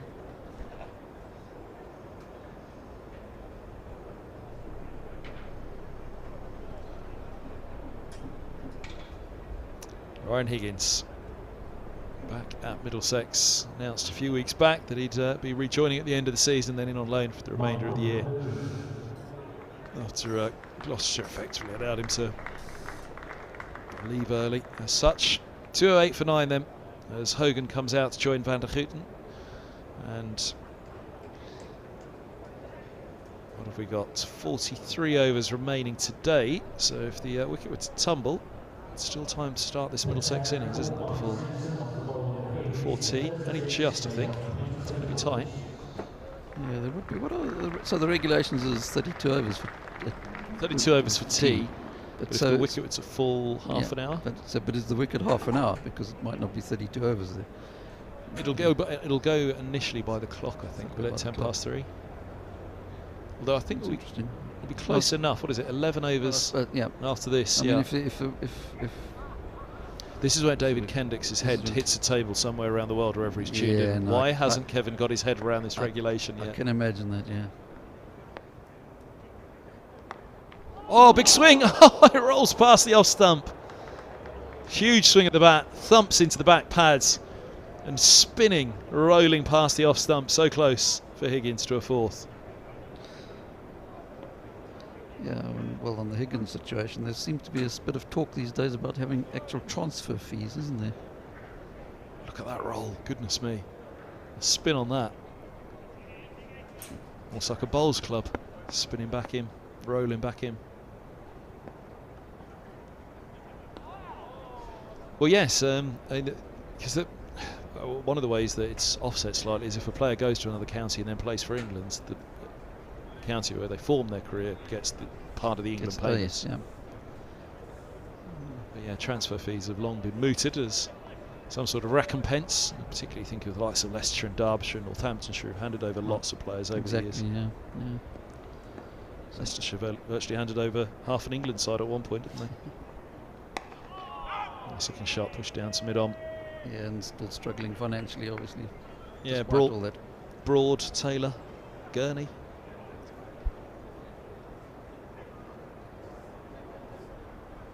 Those are the England ones, but a fair few more that started at Leicestershire and moved on. Mainly to Nottinghamshire, but I won't linger on it for fear of a text message from Dave Bracegirdle. Yeah, best stay away from that. Long-term cricket Nottinghamshire writer and broadcaster. End of the 53rd, 2:09 for 9. How long has he been doing that for? Well, as a commentator, I think he maybe started around 2000 and as one of the regular commentators. It's hard to tell now, probably 2009, 2008, maybe a little bit later actually. Yeah, 2010, 11. But long-term Nottinghamshire fan, and he'd written a couple of Nottinghamshire books prior to that as well. Yeah. With a bit of help from Peter Wynne Thomas. Good man, Peter Wynne Thomas, getting back to the Association of Cricket Statisticians and Historians, long-time secretary and the librarian at Trent Bridge for many years, the Peter Wynne Thomas Library now. Sadly departed last year, I think. Not all that long ago. Great man.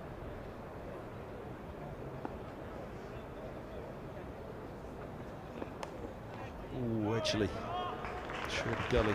We haven't established where David Kendrick's is yet today, have we? I'm going to send him a message now to find out. He didn't invite me for lunch, I can tell you that. But probably just as well, because as I mentioned earlier, I'm not correctly attired for the committee room.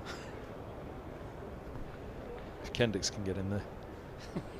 No, but he'd be suitably attired, wouldn't Immaculate, of course. he? Exactly.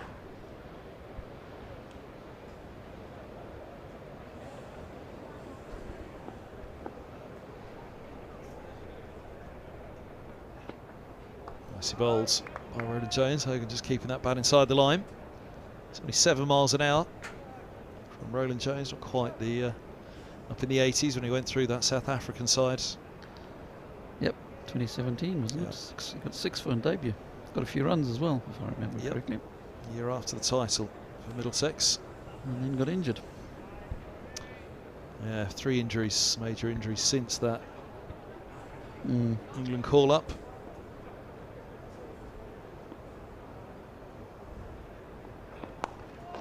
Oof. Swung away off stump. By Hogan for a single into the onside. Yeah, I don't know what his prospects are of getting back into the England side again. Probably hasn't helped, obviously, with those injuries. No, I was making the point earlier this year when he was bowler in the country the first 2 months of the season, Roland Jones. The pace was down, significantly down, but Gus's point was, were it to be Anderson or Broad who went down injured, and you wanted something close to a like for like. Yep. Because those guys aren't operating on out-and-out pace anymore in English conditions, then you could do a lot worse than recall Roland Jones. 2 for 46 today. 2 of the top 2 though. Yep. Oh, yeah, that's a pretty good season, isn't he? You know what Michael Hogan's statistical claim to fame is? Go on. No, you don't, obviously. Nope. He's never been out LBW in first class cricket. Really? Never. Unless he has in the last week. This has to be the day when you're sitting here on the mic. This has to be the day when he's out LBW. No, I don't want to jinx it. There's no such thing as commentators' curse. Curse though. There isn't that either. Although I was looking up Patel's highest first class score when he got out.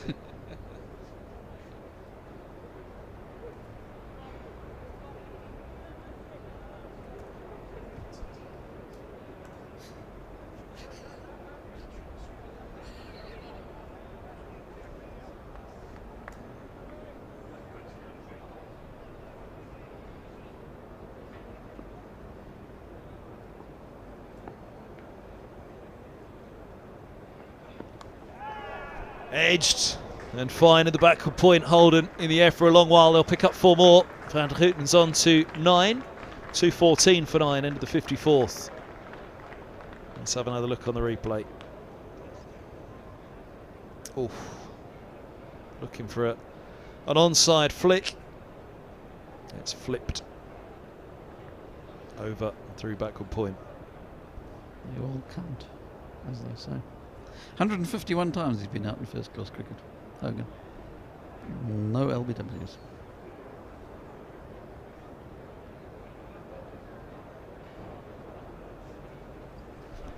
Sorry, Andrew, I've thrown you at the deep end. Dear David, what's the rule on tee with the fall of the last Glamorgan wicket, please? Asking for a friend. Friend, namely being Andrew Sampson, who's on mic with me now. Oh dear, oh dear. Do you get? Is there a fines meeting for statisticians and scorers and historians? I've managed to avoid them, but there might well be, especially after that. That's in the air, and it's gone. Is it? Yes, it is. Well, umpire's put his finger up.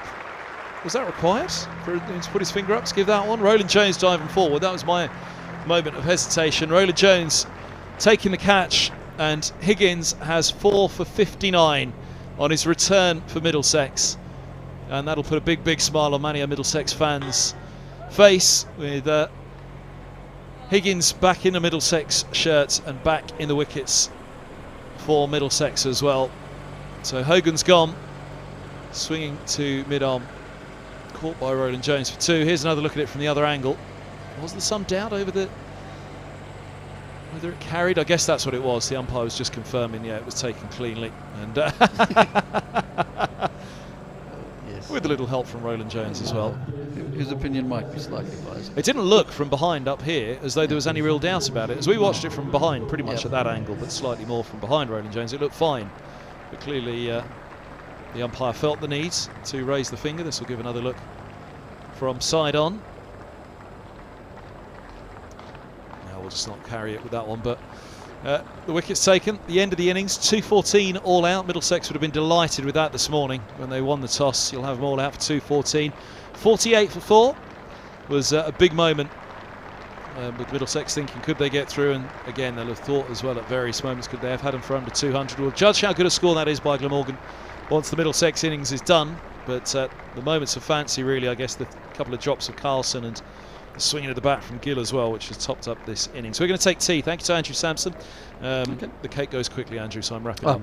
I better rush then. 152 innings without dismissals without an LBW now. Thank you, Andrew. We'll be back in just under 20 minutes here at Lords on the live stream with the Middlesex innings to start in reply to Glamorgan's 214.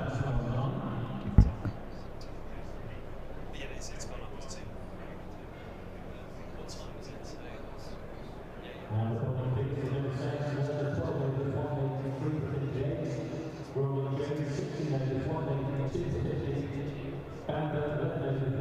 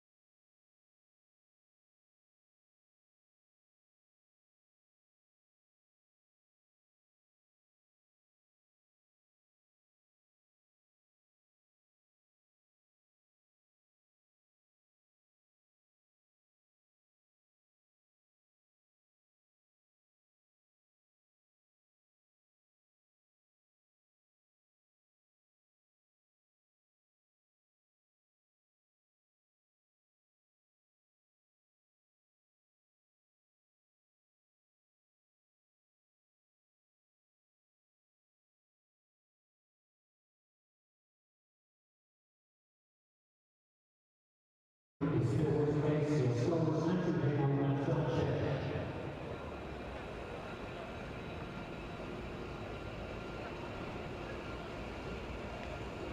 Glamorgan in the field, captained by David Lloyd. Keeping wicket, Chris Cook.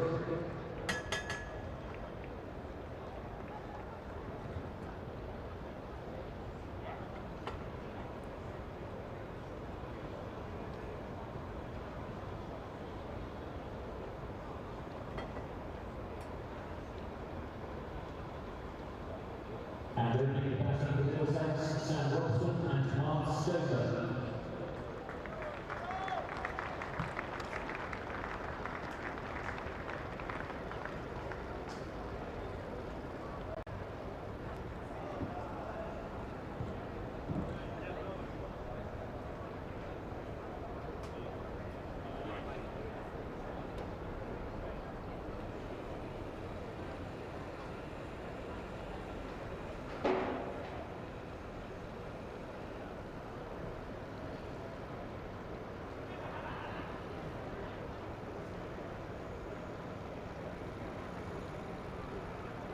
Overs remain on day one. Glamorgan all out for 214.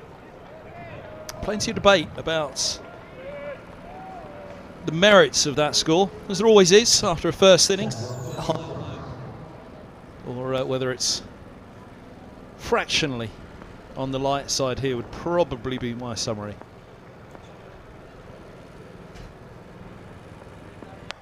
Hogan getting us underway. Start of this innings with Stoneman and Robson out there, so 2:14 it is. I'm Kevin Hand. Fabian Cowdrey's alongside me after tea. Fabian, very nice to see you. We keep saying all day, day one's always a busy day, and I've said to you every time I pass by, we'll find a point to catch up at some point. Here we are on the mic together. Well, I've got the call up to the live stream. Superb. What a beautiful afternoon for cricket.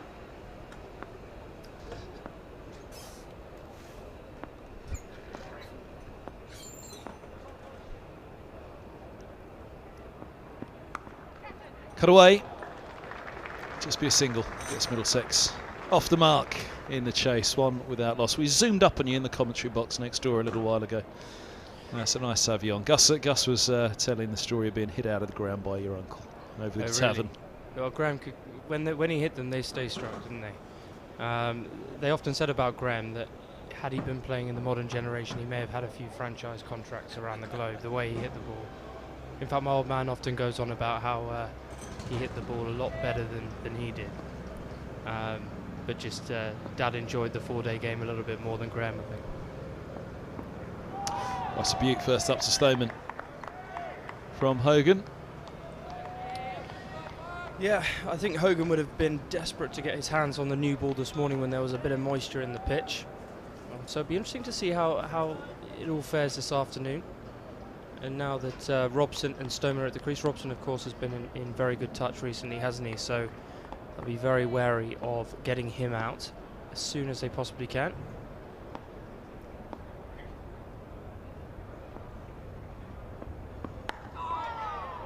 Last time we were together, actually, it was Kent winning the title last year down at Canterbury, would it have been? Did you do the Division 3 victory for Kent last year, or was it the year before? Been there, you know. It might have been the year before. I can't quite remember actually. Do a few of these games; they all add up and they sort of stick together. But no, nice to be back on the air. I'm actually doing the Kent final against Lancashire on Saturday at Trent Bridge, which I'm very excited for. And Kent, of course, playing all their team who weren't in the 100, which is great to see. That's nicely tucked away off the hips by Stoneman. Gets himself off the mark with the boundary. Lovely shot. His toes timed sweetly. Yeah, lovely shot. Slightly straight from Hogan. He whipped it away just behind square for 4. Nice one to get early on in your innings, just to settle yourself down. And I doubt Hogan will get as much out the surface as the Glamorgan bowlers did. Oh, sorry, the Middlesex bowlers did early on in the day, with a bit of moisture in the surface.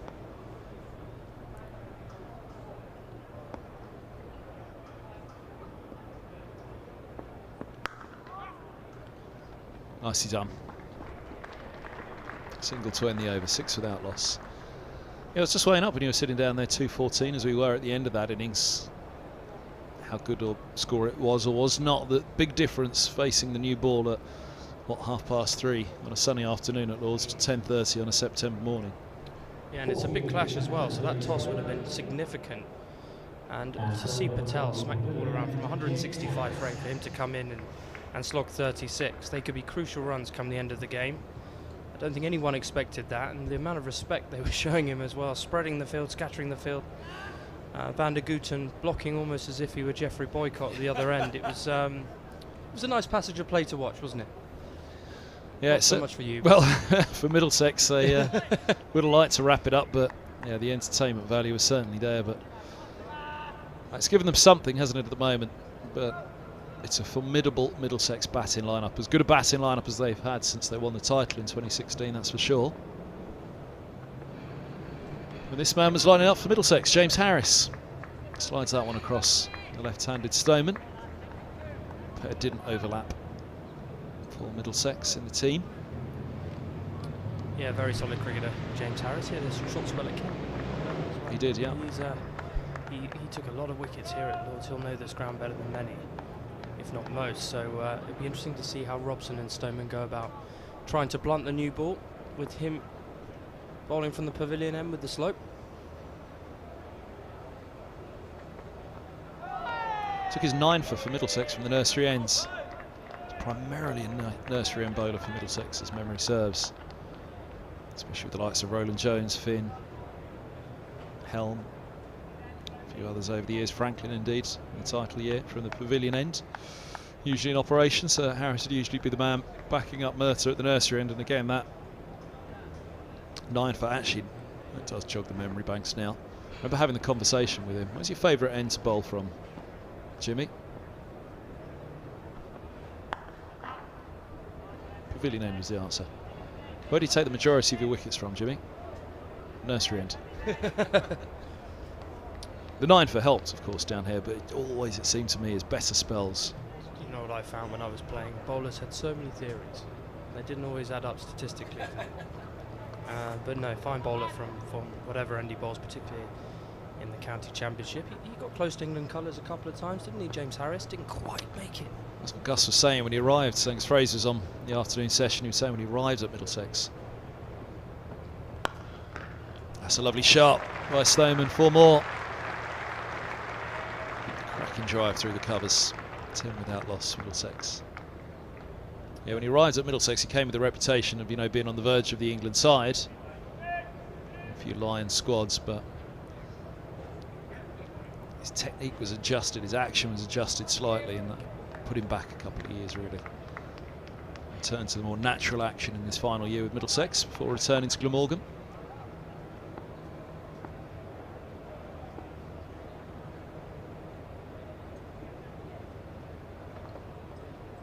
Oh, that goes away down the slope. Just goes off the surface for Harris. Yeah, just a bit of nibble off back of a length there. Bit of a loose shot that from Stoneman early on in his innings, but he was drawn in by the line of Harris, and it just shaped away, didn't it, down the slope. Risky with 3 slips in to be taking that shot on, but there is a massive cover region open for him, so naturally looking to score, you can make those sorts of mistakes. He does like to go after it on length, Stoneman, be it pulling to the onside, hook into the onside, if he sees that length early enough. Similarly there. And there he is, whipping away. Not too unusual a shot, the one that he's just played, but you do see him rather working quite positively from the offside, just outside off into the on, if he sees that length early enough, which again I think some have commented it's a mark of his early days at Durham, where very bowler friendly surface up there, wasn't too much for you on the front foot and being confident driving, so if a bowler dropped short, Stoneman was onto something pretty quickly if he could see it. 11 without loss after 2, he has 10. He'll keep the strike as well. Robson has 1, just the 1 ball faced at the other end, but former England opener.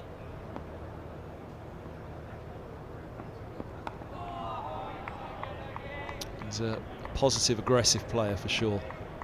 Not recklessly so, but there's always an intent about him. We're just having a chat next door about how pleased everyone is for Tom Helm to get the call up to the England squads. He's a fine bowler. He's also, since I faced him a few years ago, he's put on a yard of pace. obviously really worked hard on his consistency. Did Gus Fraser have a few words on Tom Helm? Do you know, we didn't get around to it. We saw him at lunch with the mitt, bowling to the mitt, and we said, Gus was on at that point, so we'll get around to Tom Helm after lunch. There you go, short again, and Stoneman goes after it. That was a bit more of a gimme from Hogan. Stoneman on to 14.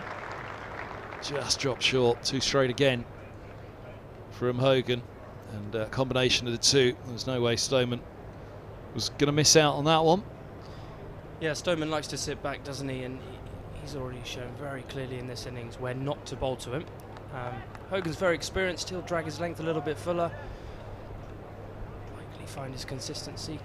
Great to see Hogan get Michael Hogan get a go in the 100 as well at age 41. It's pretty astonishing. He's tying up his boots at the end of the year and moving back to Australia, I've heard.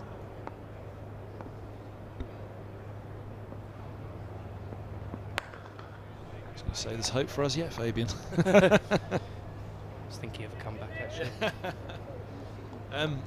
What are your thoughts on Helm? Yeah, with Gus, as I say, all of a sudden the afternoon was gone and we never got around to it. But I think he's a very fine bowler in all formats, actually. I think he's a miss for Middlesex in the championship. But at the same time, it's good to see likes of Bamber getting a bit of a run.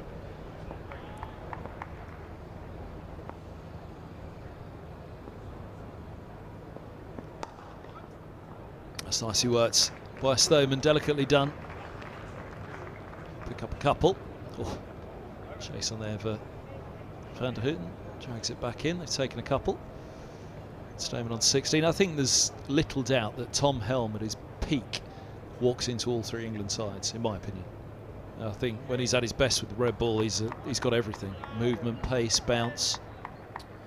Tricky for him at the moment, isn't it, with Jimmy and Broady still going strong, but all he can do is continue to put in the performances that he's shown over the last 2 or 3 seasons. Single drop just wide of mid-on. Throw comes in. Good returning quickly. He talked about it himself, actually.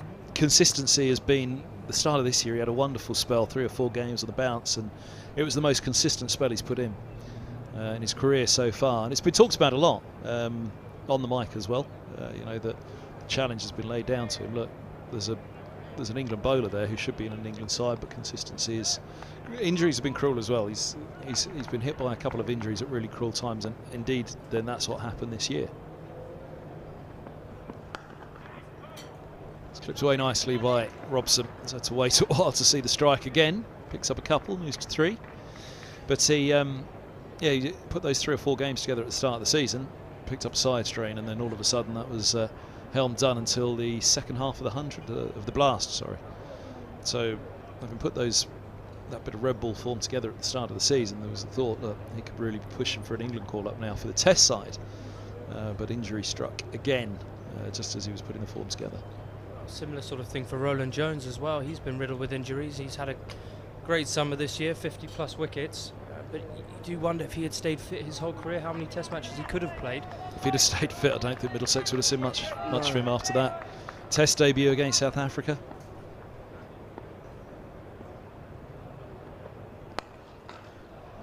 Lovely shot again from Stoneman, just slightly overpitched from Harris, but with the slope, Stoneman going with it, driving square. Confident that Harris wasn't going to bring that one back into him, back up the slope. Yeah, just enough width in it. Yeah, I think if Glamorgan are being really honest, this is a pretty poor start from their bowling attack. They've been bowling into Stoneman's areas, the clip off the legs, the pull shot, and now a loose ball outside the off stump, which has been put away nicely by Mark Stoneman. They just have to pull back their length a little bit here.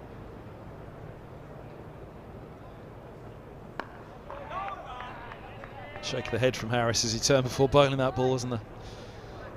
So yeah, from Helm's, I asked him after one of the games here at Lord's early season, just trying to think which it would have been, this is the best form of your life, isn't it, at the moment? He agreed it was. So what's the secret? What's going to happen now to bottle this and keep this form? And he said, it's when I'm not in the team for whatever reason, when I'm not bowling, go away and bowl somewhere else. Don't stop bowling, keep bowling, get into the seconds, bowl, just keep bowling and stay in form.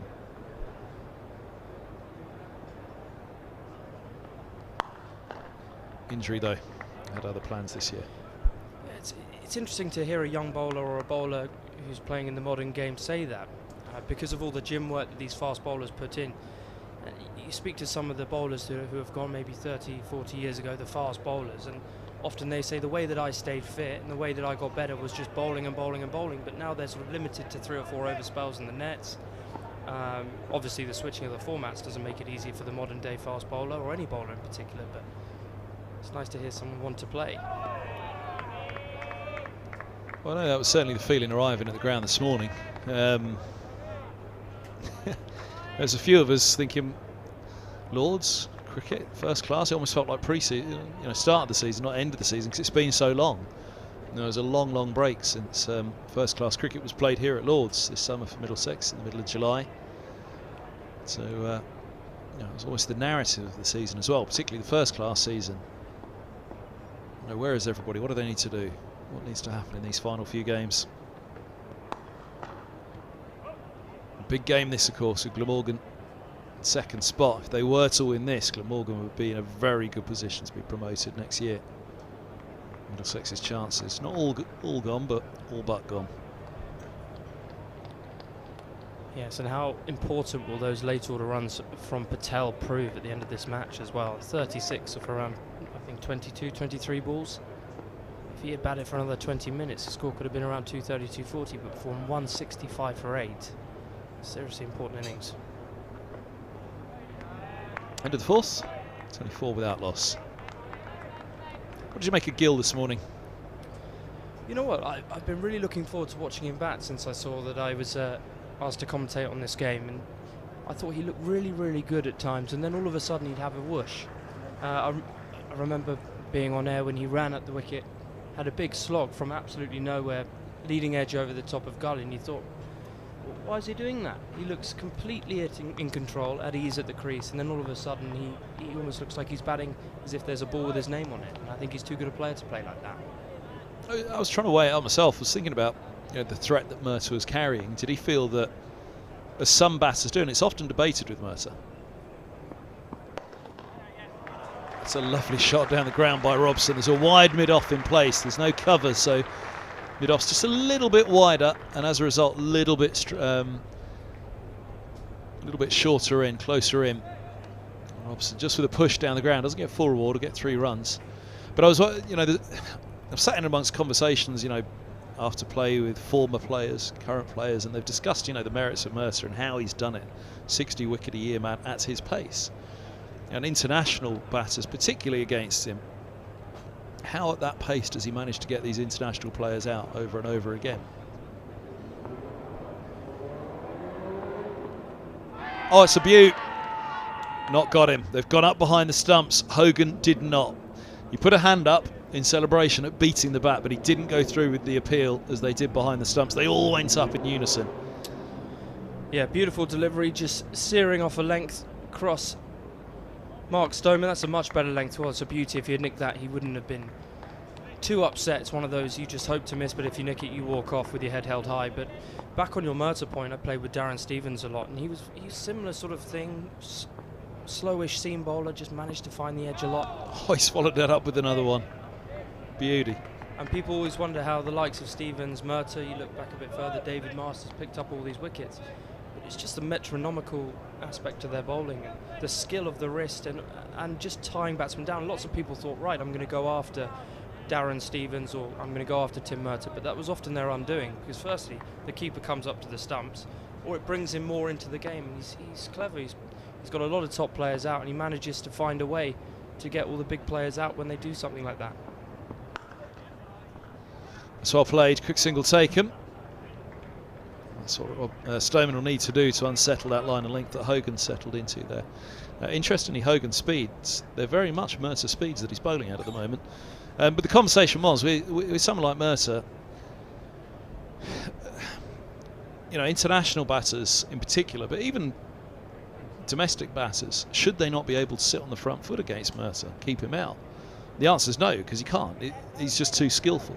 But that was the conversation, and I wondered this morning, was there an element of that? That Gill was thinking, look, this guy's going to get me out, but he shouldn't be getting me out. So was he trying to counter that and saying, look, the best way to negate what Murtagh's doing is actually to counter-attack him? Again, he's 23 years of age. I was saying to Gus, he's 23. he'll have faced some really quick bowling this time. Is there an element of him out there at the moment thinking, I should not be getting out to this? Well, look, the batter's ego is one of the biggest issues in most players' downfall, isn't it? But at the same time, you mentioned the skill factor there. Tim Murtagh is a proven performer. Get into the over, and a good over it was from Hogan, 28 without loss after 5. Yeah, it's tricky to find a game plan because it's particularly in the 4-day format. The natural thinking is I want to bat time, I want to see off the first hour. But then you think, right, if I try and hang around too long, there's a ball with my name on it because of the skill of the wrist. And also, Murtagh had all the conditions this morning. There was moisture in the surface. He pitched the ball up, he swung it. There's Roland Jones at the other end bowling with the conditions in his favour. So you don't really want to go after Murtagh or get caught mid-off when the ball's nipping around and expose the middle order too early.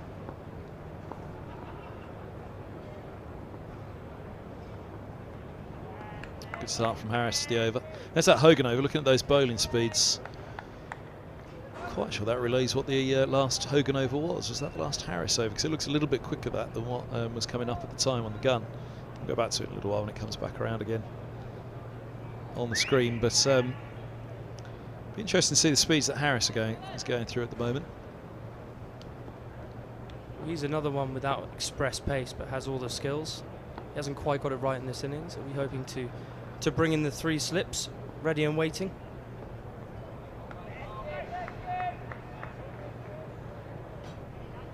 I think the overall feeling, though, there we go, 83, up towards 83 for Harris. The overall feeling, which is interesting because Harris has gone back to his more natural action. The reason that his action was changed was to try and gain a yard of pace, but this being his more natural action, he's coming through at 83, which is more than quick enough. Oh, there's a big man. Gus, where is he?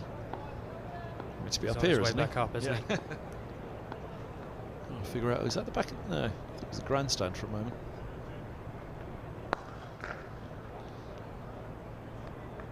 Corner of the grandstand, it must have been one of the boxes, corporate boxes in the middle of the grandstand. Maybe to do a better tee than the media centre. So Kevin, what have you made of Middlesex's season so far? Who stood out as a potential candidate at some point? Has anyone stood out as a potential candidate to replace anyone in the England team in the next couple of years? Or? I think these two are out in the middle at the moment.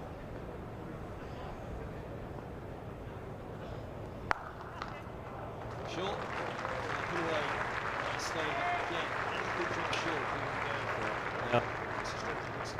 We've seen that on top edge on straight to mid-wicket.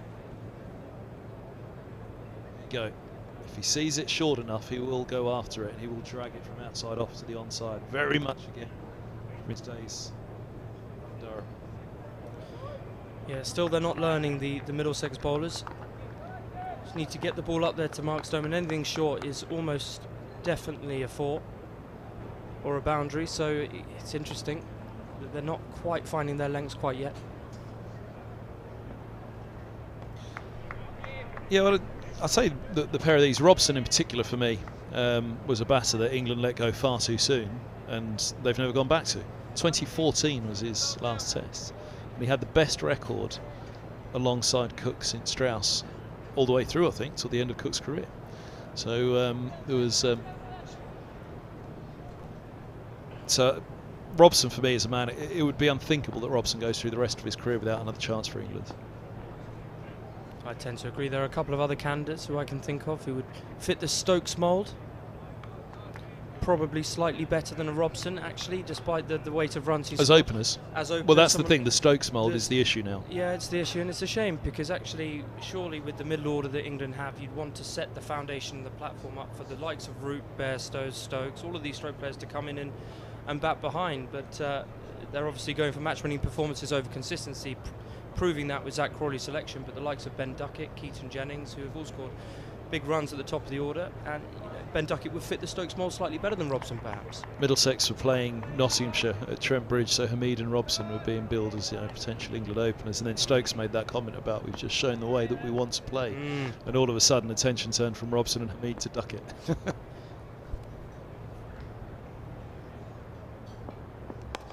There's those Harris speeds, by the way, quickest of the match so far. I tell you what must be really frustrating though, as a top order batter, you're knocking the door down. You've played a certain way for perhaps your whole life at the top of the innings. getting through the new ball, setting up the foundation for the middle order, and then being told that you don't fit the dynamic.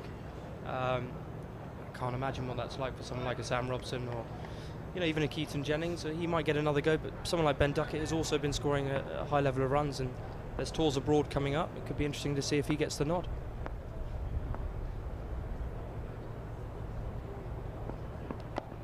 Oh, inside edge into that back pad. I think for Robson, if he continues to rack up the runs as he has been doing, he's been there topping the charts and close to for the last few years now. If he continues to do so, and this partnership as well, lots been talked about guiding a younger Middlesex middle order, slightly younger side that perhaps players like Eskenazi and Gubbins didn't really benefit from, senior heads. But even Sam Robson, who's very much a senior head now at 32, he hasn't really had that kind of stability at the opposite end to him.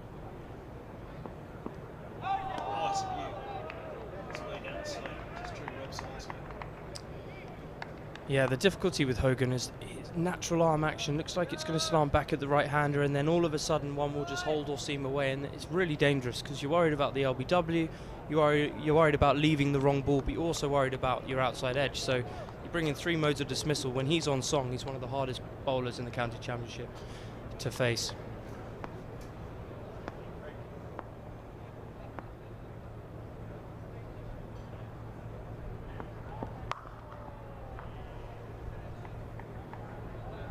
Go back.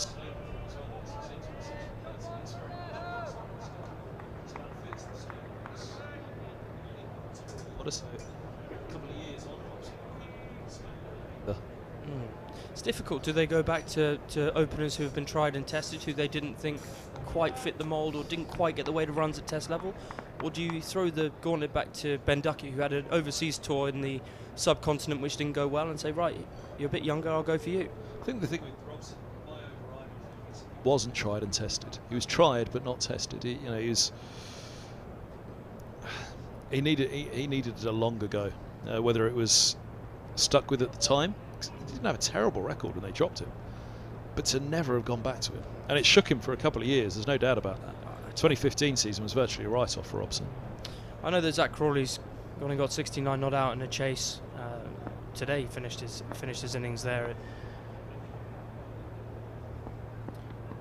But the overriding thinking for me is, how do these openers view the fact that Crawley has the length of string that he has been given by Ben Stokes, despite the limited amount of performances he's put in? I mean, it must be so debilitating to say, well, consistency is no longer important, and actually the only way we're going to pick you is if you can score, at 100 strike rate at a run a ball, and occasionally put in a match-winning performance.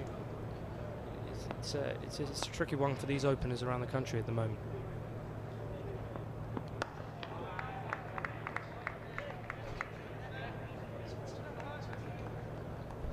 .32 without loss after 7. Hogan 4 overs, none for 19.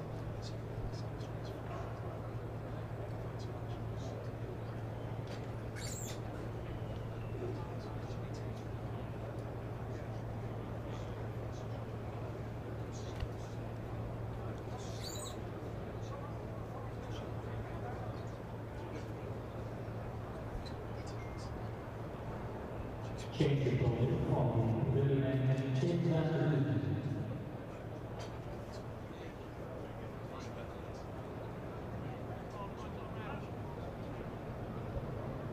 Change of bowling at the pavilion end. Van der Hooten's on 32 without loss, replacing Harris, who had just the 3 overs. As I said, he's always been a nursery end bowler for me, James Harris. Yeah, it didn't quite work for him. He was bowling into Stoneman's arc, into his strengths, and I think it's a good decision to bring him out. Perhaps get him bowling at the end you're desperate to watch him bowl at. Van der Hooten's got a touch more pace. He's a good bowler on his day. Perhaps he can make the breakthrough. 32 for none. Stoneman 26 going in almost a run a ball. Robson more watchful, more circumspect. The sun is shining as well. Good batting conditions.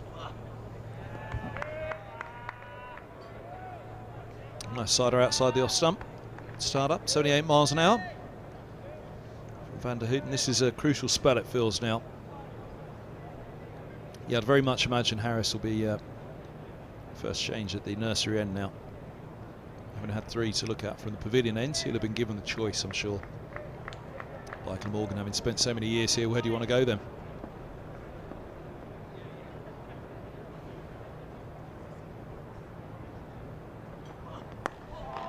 Interesting comparison between Harris and Higgins as well, both returning to Lords in different ways. Higgins returning On a 4-year contract, I've heard.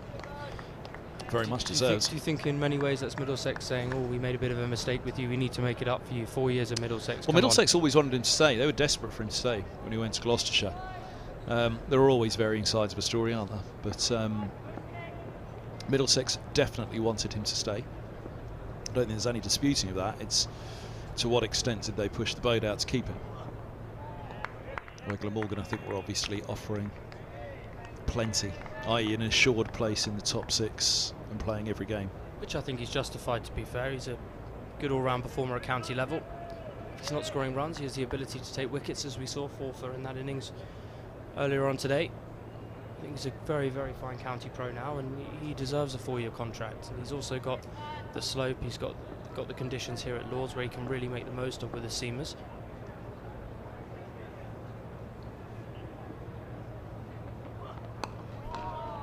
But yeah, it's an interesting return. Actually, could be quite an interesting tale by the end of the match, wouldn't it? The return of Higgins for Middlesex and the return of Harris to Lords for Glamorgan.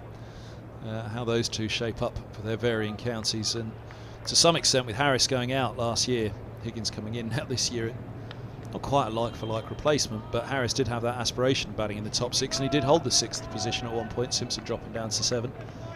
So held a genuine all-rounder role, which is what Higgins will also hold here.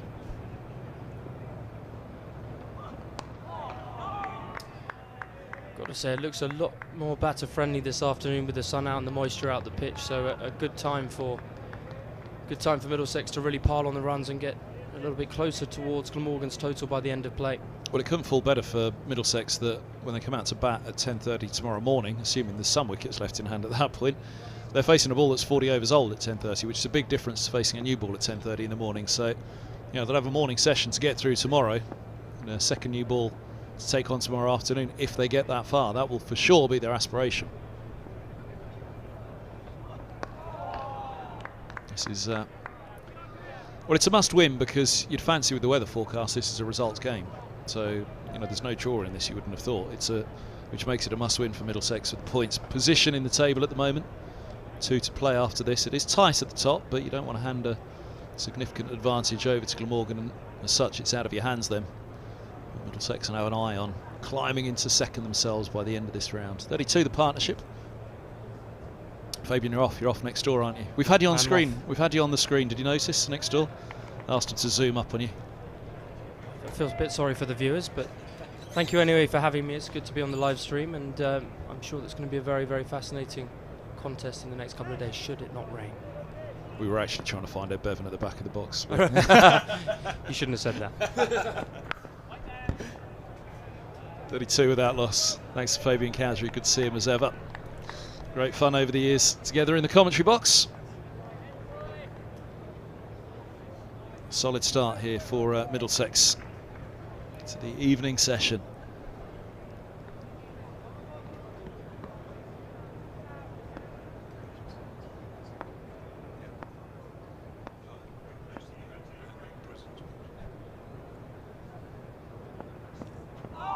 Good leave by Robson. Just coming back up the slope. Welcome back, Angus Fraser.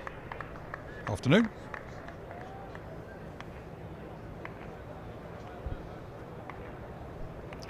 Bit of a swing of the bat from Patel at the end, 2:14. Certainly something Middlesex would have happily taken this morning at 10:30. And indeed now, we were just saying, the day's panning out quite nicely. 40 overs in the sun this evening. It's not quite nipping about in the same way that it was 10:30 this morning, this ball.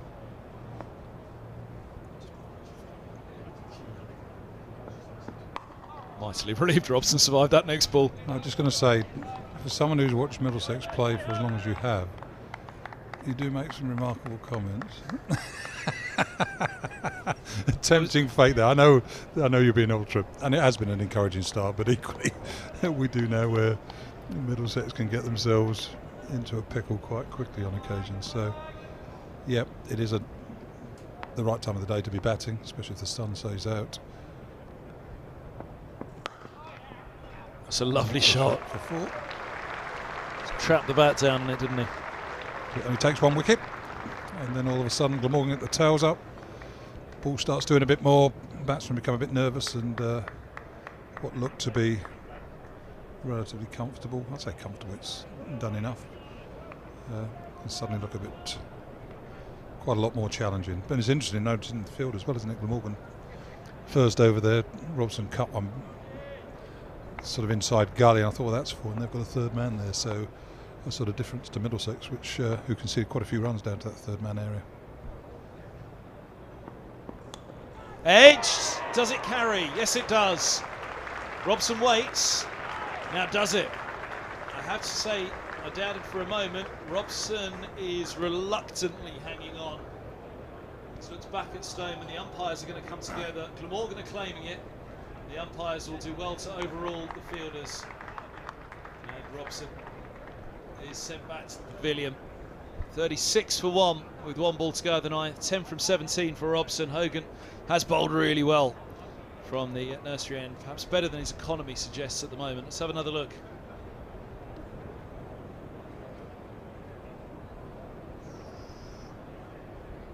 It was tight. Umpire from side on must have had a very good view of that from square leg. There wouldn't have been anything that blocked his view. The umpires did have a chat. Robson certainly held his ground and said that a decision needs to be made. Yeah, you can understand Sam Robson standing his ground there, and I feel guilty there, sort of the way we were talking, sort of bringing on a wicket, that's for sure, and changes things immediately. But if we went to the camera views and the technology they have in a test match, it would be interesting to see how that one turned out, because it was very low and quite difficult to sort of see whether it the fielder got his fingers underneath it or whether it bounced just before them. I'll be able to see from that one. Down the side on will have managed to follow it, so it's just that front on to give us a clue. The first feeling was that's tight to the naked eye, and well, like I say, the square leg umpire would have had to have made a big call really to umpire overall the fielder's call. They said they took it cleanly in the slips, but here comes Eskenazi. 3 test batters in the top 4 and a lion at number 3 for Middlesex. A wonderful season. Started with a century against Derbyshire here at Lords. Broken finger in that match in the slips. Taking a catch and had to wait through to the T20 in a glittering T20 and Royal London Cup campaign.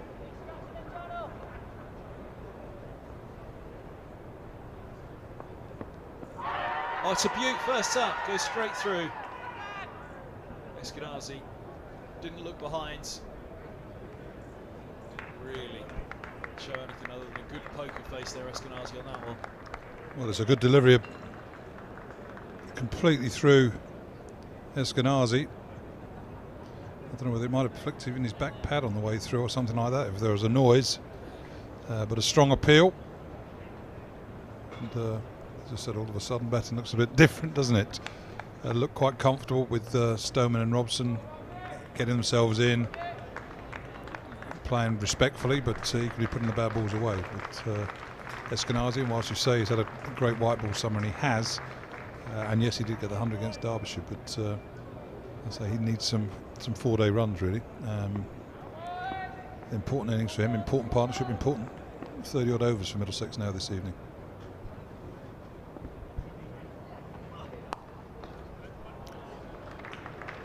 It's nicely done by Stoneman. Long chase here for Harris, which he will win.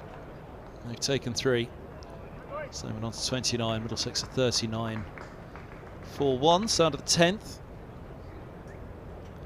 Hogan has bowled beautifully so far. 1 for 23 from 5, doesn't tell the story at all. Bowled some absolute beauts to Stoneman in particular. There have been a couple of loose deliveries in there which have accounted for the runs, but when he's had it on the spot, it's looked good. And Harris withdrawn after 3 overs. I'd imagine he's going to be replacing Hogan soon enough at the nursery end. But this spell now from Van den Houten feels particularly important for Glamorgan just to try and tighten up that pressure from both ends. As he runs that one down to deep third, and Harris. I was just having a chat with Fabian Cowdery about Jimmy Harris. I remember having a conversation with him once a couple of years back. Where did you prefer bowling from, Jimmy? Pavilion end. Where have you taken the majority of your wickets from? Nursery end. That doesn't surprise me to some extent. There wasn't at times we spoke to Jones. I mean, as I said before, one of the nicest blokes you'll ever look to meet. Just a wonderful man. But he did sort of. There was a few sort of those contradictions in him at times. It was like, well, why are you doing this then? If you think that, it wasn't the most logical on occasions. Yeah, I mean, he took the 9 for here. I remember interviewing you at the end of that day's play when he recorded second best post-war figures behind the 10th at 45 of Richard Johnson, the second best figures at Lord's. That was a remarkable morning, that was. And one of the things about, I mean, I'm not sure sort of the speeds were, but when he got it right, he could be quite quick and slippery. And in that spell that morning against Durham, I mean, he was thudding into the pads very hard. And it was a slow pitch, but the catches were fizzing through. I remember Vosges took a very sharp catch at first slip, I think.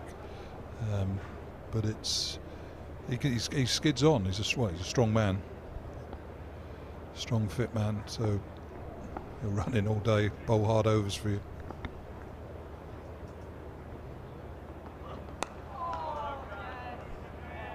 I remember it was a day not too dissimilar to this, where there was a fair bit of sunshine breaking through, not particularly heavy cloud, but the skyline over Lord's, it was bizarre. At one point it just split 50-50, where one side had been that kind of broken cloud that we had all day, and the other side of the cloud was the other side of the sky was very thin but very high up, consistent cloud cover, and then slowly that wrapped over the top of Lord's, where there wasn't a glimpse of blue, and even though it was thin and high, there was just that consistent cloud cover unbroken all over Lord's.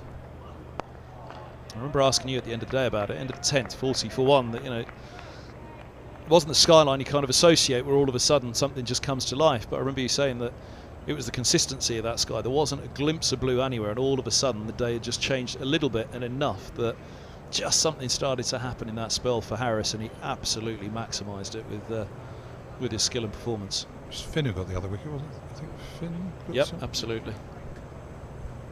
You never forget the fella that took the other wicket in tonight in the temper. I mean, I always remember when, well, I didn't play in the game that Richard Johnson got his 10 for. I was playing for England in a test match, but Middlesex were playing at Derby. And the Middlesex cricketer called Mark Feltham, a good all-rounder, joined the club from Surrey. Very funny bloke, really good value. And he sort of, I think Jono had 8 or 9, and Gat had told him not to take a wicket. And Phelps said, for all my life I've been struggling to take wickets, and now I've got the captain telling me not to take a wicket. He said this is the very weirdest conversation he's had his life. He's normally got a rollicking because he's not been cutting enough to sort of take wickets, and now he's being told not to take one.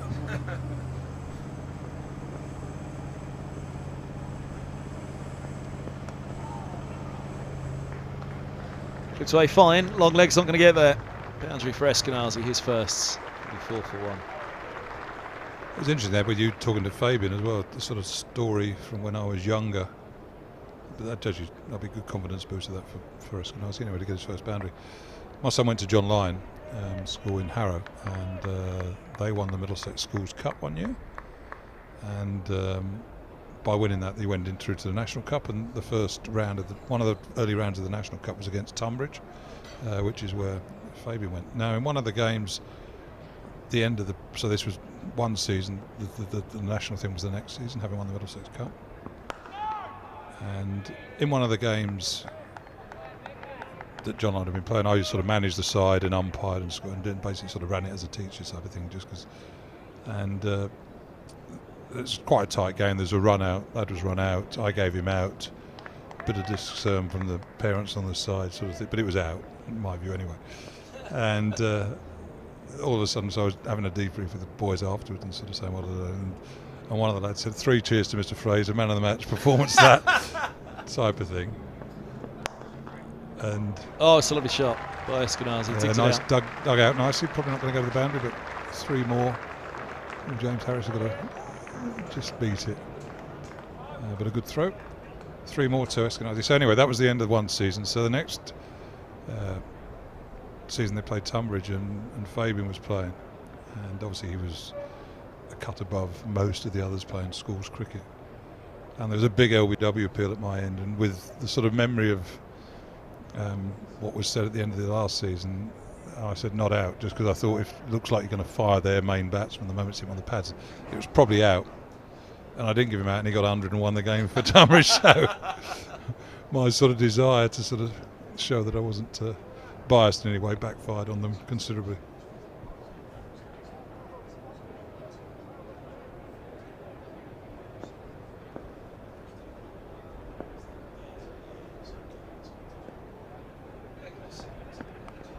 Ice Age just short of second slip, 47 for 1, and that is 1 ball to come of the 11th. Having just made the career of Fabian Cowdrey, Gus, we're going to ask you to step away for a moment. A question from Tom Piffle on Twitter. Andrew Sampson is the perfect man to answer it. Welcome back, Andrew. We'll see this ball through at the end of the over. Tell you more.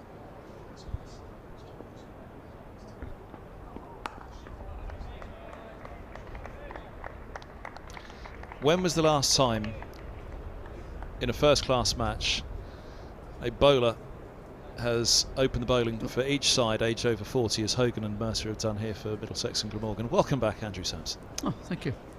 Yes, well, it's the kind of thing that actually happened quite a lot in the old days, back in the 20s and 30s and whatever, when players played to a lot older ages than they do these days with the fitness regimes that we have today, like we were talking about earlier, back in Gus's day. No, even before Gus.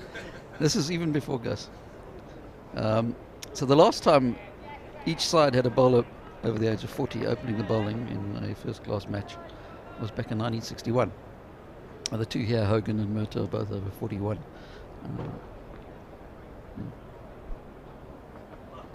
Not much happening there.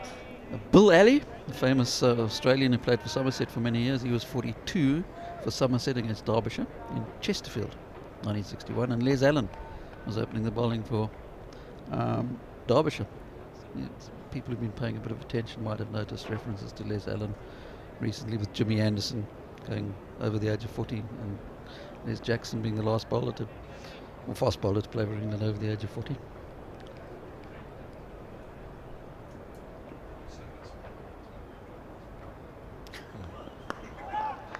It's nicely bowled again. So 41 years. 61 years. 1961. 61, sorry, 61. Yeah, 61, yeah.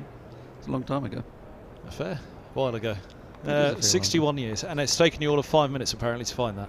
6.5.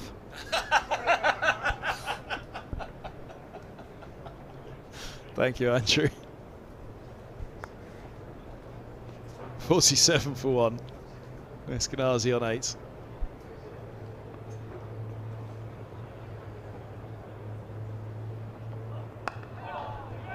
Run to backward point. Welcome back. With a twinkle in his eye. Is it twinkle, Gus?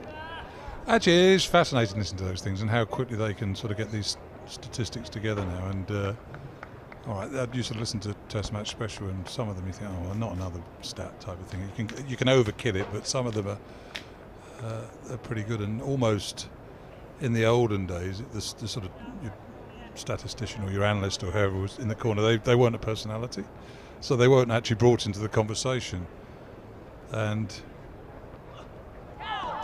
past the edge, and all they did was sort of obviously transfer the information to the commentator or the summariser, and therefore they look good rather than the person has actually sourced the information. So nowadays, with like Andy Zoltzman and Andrew there, they're the ones that quite rightly get the credit for finding out some of these stats, but some of them are a bit. The last time 2 threes in an oval run on a Tuesday at 3 o'clock when the sun was in a certain position, it's like, well, yeah, really. But certainly as a journalist, we when I was sort of doing the cricket correspondence job with the Independent, Derek Pringle, you wanted a killer stat, didn't you? A killer stat, that's what you wanted, something that was new and really sort of had, or you felt was a relevant figure. I always remember, was it Pat Nevin on the football? And obviously, like a few years ago now, and they were talking about sort of footballers and distance covered and how many sprints, and so all the information was just shot. Stephen, shot through extra cover. Again, I don't think it's going to go. It's a big boundary out there towards the grandstand, and a comfortable 3 runs to Eskenazi, who moves into double figures, so 11 to his name. Starting to feel a bit better about the world. 50 on the board as well at the end of the 12th. 50 for 1. And Pat Evans, sort of all of a sudden everybody's quoting, oh, Stephen Gerrard had run this and how many sprints and whatever. And he said it's interesting listening to all these stats about listening to people and how far they've covered and how fast they've run. He said, but it's amazing. I've found that you did not find a lot of space if you stood still at times and didn't do anything.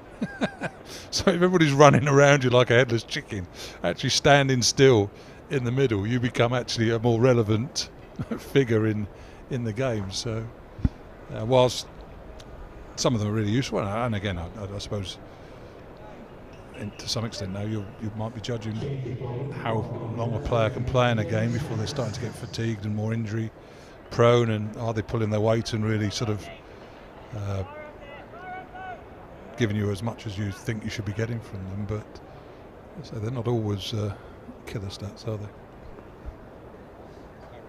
Harris on. Yeah.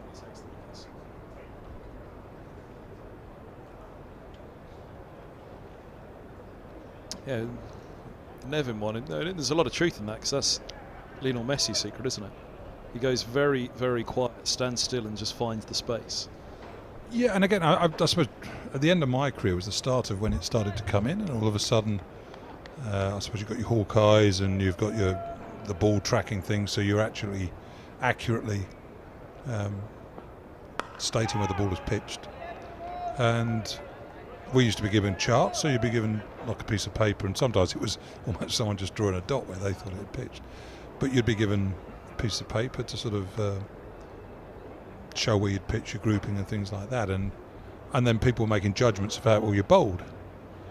And just like there was a famous Test match actually. It was at Old Trafford against South Africa. Gary Kirsten got a double 100. It's the one where I managed to bat out the last 3 or 4 overs, keeping Donald out for a draw. Oh, it nips back. It's up high up on the back hip. And South Africa got 500 for 5 or something like that, and sort of over 2 and a bit days. And they were saying, oh, you're not bowling particularly well, or something missing from your bowling, etc., etc., etc. So I got sort of 3 of the sheets. I said, right, well, that was my bowling at Manchester against South Africa. This was my bowling against South Africa at Edgbaston when I got 4 for 70 or something like that. And this was my bowling against West Indies when I got 8 for 53. Without there being a headline on it, right, you tell me which one I bowl best in. And everybody pointed to the 1 for 120 against South Africa at Old Trafford, because that was where you were actually grouping and your bunch and your consistency were at its highest. So I don't know what it says, but it sort of, you can, if it's your day, it's your day. And it's like James Harris, sort of the 9 for it was his day. He couldn't do any wrong, bowled beautifully. Edges were edged, catches were taken. Things happen when it's happening for you, don't they?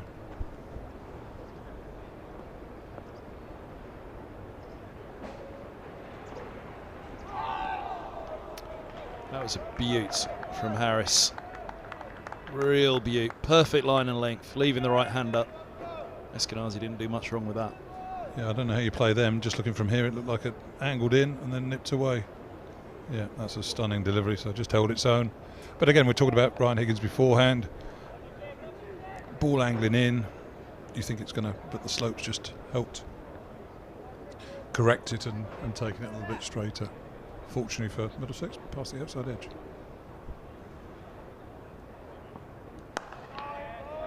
Bowled or played. Right in behind it, Eskenazi, 82.7. And that last one from Harris is the quickest on display so far today. 54 on. Bamba's settled in behind him, I'd say, as an average of the speeds we've seen from the radar today. 54 it is after 13.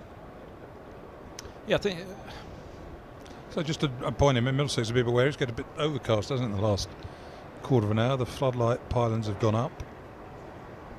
And the lights are starting to come on. So, again, what we were saying before, Middlesex lost a wicket. All of a sudden, Harris bowled a couple of good balls in that last over. Becoming overcast, lights on, it's going to be a bit more difficult for batting, you would imagine, for the remainder of the day.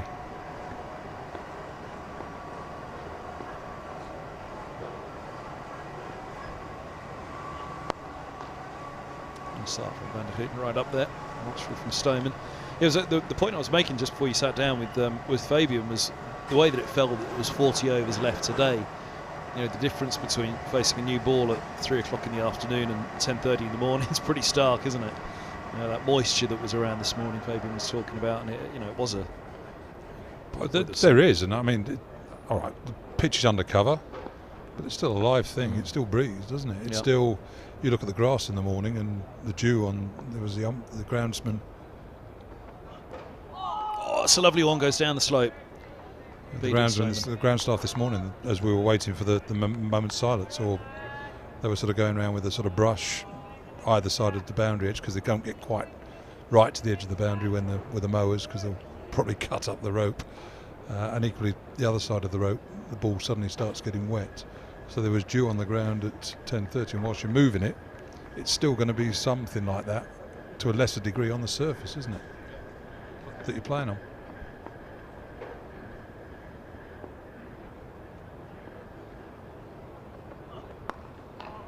Yes, well, saying to Fabian, this falls quite nicely for Middlesex if the sun stays out this evening. 41 overs of sunshine tonight, and then at 10:30 tomorrow, you're at least facing a ball that's 40 overs old to give you a chance. But actually, worst case scenario now is for Middlesex. They have 10 overs under the floodlights now, and face that ball at 10:30 tomorrow, 20 overs old. They've had a.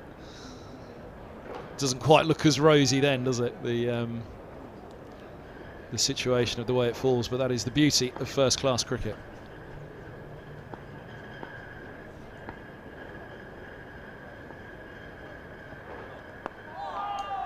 And it is one of the beauties. You're right. One of these uncontrollable things, and it's. I suppose when you're not getting into a sort of anti-T20, etc., but those games happen so quickly. Overhead conditions, do they make any real difference? No. All right, rain can come along and either hamper a chase or help a chase. Sometimes, depending on how Duckworth-Lewis judges you to be, but in a 4-day game, things can change quite quickly. So what looked rosy can suddenly change because these games do last time, don't they? I always find that this is when I'm trying to explain Test cricket to non-cricket fans. This is why it's called Test cricket, for exactly the situation that Middlesex face here. 8 overs in, sun was out at Lords. It looks a different games 10:30 this morning. Potential. If the sun stays out today, this could work quite nicely. 10:30 tomorrow won't be quite as threatening against a 40 over old ball, but look at it now. Real opportunity. Floodlights on here for Glamorgan. That won't be lost to them. And this man walking up to bowl the 15th over, James Harris, is going to drop his knife for him to have a look at those wickets. A few other W's in there as well that day. Picked up the knife and stunning display. Yeah, it is, and when James got it right, it was almost one of those bowlers where the ball seemed to gain pace off the pitch. When he was sort of at his best, it sort of zoomed in, didn't it, on that front pad, and hit it very hard. I remember Andrew Strauss making the comment on record that when Harris arrived at Middlesex, he reminded him of a young Jimmy Anderson. And that was the potential that Middlesex hoped that they was, of course, signing, and of course that England hoped Harris had. This feels like a big moment for him in the match. Yeah, and again, just go back to James. I mean, he had 2 Player of the Player of the Year seasons with Middlesex, where he was head and shoulders above everybody else, and that was including your Murtaghs and Roland Jones when they were in good shape too. So there's always been the huge potential there.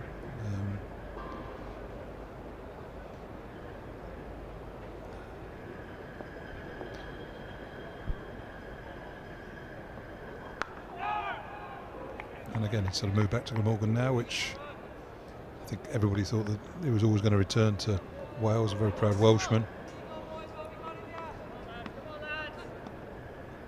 Well settled in there and looking forward to get more involved in Glamorgan cricket as it moves forward. Is that Mark Stoneman caught at slip-off? He was Harris's second wicket that day. Just having a look. I haven't drawn up the scorecard, but actually the 9 wickets are on the Middlesex YouTube channel. He just put it in.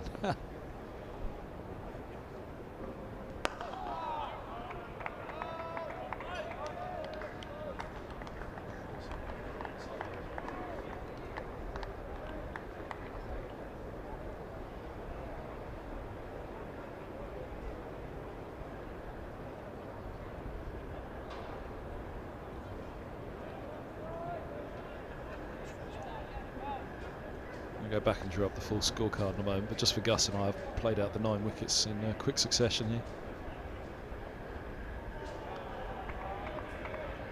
Because the memory does play tricks, doesn't it?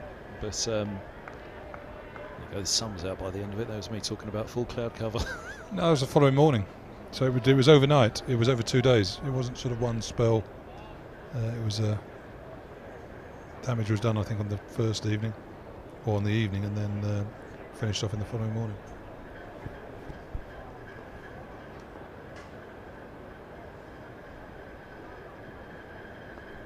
Here's the test of the memory then. At what point did Finn take the wicket?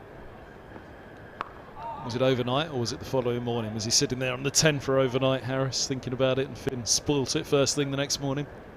I'll get the scorecard up now, have a look. I'd say it was about 6th or 7th. 7th maybe? I'd a guess.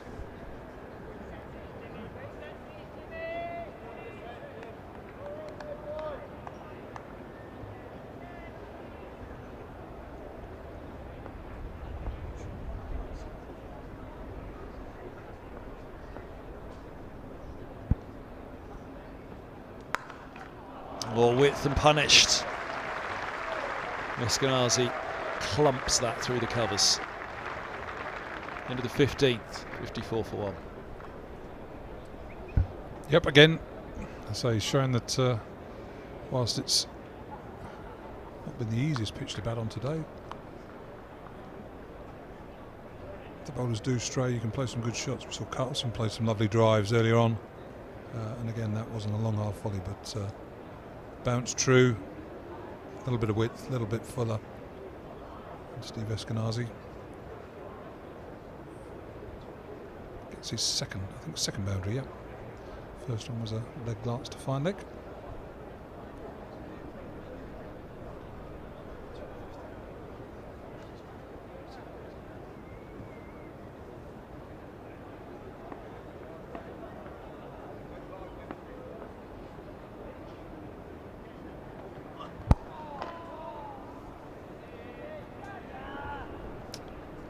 This Finn picked up Usman Arshad, who was the 8th to go, 47 for 8 at that point. Mark Stoneman caught Voges off Harris, 11. Was that the one you were talking about? Yeah, that was a sharp one, yeah. Keaton Jennings caught Balbirnie, the sub, for Noughts. Borthwick, it wasn't a bad top 3, was it? Borthwick caught 14. Caught Voges for 14. Michael Richardson was a good player too. Bowled for 10.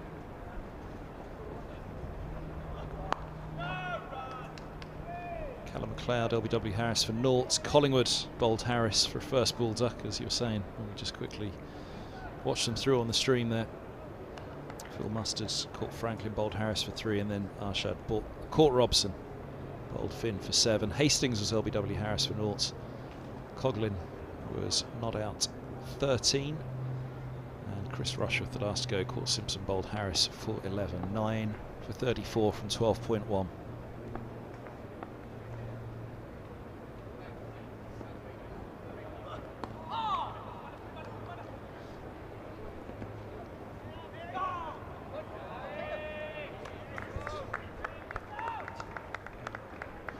2 down on that third evening, then 24 for 2.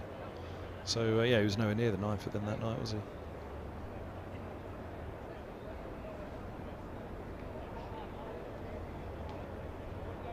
It was one of those games where, I mean, high scoring first innings. So Middlesex scored 463, then Dom 294, then Middlesex bowled over 89. I just remember not being best pleased with that batting display. And Murtagh slogged a couple, I think, right at the end, didn't he? Yeah, so we were 50 for 9. Murtagh slogged 22 or 14 balls. Finney got 15, so the last wicket partnership almost doubled our score. And thinking, no, we'll let them back in here, and then bang, bang, James Harris did the rest. This is like his press conference for Ireland, wasn't it, after he scored his 50? My door's open for any of the batters tonight that need any tips.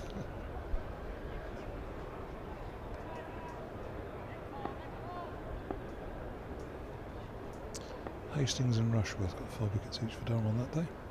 Second innings. Hastings, he was a grizzly old Australian bowler, wasn't he? Big man, yeah, strong hitter. Sort of aggressive, not quick, but aggressive right arm, medium fast bowler. Was it nasty, wasn't he? A hulking all-rounder, he's described as by. Played one He's a good test cricketer, in actually. He 9 developed years. for Durham when he was over here. Yeah.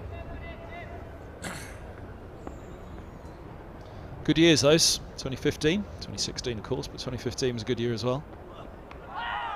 Middlesex finishing second to Yorkshire that year. Into the 16th, 56 for 1. 2014 had started well actually as well, hadn't it? It tailed off to what was the Battle of Old Trafford at the end when Harris and Murtagh saved the draw. Had some fine work by Morgan as well. Batted a long time to help save that draw on the final day, and it sent Lancashire down.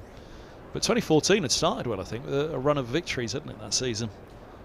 Which then tailed away. And then 2015 as well went well, but Yorkshire stormed away with the title. They were going for the treble in 2016 until Middlesex. What match was it for you in 2016? The easy one to say is Scarborough, that it was Scarborough when Roland Jones and Murtagh thumped it all around Scarborough and then came out and bowled them out. First innings defeat for Yorkshire in their 150-year history at Scarborough. Was Scarborough after Taunton? That's a good question. Or before? I remember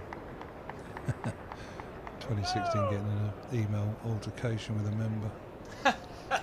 Which is why you say never do social media.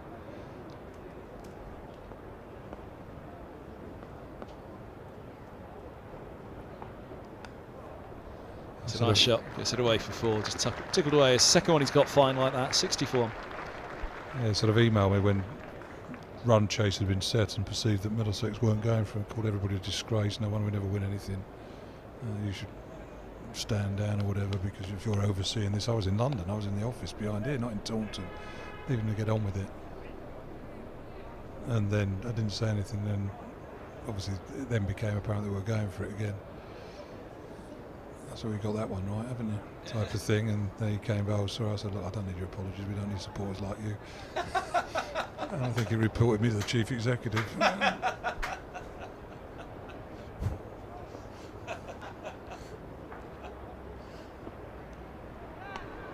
Oh, that's nicely bowled again by Harris. Eskenazi with a big stride in, smile on the face, shake of the head.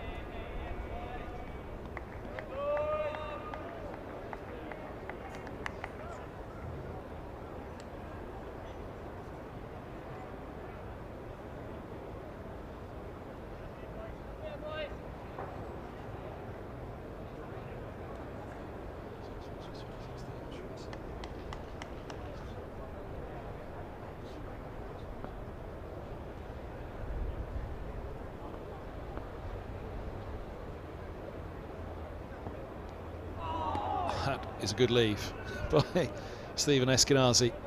He's got a smile on his face. So's Harris. There have been a lot of good leaves, haven't they, from this end? Murtagh sort of had his head in his hands a couple of times. Ryan Higgins, 2. Bowlers sort of from the nursery end pushing it up the slope. Can't help but feel sometimes someone's going to lose an off stump during the course of this game. And I hope it's not in the next 5 minutes.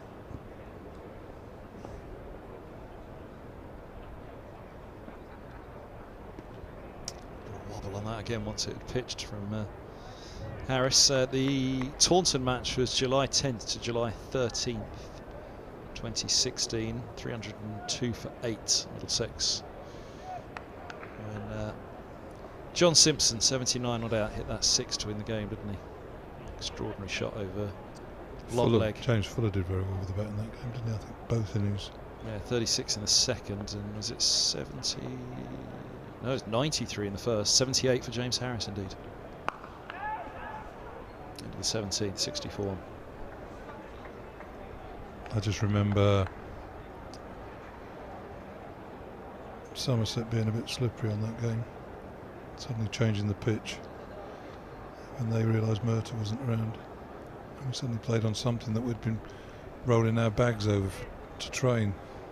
I was sat next to you just after you heard the news, and I'd lose my broadcasting career in an instant if I could say what you said. No, I was pretty angry with that. It was like a piece of outfield. I mean, it played well, but it had the line in the middle was the gang cutter, not the lawnmower for the grass. Was about 1.5 inches long. Anyway, moving on. I remember it was said to me early on that first morning, they've made a big mistake though, because this is a perfect pitch for Harry Podmore. Oh, it's flashed hard in the air from Stoneman, back at a point. Straight a deep third, he picks up the boundary. Yeah, Mark Stoneman started quickly, didn't he? Played some lovely shots to get Middlesex off to a good start. Van der Gooten sort of tied him down in the last few overs, so happy to get one away, get the scoreboard moving again. He's had to sort of play a largely defensive role, while Eskinazi scored a bit more freely up the other end.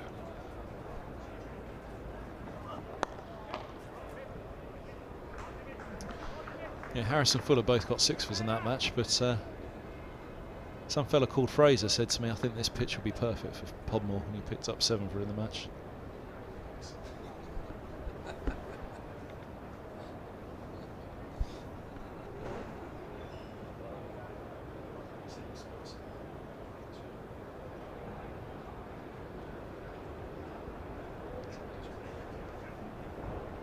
So that was July 10th to 13th was the Taunton match.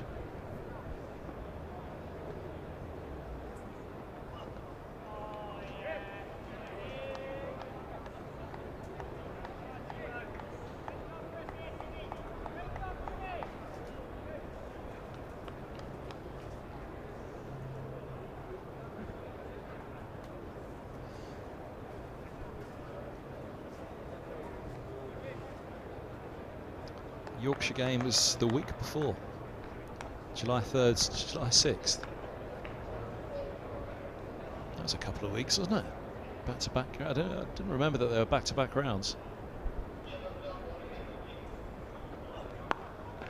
I reckon for about 3 or 4 years, just had some of the best games of first class cricket you could imagine against Yorkshire, year after year after year. They beat us a couple of times. I remember at Scarborough, I think Adil Rashid got wickets, John Simpson got a great 100 there.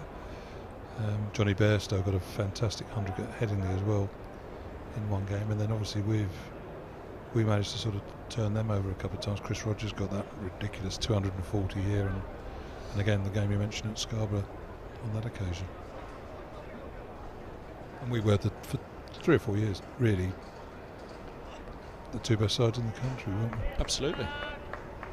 That was an outstanding few years for county cricket, that. Somerset were tucked in behind, weren't they? Yeah. Surrey weren't bad. Bailey had to win that game for Middlesex. It was a draw. It was a draw. Was it draw? You got a century, didn't he? Yeah, and Franklin saved the game.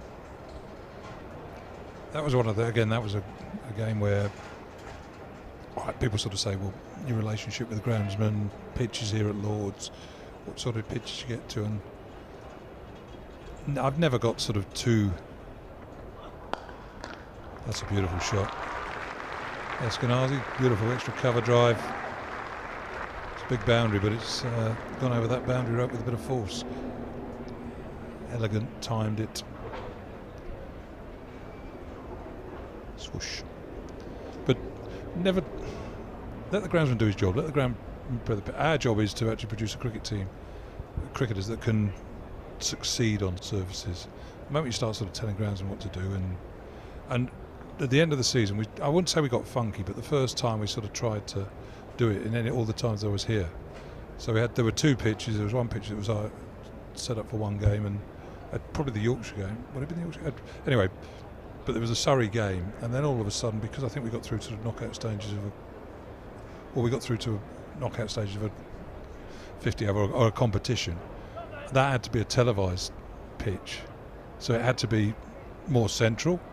So it completely messed up which pitches we're playing on. We had to play the game that we thought we were playing Surrey on in the one day game, and then we went to another used pitch, which was a spinning pitch, and they had Ansari and Batty. So all your sort of funkiness could have killed you really, because you're trying to be cute and do this and that and get a certain type of surface, and it completely backfired just because of something out of your control that took place. And I remember Justin Langer, he used to say, you get funky, you die.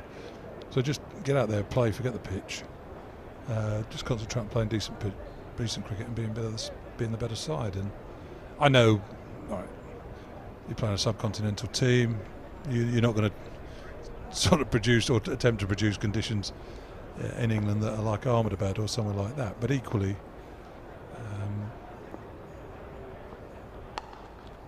sort of produce services that reward good cricket. I mean, pitches are so important. I sort of think, I mean, again, when people were talking about state of English cricket last winter, having lost the Ashes and lost in the West Indies, and what can we do, and let's play on some good pitches, because good pitches allow the best players in the world, or the best players you've got, to show what they've got more consistently. And 1, you'll find out who the better players are. 2, you'll entertain the people that watch the game better.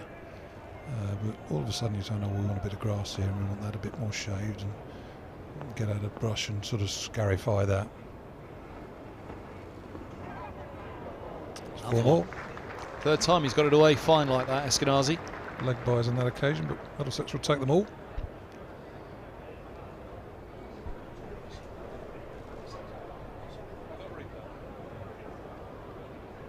Look at the replay on it. Felt like he stepped a long way across on it. Well, Steve Eskenazi, I haven't looked at his career stats, but I imagine he does. LBW's but that's, well, it's high and going down the leg side, so it's fine.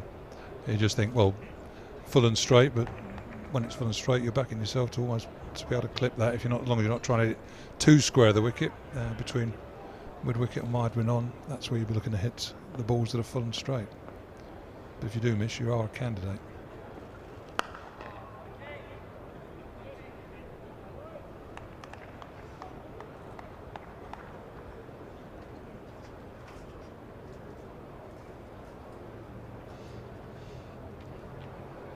Looking at Patel, he's sort of, I don't know whether he's warming up, but he might have a role to play here.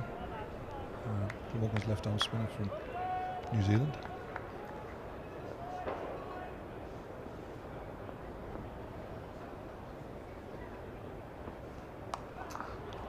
Short stuff from Harris. Wristy roll from Eskenazi. Actually, that was the shot that was almost, or that was indeed his downfall at Taunton when he was going for the 4th century in a row. He hit 3 in a row. There was the conversation at the end of that one that was it 3 outgrounds, wasn't it? Was it 3 outgrounds for the century? Certainly 2 outgrounds. Was it Durham, Chesley Street, a pretty bowler-friendly surface, and 2 outgrounds, and he's hit 3 centuries. He goes to a road at Taunton and said, "This is where the run's going to end. Good track, and I'm not going to do it." He just dragged one on, playing exactly that shot that he did. It was almost a nonchalant roll of the wrists from out. He was seeing it so big and playing so well. A nonchalant roll of the wrist, looking to turn it around the corner short from outside off. I think we are going to see a bit first overs of spin today. 12th man coming on the field for Glamorgan with a couple of helmets, so looks like they're going to put a couple of players around the bat, and it will be interesting to see how this service behaves. Middlesex went into this game, yes, Luke Homan is the spin option, but with 4 seamers. Glamorgan, 3 strong recognised seamers. Lloyd bowls some reasonable medium pace, but Patel will have some work to do here.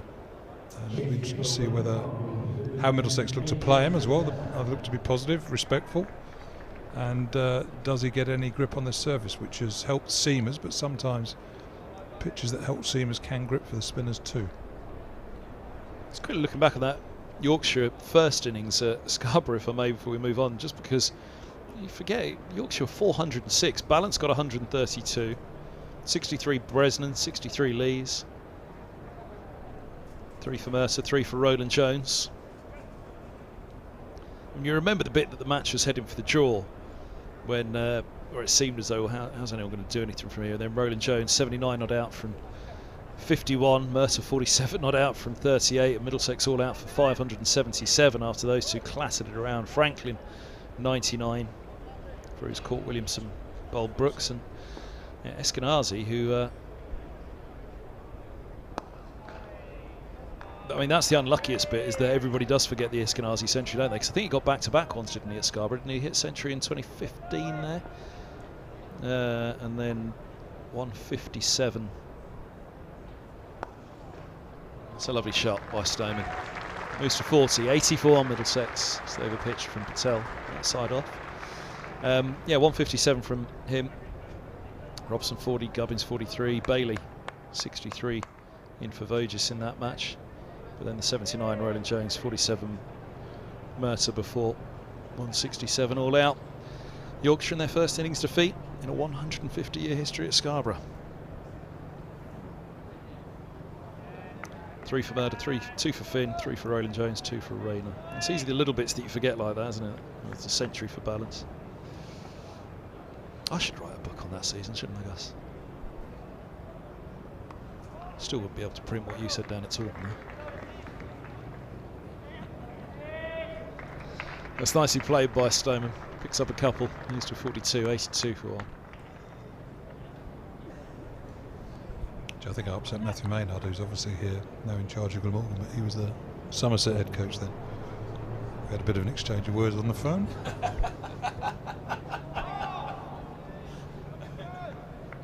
We need to see this book one day, Gus, we really do.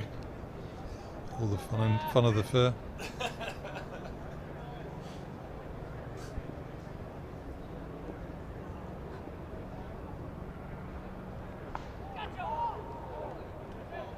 End of the 20th.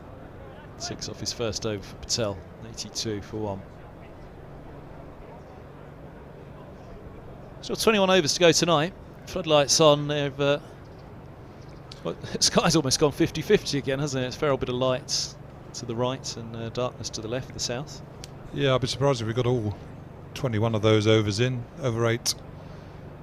Although Middlesex weren't. There wasn't a red number on the board. I think it was green, or if not green, neutral. So the seamers got through overs at a good rate. But you take 10 wickets, I mean, that's 20 minutes of time, which you get. There's been a few little delays for bits and pieces, and all of a sudden you get to 6 o'clock and start at 10:30. That's your 6.5 hours of cricket, and it's starting to get a bit darker, isn't it? Start 7.5 hours, isn't it?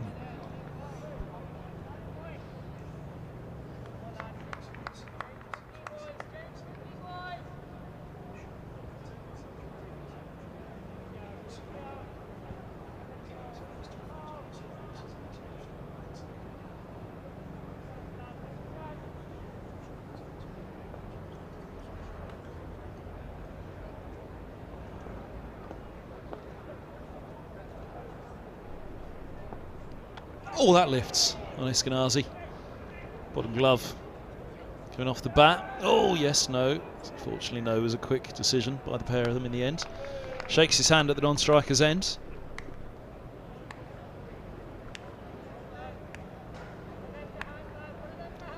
Wasn't particularly as such the bounce, it was more the seam movement, wasn't it, that did for him there?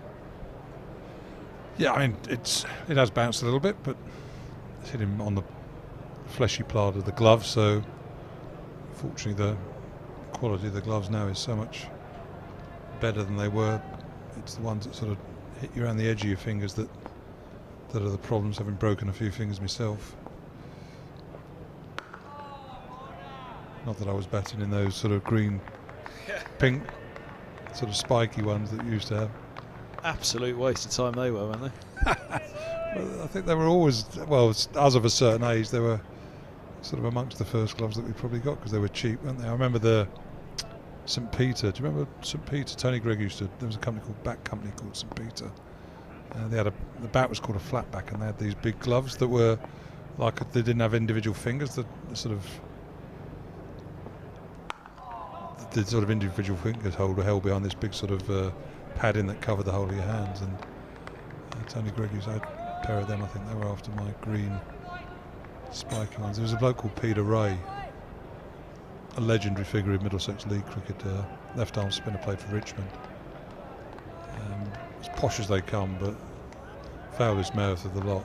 And he was just used to swear in a very sort of posh way. And he was just a magnificent character. I mean, so many hilarious stories of his sort of things he said and behaviour and stuff like that. But he had sort of long wispy hair, and he used to use those green pimple gloves to comb his hair when he was batting. He used to stand there in the middle. He was a number 10 or 11. He used to sort of he used to brush his hair with them. What is that there in the middle?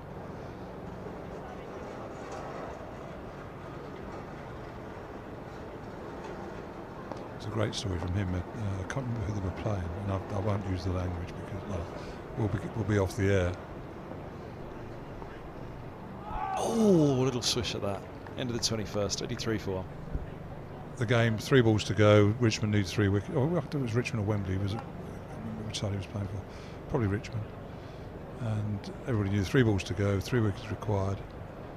He gets a wicket. The next batsman comes out, sort of thinking, there's no way we're going to lose this, whatever. And sort of in a slightly arrogant way, sort of, how many balls left, please, umpire? Before the umpire could say anything, 1 for you, this is Peter Ray, 1 for you and 1 for the next so and so, and he got hat trick. Won the game with that trick.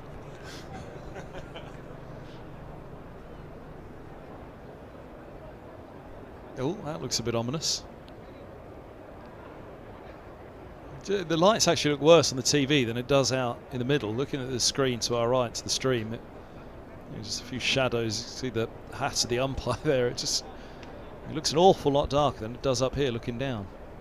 Again, looking at Eskinazi there.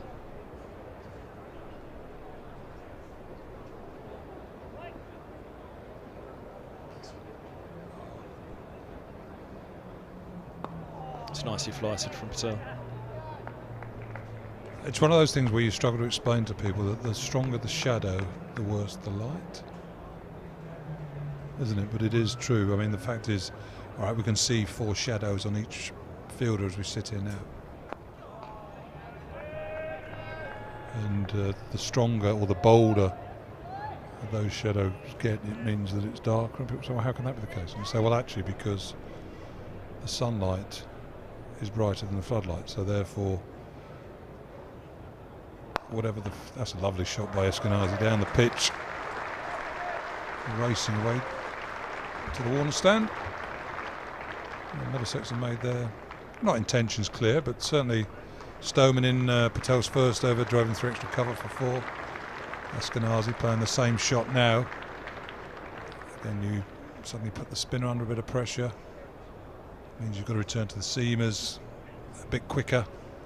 Seamers start to tire, so it's a clear positive tactic that teams use, but equally not going to be losing a wicket against spin on a day that's been dominated by seam. And I suppose, just going back to the light, I mean, David Milnes, we were looking at the umpire, they'll take a reading, won't they? And that'll be the reading that they then use for the rest of the match. So if the light is believed to be below a certain level and they'll take a reading, then they'll have to do that each evening and come off, I suppose, in a similar way to the Test match last night, which frustratingly for a lot of people didn't reach its conclusion.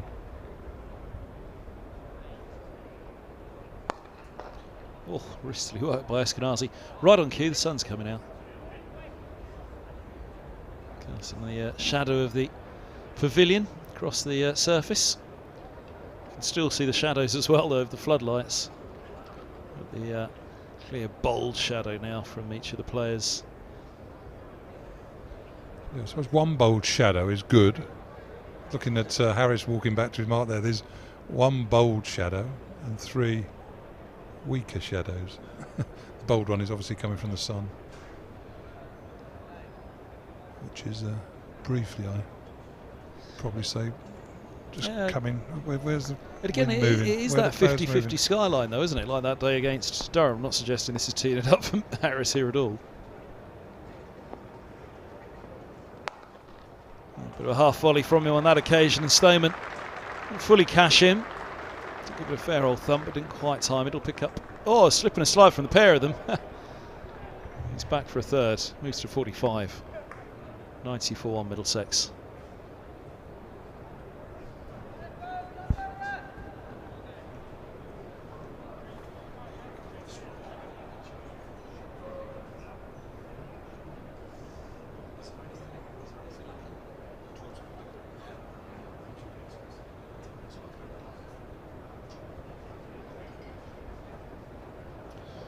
Funnily enough, that's the slightly brighter side of the ground, which you can see away to the right of the grandstand there. Doesn't look too promising. What does it look like over our head, where we clearly can't see from... yeah, it's all pretty filled in behind us, but from the other side, which you'll see in a moment. Oh, it's a nice pace and bounce again from Harris there, isn't it? Yeah, you can just see a little bit of brightness there, but darker stuff away over the back of old Father Time as well. It's not until you get round over the back of the pavilion, which we'll bring you in a moment, that shot, where the lighter stuff is, but pretty much everything you've seen is why we're worrying about the end being nigh for today at Lord's. But it is beautiful sunshine, as you can see at the moment.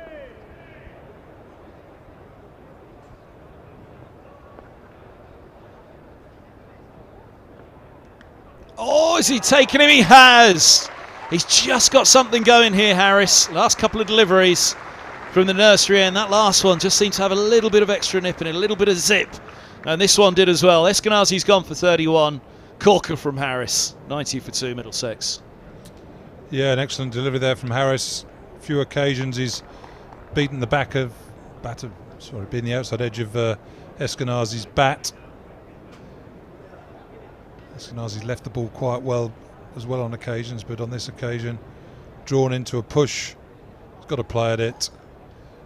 I suppose, could you argue, he's come across the ball slightly, the angle of the bat, which sort of almost accentuates the little bit of movement. So again, reward there for bowling a disciplined line and length.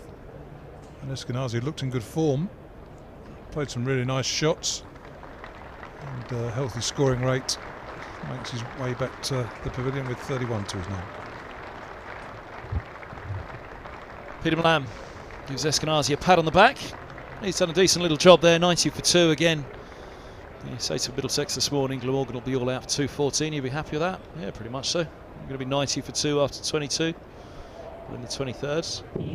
It's a solid start for Middlesex, but it started as all it is still at the moment. Stoneman on 45, and well, here comes the man who averages 48 in first-class cricket, Peter Malam. So the big wickets, the third of the test batters that Middlesex have in the top 4. And the 23rd over, he's getting a fair old talking through from Stoneman of what the ball's doing off the surface here. Again, it almost seems like the sun or the clouds are sort of moving, fortunately for everybody watching, sort of from right to left as we look here. So the sun is coming through rather than getting hidden. You'd have wondered if it was moving the other day, whether a night watchman may well have come out, because you think, well, how much time are we going to have left today? There it is, that 50-50 skyline that we've been talking about for a while. Fortunately, if it's going to go one way or the other at the moment, there's even more blue sky behind. And that sun's drifting away, as Gus said, if you look at the screen there from right to left, which is the way we were looking as well. Might just get another hour or so here. Could be a big hour for the match. Harris looks as though he's found a bit of a groove. Lands solidly in behind, right in behind his first ball. Pretty much on the spot again from Harris. Close to that line of length that got Eskenazi. Yep, 6th over of Harris's spell, so he bowled 3 from the pavilion end for 13, I think it was. So he's bowled 6 overs, 1 for 15 from the nursery end, which again was the end he, I'd say, bowled the majority of his overs at for Middlesex. And I think it was the end, I remember it was at this end that he got a 5 for Glamorgan. When he was about 18, played here as a youngster, one of his first early games, and he got a 5 here against Middlesex. He was 16, wasn't he, when he got that first 5 for, not against Middlesex, just the first 5 for Glamorgan. Still doing his GCSEs, I remember it making the paper and I was all reading about it the next morning. Raining out there at the moment, apparently. Well, let's have a look at the, yeah, you can see it looking at the dark spots around the ground now. Bit of rain falling. Sun's out, rain's falling. Welcome to September. Looking at David Milnes, the umpire, giving, well, that's Ryan, number 2, ground staff. That's only a little bit of movement. He's struggling to get the hover cover out on his own. Need a bit of help. The umpires were almost like, do we go to and have a chat, but they've decided not to, so. Tough with the sunshine to take them off, isn't it? Even though it is raining, because they'll have had an eye on this skyline as well, the way it's drifting across. It's raining, but it can't be raining heavily. I mean, there's no umbrellas up. People haven't moved for cover. They're still sat out there in the open air. As you said, it's quite warm out there, isn't it? So it's probably a welcome It relief. is remarkably warm, actually. In this air-conditioned room here, you think, oh, it's quite a cool sort of September day. I think we did one of the heat wave days together up here, didn't we? And everybody was complaining about the heat. We had the air conditioner on, and you kind of got out of the lift at the end of the day, and poof, the heat hit you. It was like an oven, wasn't it? It's very close out there.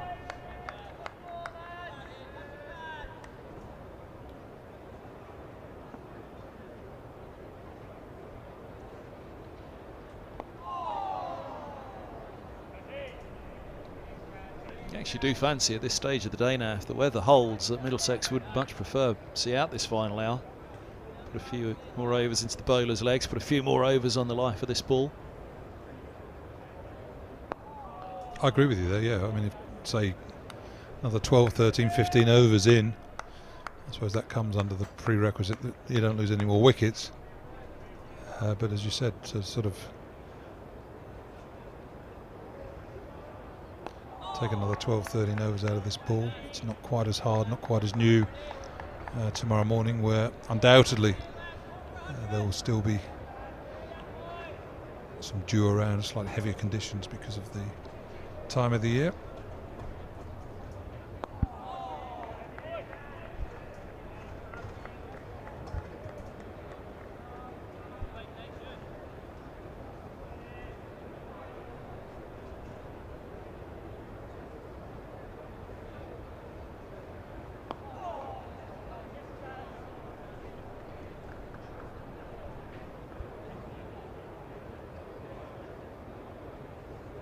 One thing about sort of bowling, I say, looking at Patel there, and the one ball that he dragged down that Stoneman cut to deep back point for a single. Pretty good over, quick through the overs. James Harris, you don't get much rest as a bowler, especially when it's sort of hot, muggy now. Just catching your breath and trying to get yourself up for the next over, which could be your last, but you could do with a bit more than a minute and a half or whatever it takes Patel to bowl those 6 deliveries. As I said before, Harris is one of the fitter cricketers around. Loves his cycling. That's a nice leave. I did some cycling the other day. Got a cyclathon, Brands Hatch. Is it? Yeah, Why? because I was invited to. And I do quite a bit of, even though it might not look like it, I do quite a bit of cycling, so... I should do more of it. I do enjoy it. It's one of those things you don't really do it for a while, and then you do it and you realise how much fun it actually was. Well, we say we were at Brands Hatch, and it was a 12-hour cyclathon, so in a team, and you sort of have to have one person out on the track at every moment, relays. Stoven pulled that for one. Victor Abugu, the former England rugby player, it's sort of his day there. It's hilly, Brands Hatch, I can tell you. It's very hilly. The first hill. So there's this pitch, you go out, sweep to your right, quite a steep downhill, you start going uphill and you think, well, that's going to take me quite a way up there. All of a sudden it's like a bit Velcro. And you stop moving, and there's this time king of the hill type of thing. Shot. There's no run. King of the hill. And I'm up there in gear 1-1, absolutely crawling up. Probably took me a minute to sort of do this hill. Kenny, is it? What's the cyclist? 1 gold medals. Yeah, that's it, Kenny, isn't it? He holds the record for it. Guess how quick? 12 seconds. 8 seconds. Took me, I think my quickest might have been 53 seconds. 8 seconds. Oh, inside edge and played on. Milan's gone for a duck. 92 for 3. And Harris just has a little bit of a roll going from the nursery end here for Glamorgan. He's picked up Eskenazi, and he's picked up the big wicket of Milan as well, the overseas for Middlesex. Still an hour to go, 17 overs to be bowled here at Lord's on day 1. 13th wicket of the day falls. That didn't look a great shot there by Peter Milan. Short of a length outside off stump. Cut it back inside edge onto leg stump. So again, Harris, who has bowled well, created some sort of doubt amongst the Middlesex batsmen. Maybe would have been his last over. Seeing him off and seeing what would come next. But say 2 big wickets there for James Harris. Back at Lord's. Eskenazi caught behind. Peter Milan dragged onto his leg stump. So scoreboard looks a bit different, doesn't it? 90 for 1, 92 for 3. Well, you never take anything for granted when you follow Middlesex. And Max Holden, Middlesex batsman, on his way to the middle.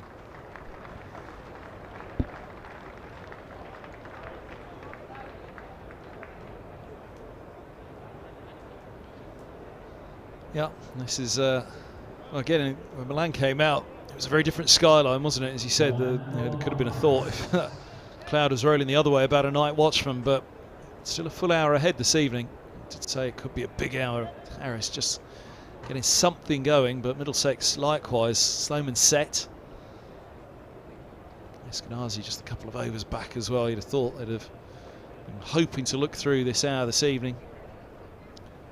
But it's interesting, we were talking about the conditions potentially becoming more bowler friendly with the overhead conditions, floodlights on. It's actually the sun has come out and the wickets have been taken, so it's not a question of the conditions suddenly turning around and helping Glamorgan. It's just one good bit of bowling, which was the wicket of Eskenazi, and then a bit of fortune and a say-so shot. And Harris has got another. Oh, Holden's gone now. And a punch of the air from Harris, a third from the nursery end for James Harris, 92 for 4. Holden goes for a first ball duck. Harris is on a hat-trick on his return to Lord's. He is. Good line and length. Nervous prod by Holden. And a good catch taken low. Second or third slip by Sam Northeast. So, yes, Glamorgan well back in this game. Middlesex supporters probably sitting there 90 for 1. Thinking we're in a good position here. How quickly can things change? It wasn't a bad ball first up, was it? For Holden to receive. Top of off, challenged. Harris getting a little bit going on. Here's the angle. A little bit of movement back in on that, and Holden was concerned. Perhaps could have left it. But a good ball to get first up, and Harris switches to the nursery end and takes 3 wickets. Which end do you take the wickets from, Harry? Always felt as though he was more in the game at the nursery end. Just seemed to suit his game so much more. John Simpson is the man who comes out. Many a heroic effort with Harris in a partnership with the bat for Middlesex, the pair of them down the order over the years. Nearly drops the bat on his way out. That's hopefully not a sign, as he'll face the hat-trick ball now against his old mate.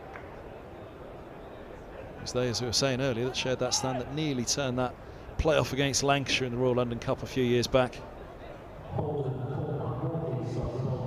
But he's just settled into a groove at the end of this spell, which is now, what, in its 7th over. And he'll be tempted to keep going, won't he? When it's running in your favour, it gives you that extra bit of energy. See, a 4th slip's been brought in here by Glamorgan. Harris going to stay over the wicket, come round the wicket. He stayed over the wicket to Holden and found the outside edge. John Simpson. You said he's been in excellent form this year, but can look a bit wafty at the start of an innings. So the hat-trick ball. How's the 100 disturbed his form? It's been a cracking year for Simpson. This is a big wicket. This is the hat-trick ball for Harris. Bowls full straight and Simpson keeps him out. 92 for 4. End of the 25th. A sigh of relief from a Middlesex perspective around the ground, but that man, James Harris, 2 in the over, 3 in this spell from the nursery end, and he's just brought Glamorgan back into this. 214 all out, but 92 for 4. Glamorgan will feel that if there is to be a first innings advantage for Middlesex, it's something that they can perhaps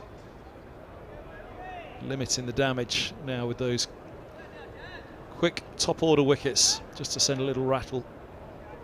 Eskenazi, Milan and Hold'em, and just a job to do now. Different complexion, different perspective really on this final 16 overs tonight. It's crucial, Mark Stone. It is. It's changed the complexion of the game completely. You're talking about sort of Middlesex going past Glamorgan, 122 runs behind as we sit here now. It's another 35, 40 overs of cricket. So Glamorgan well in this match, and that's without Glamorgan creating a chance or two. So yeah, an excellent spell by James Harris. And Middlesex wobbling. It's 48 for 4. And Glamorgan were in trouble in their first innings. On 60 for 8 before this man Patel led something of a comeback.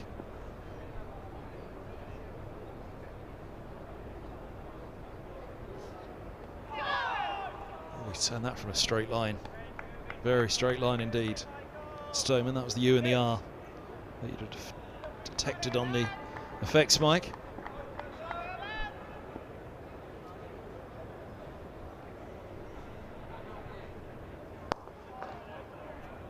Nice shot. Got fingertip to it. Patel take the single, moves to 48. 93 for 4.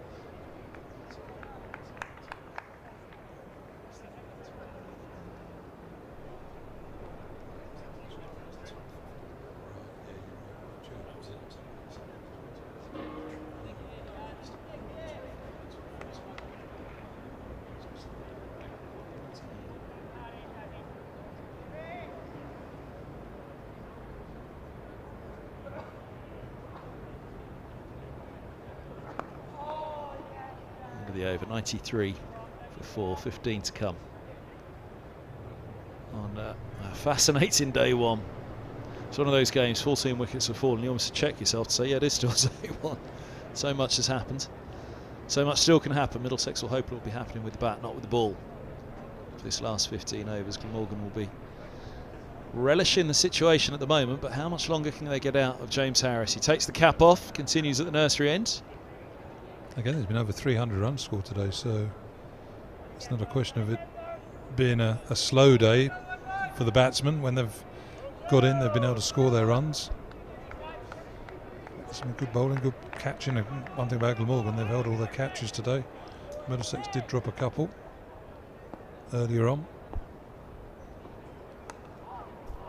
Onto the legs first up to Stoneman. There's his 50. Clipped away. Yeah, it's a fine leg. Long leg won't get there. He raises the bat to the pavilion. 52 from 108 minutes. 78 balls and 8 fours. Valuable 50 from the Middlesex left-hander. Opening the batting, brought in, giving Chris Rogers a mention, brought in almost in that Rogers role, just to give that little bit of assuredness at the top, a little bit of leadership, and that's what he's doing. What was a solid enough start, but under pressure now from this man Harris. And cut away. Long boundary up the hill. They'll pick up a couple. Middlesex 99 for 4. Again, one of the dynamics in these sort of situations, how a dressing room suddenly changes as well. And you've had the Middlesex dressing room 90 for 1. Laughter. Sort of people messing around, being silly so-and-sos. General, isn't life good? And then bang, bang, bang, and it's quiet. And everybody's becomes very deep and thoughtful. And it's sort of fascinating how sort of environments can change that quickly. And short and lofted for 6. What a shot that is from Stoneman. 100 up for Middlesex, 105 for 4. Stoneman's on to 60. A little bit of a worry there for a moment, I think. James Harris is looking at his body language. I thought he thought that might be going down deep square leg's throat. But Stoneman got good enough contact on there to get it sort of 5 or 10. Well, did he get a hand to it? He did. He tipped it over the bar. I mean, a hand to it in the sense that he was never going to take it. It was almost a keeper diving back, and I hate the football analogy, but it was a keeper diving back and just fingertips it over the bar at the last minute. So he was never going to catch it for one, and so he wasn't going to catch it and throw it back into play either because he was diving so far backwards. But it's a nice shot for the camera person. That's a nice shot down the ground as well for Stoneman. Mid-off, quite advanced and wide. It's not quite going to go. I'll get 3 more. 108 for 4. And Stoneman would particularly say he's counter-attacking. He's playing what's in front of him. Every ball that he's hit so far, he's played on merit, hasn't he? He has, yeah. Leg glance, so Harris got a bit straight. Short outside off stump, cut it for 2. Short ball, pulled it, and then just pushed that through mid-off. So, yeah, no over aggression from Stoneman. And that pull shot as well for 6, it's very much his shot, isn't it? If there's anything short, he'll pick it up early and it'll go. It is. It's one of he gets out to it a few times when he sort of doesn't quite get it right, but it is a very strong scoring shot. Discussing it earlier, I think it was Fabian was on alongside me at the time that, I don't know, we were pondering it somewhere else at an away game. I think it was it born out of his early Durham days on a sometimes spicy or tricky wicket at Chestley Street. A shot that he really can back, as if a bowler drops even fractionally short, he had made the decision to go after it. It may have been up at Chestley Street actually, maybe it was his old mate up there who was on mic with us. He and Borthwick got big hundreds against us one game up there, didn't they, where we put them in. And again, that's a good shot there by John Simpson down the ground, just lent on that. It's definitely going to be 2. I think Simpson will be looking to come back for the 3rd as it's off his bat. And James Harris, after a couple of magnificent overs there where he picked up 3 wickets, suddenly gone for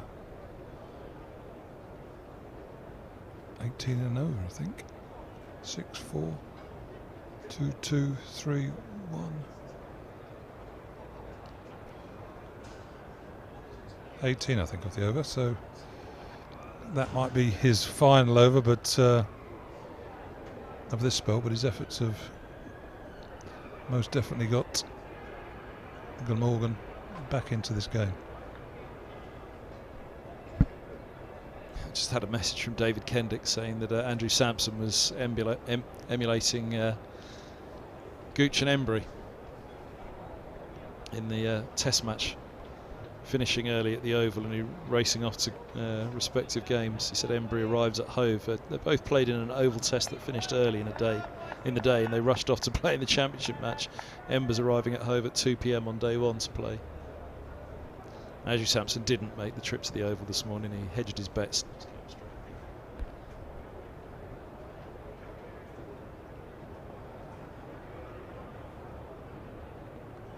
When did they stop doing that? Because I remember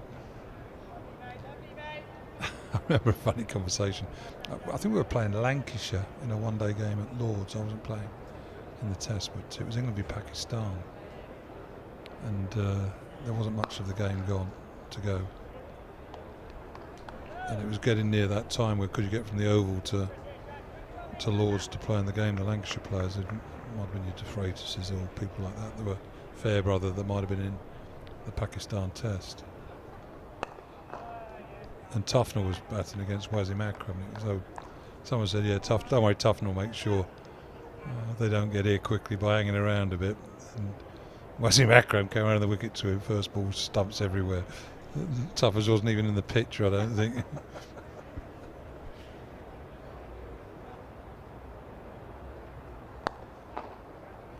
But I don't think they did play, actually. I think it was almost around that era there. That would have been in early 90s. I think you're going to play in 2 games of cricket on the same day.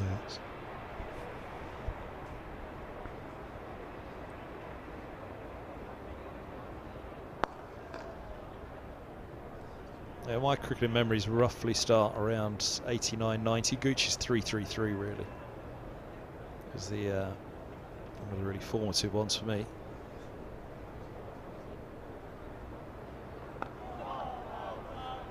The 28th, 111 for one, and certainly around that time, you still remember watching the games on terrestrial TV, and there's the lights going off. Look at that. It's unheard of, isn't it?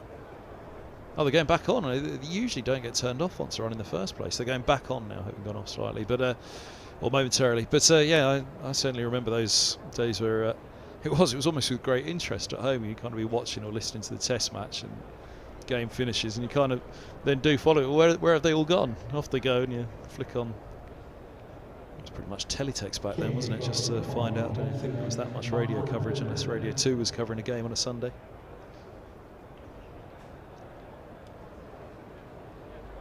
So yeah, certainly early 90s it was still happening.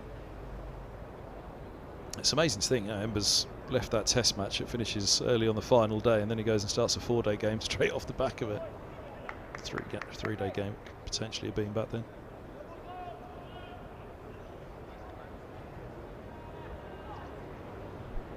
On 11 for 4 here. Stoneman 63. Benchmark of this innings at the moment. Oh, Hogan! Big appeal goes up. Nothing doing. I was just about to say, if I'd have had time before his run-up was complete, Hogan gave Stoneman a really tricky time at the start. And look at this for a first ball.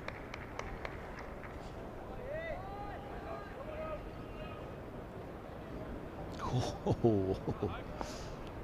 It's a long way outside off in the end. It would have not come back to hit the off stump at all, but excitement for Hogan with that first delivery.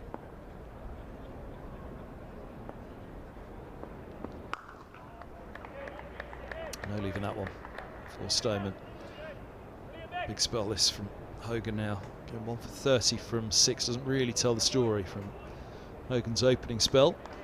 Carried a lot of threat all the way through. Carried the most threat really of the Glamorgan bowlers up until that Harris burst. So now going back to the old fella down here. What can he produce at the end?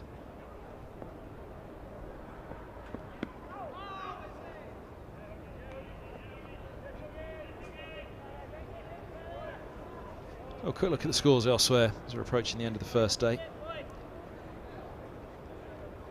See how those games are progressing, of course. This has massive relevance for both of these teams in Division 2 in the promotion race. Rain delay at Northamptonshire, 249 for 4 Northants, having been put in by Surrey. Gay with 145 at the top. Keogh not out on 75. Vasconcelos with him now.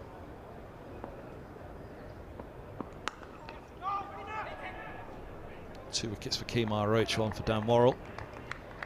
At Somerset are 175 for 8 at Edgbaston. 59 from Lewis Gregory holding that innings together. Sajid with him on 25. They were 140 for 8. 4 for Siraj, 2 for Brooks, 1 apiece for Yadav and Hannon and Dalby. And Yorkshire 134 all out at the close on day 1 against Essex. Headingley.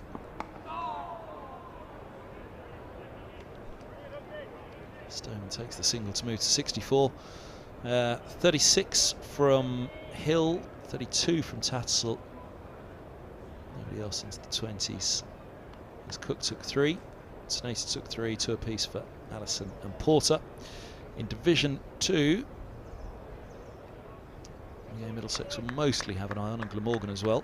Sussex all out for 220 at Hove today, having elected to bat. They were 15 for 4, 23 for 5. The over here, 29 gone, 112 for 4. But recovering to 220 all out with 51 Hudson Prentice, 54 Coles and 58 Carson. 4 for Leach, 3 for Gibbon, 2 for Pennington. And Worcestershire in reply are 77 without loss. Pollock 32, Libby 36. Hopefully in partnership, Middlesex won't be remembering fondly from their match at Merchant Taylor School when Pollock clumped the ball all around northward to set up a unlikely victory for Worcestershire, a fine victory for sure. Those are the scores.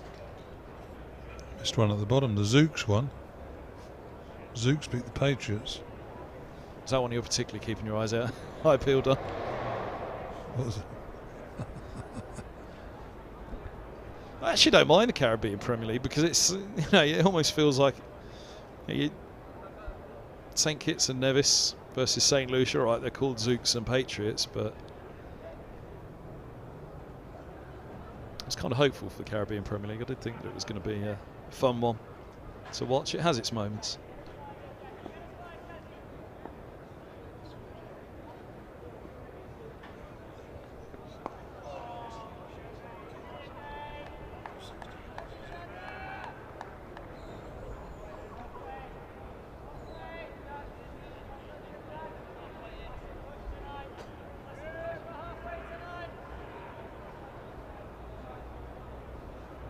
That's interesting. Faf du Plessis 60 for the Zooks. South Africa could have done with him. The Oval. It's not a bad fella out there, averaging 48 at the moment. Andrew Sampson earlier, he said he fancies his brother's even better, and he's not in the side at the moment either.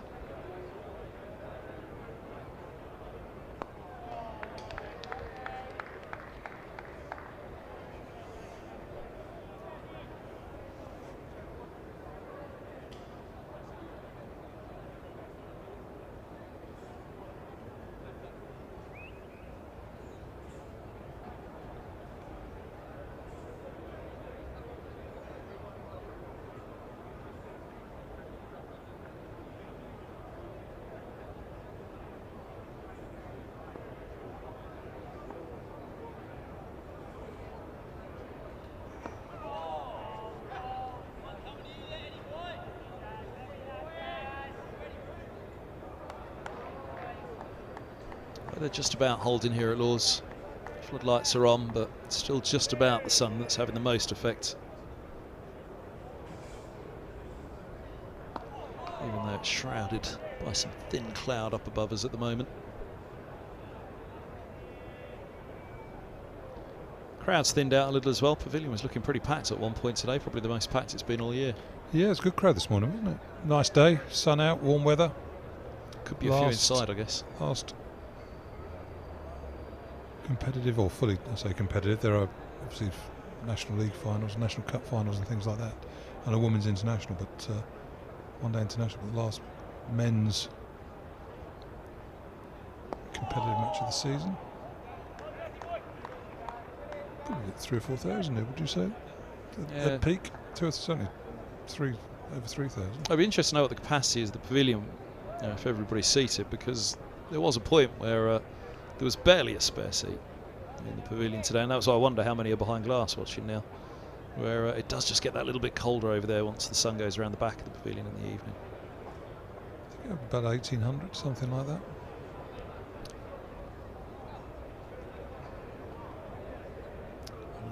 Bowler's bar's absolutely packed away to the right of the pavilion, so too the Middlesex room behind the glass. They're all packed in there. Just keeping that a little bit warmer. Good sprinkling in the... It's warmer than you think outside. Well, it is, yeah, it actually is, isn't it? So thinking that.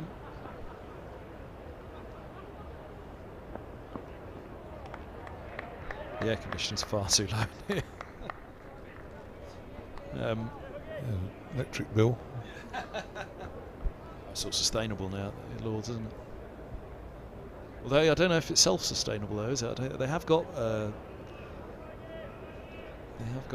solar power here at Lords now, don't they? But I don't think it's powering the whole ground for sure. But from sustainable sources, the energy that is used at Lords.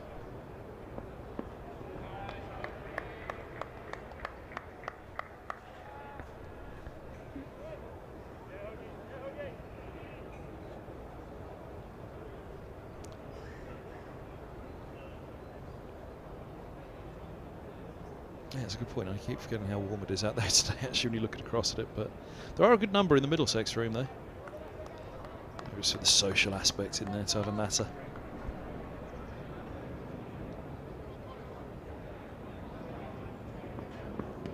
Oh, no, that's going to be close if there's no bat involved.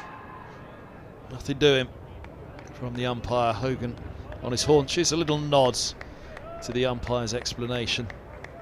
Whatever it was, we can have our look now. Just pitching outside, perhaps.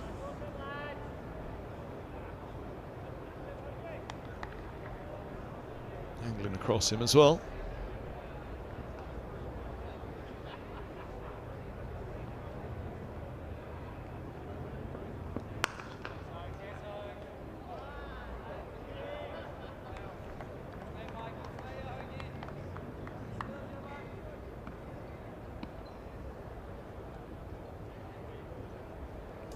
We never came up with the answer to that question earlier. What was the moment for you in 2016 when you thought this is on? So it was Taunton first re-established, then it was Scarborough the following week. Was Taunton the point you thought it was on, or was it after the Scarborough heroics? A fair old couple of matches, weren't they?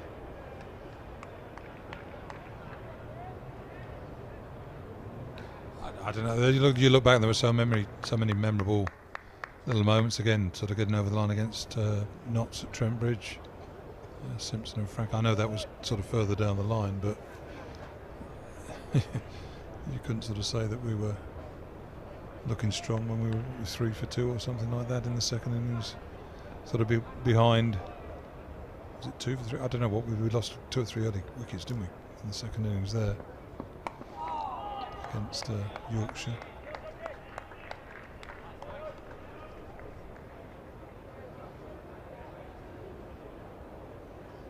So I'm not really someone who sort of sits there thinking, well, we're in it now, because you always, even till it's done. I'm asking the wrong person this question. You are, yeah. I don't fantasise.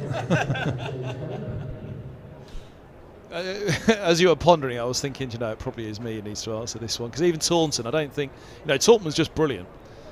But then when that happened at Scarborough, because I think you kind of put yourself back and think, right, yeah, they did that at Taunton, but then you're thinking, oh, it's Yorkshire at Scarborough next week. This will all This will all be brought back down to earth with the bump, and then you go and do that to Yorkshire at Scarborough. Yeah, you remember where you were during the Scarborough game, because there was a second 11 game at Radlett, and I remember obviously you get some good Middlesex supporters at the second 11 games and sort of excitedly coming around to have a 3 down, they're 4 down, they're 5 down type of thing. So I remember sort of not wanting to watch yourself, because you think, the moment you start emotionally getting involved, wickets dry up or things like that. So yeah, I remember being at Radlett as the Yorkshire result sort of came through, and as I said, being in my office there on my own, sort of with Lords pretty much empty,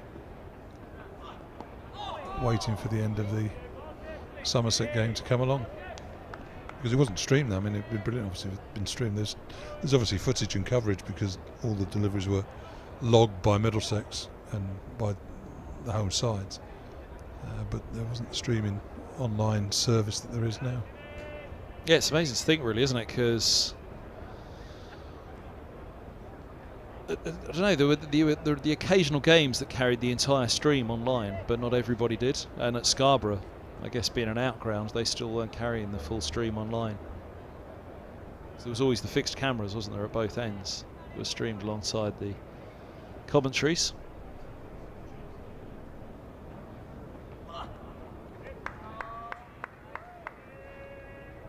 So we're trying to work back what year the first fixed camera commentaries came in. They were somewhere around 2012 or so. So they had been around for a while at that point, but it was just dependent on which county, which ground you were at. Well, I think they've been around for a bit longer. I mean, Roger Cook, who has been here today, actually, he was Middlesex's analyst when I came back in 2009, and he would have been doing that from video then. But I'm not sure that was being streamed, was it? No, no. I think it was later than 2012. Hill goes up, but right arm round to the left-hander, that's going down. High as well, I'd say.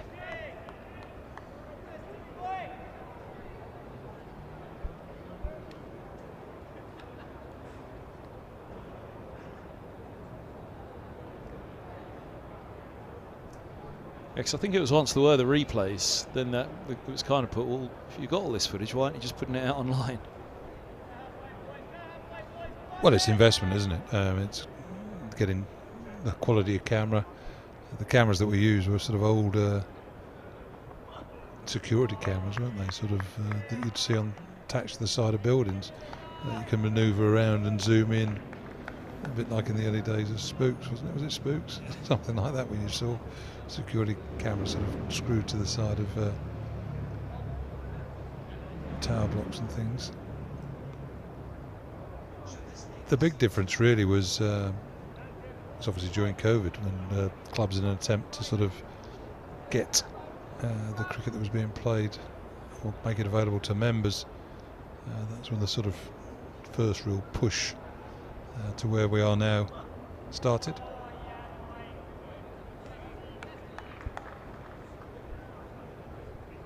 Just looking back to see if those Harris ones carried commentary on them.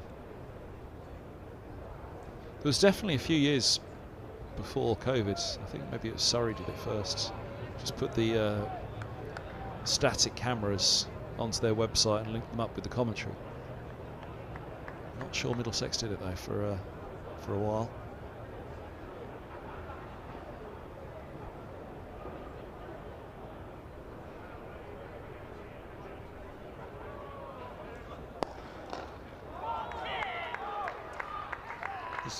I'll find his name. So on Saturdays I've been spending most of my Saturdays going around club grounds, and there's a Winchmore Hill sort of have cameras now, so a lot of clubs are doing this now. Yeah, They've sort of, I mean, all right, it's not behind the bowler's arm, it's not in a great position, but Winchmore Hill have someone who does commentary.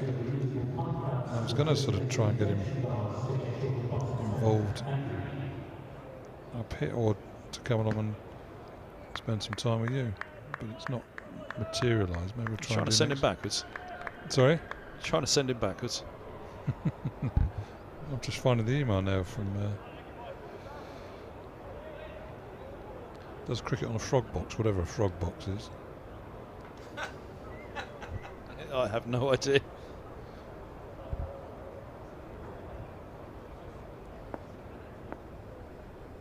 It's a pitch vision camera style streaming thing. Is the official line from the back of the box. Thanks, Ollie. They're going to take 2 here. Nice looking drive from Stoneman. Moves to 67. 115 for 4. I think the bloke's name's Dom Phillip, and he sort of commentates. I think he might be an Aussie.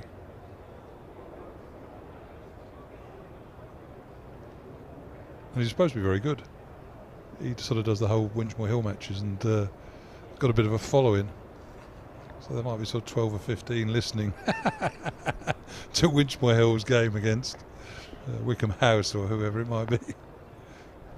I haven't watched the club games yet, but maybe I will next summer. We were all missing cricket through August. Well, substantial amounts of cricket through August. I think part of the problem through August as well is because all the Royal London One Day Cup matches were played pretty much on the same day. So it just meant that there were days you'd go without any cricket whatsoever, apart from in the evenings, the 100 games.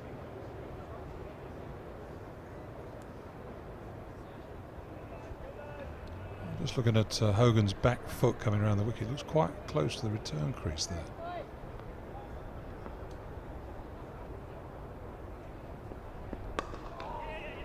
Nicely bowled to push the single. Yeah, it is. You can see the the mark, as you say. So you cut that line, it's a no ball. Not that I'm willing bowlers to be done for no balls, but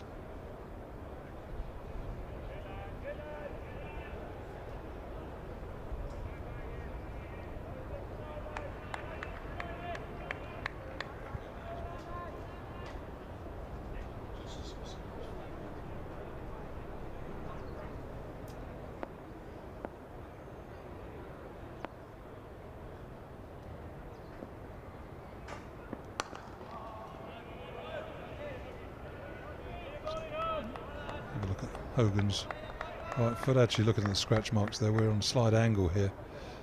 He's maybe just a bit further inside than you think. Very close. Looked okay on the last 2 that I saw, but he's certainly basically on the line, on the margin, I should say. From here, the angle that we're looking at, it certainly looks closer, doesn't it, to the line?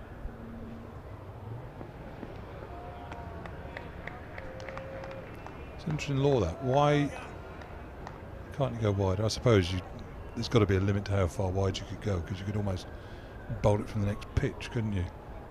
Almost therefore pitch it on the next pitch to some extent if you went ridiculously wide. So yeah, I suppose you can understand. That's why it's the back foot rather than the front foot.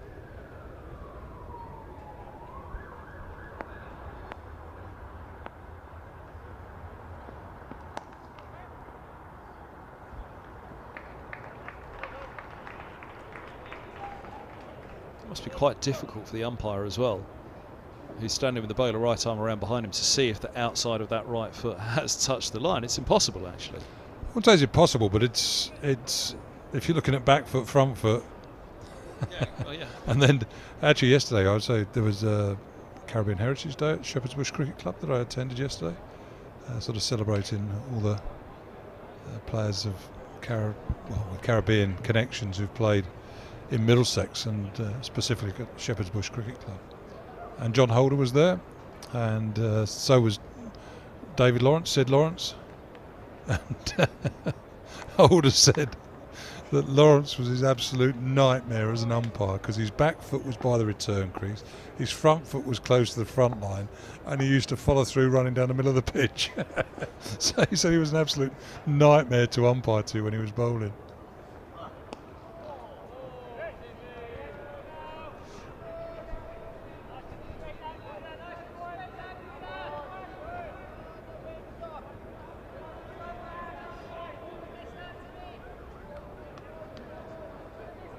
Would have been another comparable for that. I'm trying to think. It feels like there's one of late. Would it have been Hannon Dalby? I feel like it was a Yorkshire bowler who was all arms and legs as he kind of hit the crease, and everything was splaying all over the place, but somehow he managed to deliver it down there. I seem to remember Jason Gillespie chuckling away about it at some point.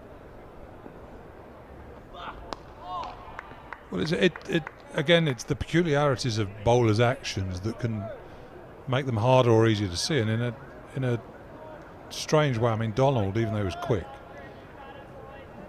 wasn't easy, of course. I mean, this is me with my average. It wasn't easy, but because he had such a pure, beautiful action, you saw the ball the whole way. There was a bloke who played for Warwickshire called Paul Smith, and he had this sort of drag, and he almost like, I don't know, there was a sort of moment where he almost sort of stopped him before he jackknifed, and it was impossible. And good shot there by Stoneman. A couple more to Middlesex's total. But he was quick, and because you didn't see it, and it sort of caught you. There wasn't the sort of pure, nice action with the arm coming from sort of waist height and then coming over in a nice arc. It was sort of very jerky and jolty, and that moment it was difficult to pick up. And Sid Lawrence was the same. I mean, Sid Lawrence's arms and legs everywhere, and where's it coming from, this ball? And boom! All of a sudden, it was on. It was on you.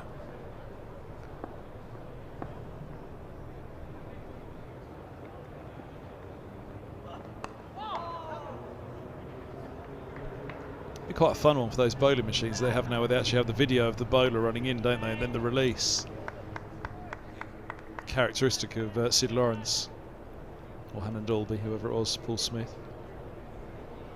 It's a lovely shot behind the Warner. We're still just about all right, but it's just one of those, if a cloud does roll across.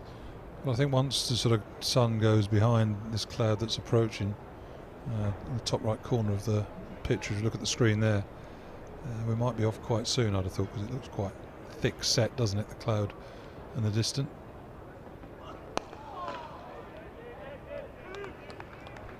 Have you been into one of the Sixers bars to do the bowling machine challenge yet? You must have seen them. Got one in central London. I think they've got a few around here, there and everywhere. Yeah, David Nash is involved in those, so therefore I've been dragged along and told to go in there and try. Have you had a go? Yeah, it's good. They're good. They're Isn't good. it quite close? I mean, it was close. It's not yeah. full-length pitch, is it? No, it's not. No. Full-length pitch. How big your bar going to be? I mean, you need like a bar the size of an indoor cricket school. But yeah, they are close though, and that makes it hard because you see this thing coming at you, and it looks like it's coming quickly, but it's not coming as quickly. So you almost need to train yourself to. You need a bit of practice, but I can't be bothered. I've had enough. I've had my fix of trying to hit and bowl cricket balls. People really enjoy it. It seems to be going pretty well. They've opening 2 or 3 other bars, I think. I do the same with golf and crazy golf as well at the moment. But I only walked past it the other day on there's one on Great Portland Street, yeah. isn't there? I walked past it and I kind of realised just how short it was actually though.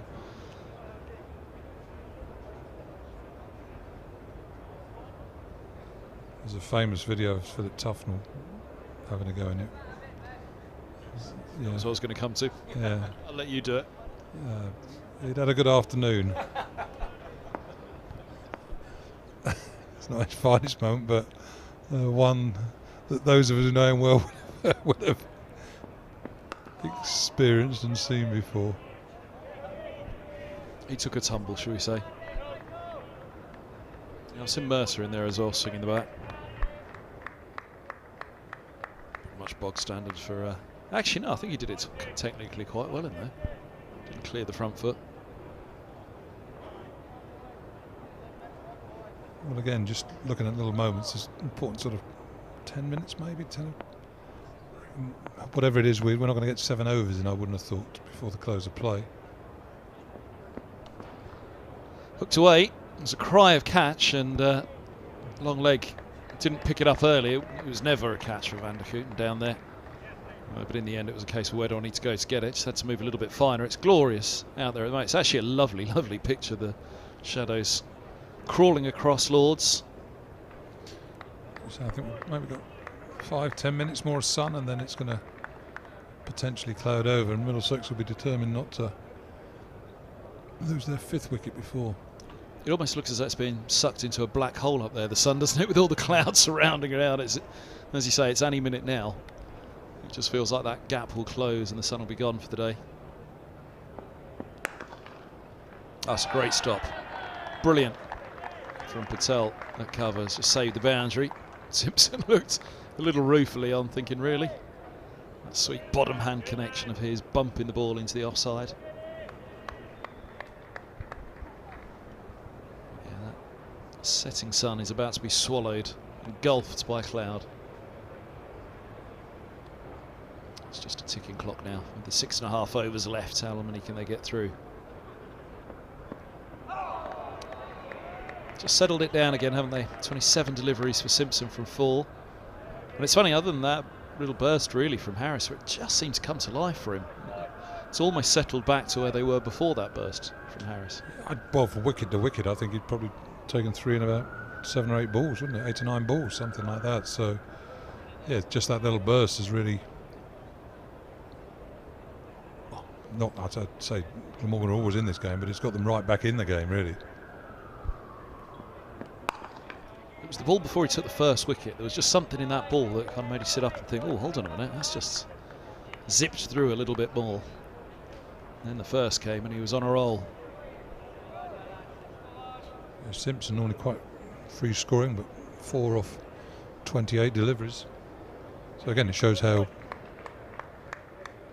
well Glamorgan have bowled at him.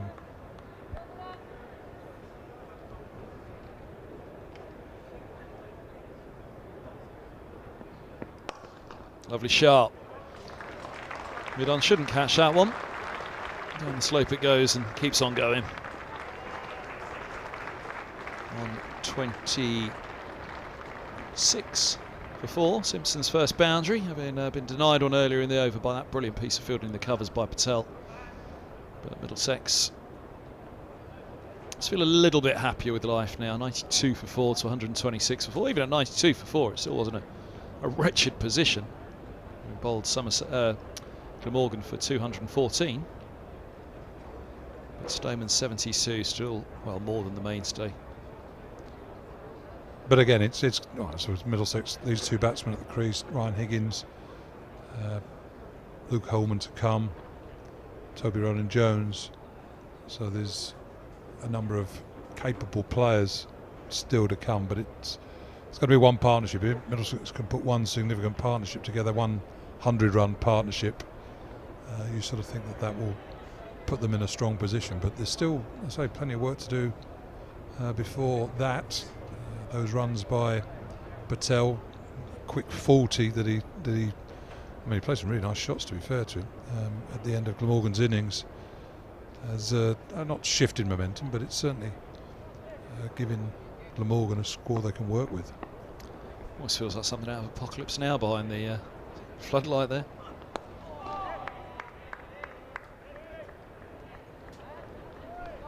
The hazy sun in the distance. The encroaching storm. There's a little bit of rain overnight, but I think the forecast for days 2 and 3 are fine. I think day 4 has a little bit more of a threat hanging over it, but 14 wickets done on day 1. Just feel the light going, can't you, as we sort of sit here now? It's suddenly getting darker every couple of seconds.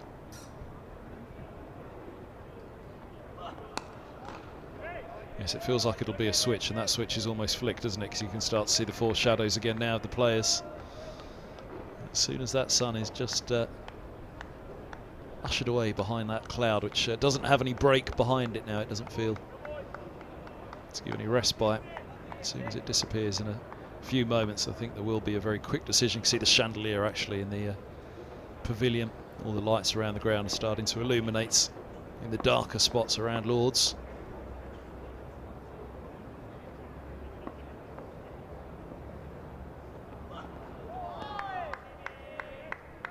As soon as that predominant shadow of the sun is gone, then yeah, it will, I think, be almost the flick of a switch and we'll be off. I guess 14 wickets to fall. There's the chandelier. It really is. You can pick it up there, but you kind of need to detect it in the ground to detect quite how bright that is. When you're here regularly watching the game, and you realise when that's beaming across at you that there's not long left for the play in the middle.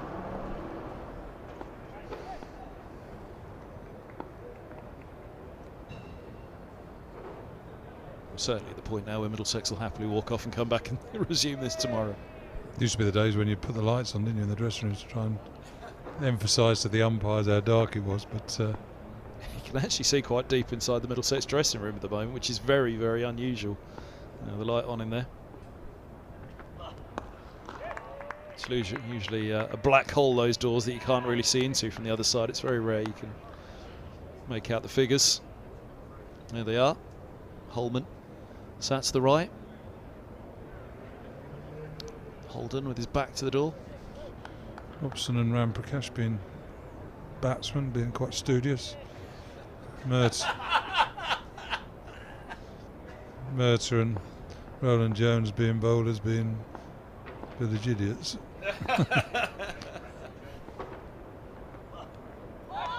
What are you going for, a crossword or Sudoku for Murtagh?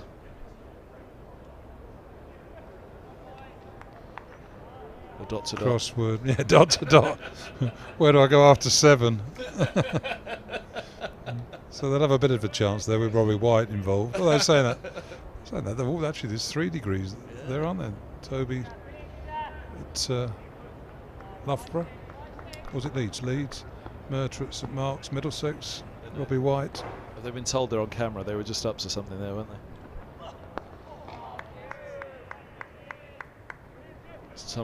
Someone's given the pair of them a shout. I think that's why the producers cut away pretty quickly. Here comes the chap. That light has dimmed dramatically. It feels like the switch has been flicked. The biggest problem for them now is it's hard to see any improvement in the light. They'll look up at that cloud cover, which they'll see over the back of the Warner stand, and note that it's pretty much done, and we're okay. That is a real surprise to me. That's probably fair enough. I think, although saying that, even since the umpires have sort of gone in their separate directions, it almost seems that someone's turned the dimmer down a little bit. But fair enough, the sun's not completely gone yet, but it's seconds away, isn't it? It's getting darker by the moment. I mean, it's a lovely picture. Lord's illuminated is great, but it feels exactly that, as though it is artificially illuminated at the moment. Glamorgan have got an over 6 balls to make a big impact here.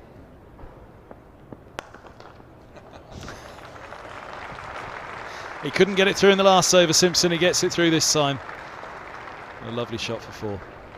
Well, there's one of those moments, isn't it, where talking about the light, difficult for batting, and then boom, batsman plays a stunning extra cover drive for 4, and you think, well, what's the problem? He nicks that to slip then. You'd imagine Hogan will hang it roughly there, though, and see how tempted Simpson is in this over. Glamorgan will be aware they'll be off any minute. Just want to see if they can bring that outside edge into play.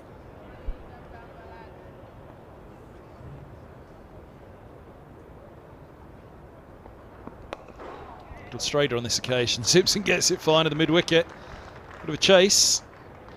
Flick and a smother with the slide from Roots. Partnership's worth 40. Simpson on to 14. Well, Simpson's not doing his job to get them off. He's supposed to be looking down the wicket as though I can't see what's coming down at me, rather than playing a exquisite extra cover drive and then clipping one to deep mid-wicket for 2. He feels like he's back at the 100 now. He's back into the mode he's been in for the last month. Oh, here they go. And the sun has... I think the umpires, if they do take them off now, they've got it right. I mean, there's no way they'll probably stay out now, having come together again. So I think the umpires, if they do take the players off, have judged this correctly.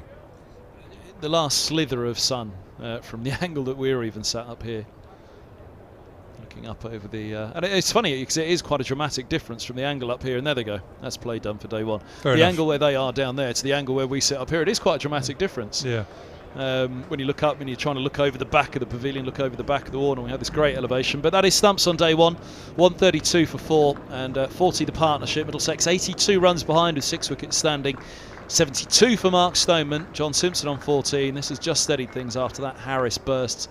But a day that Middlesex would have very much taken that had been offered to them at 10:30 this morning. Yeah, it's been an enthralling day, hasn't it? Middlesex winning the toss, bowling.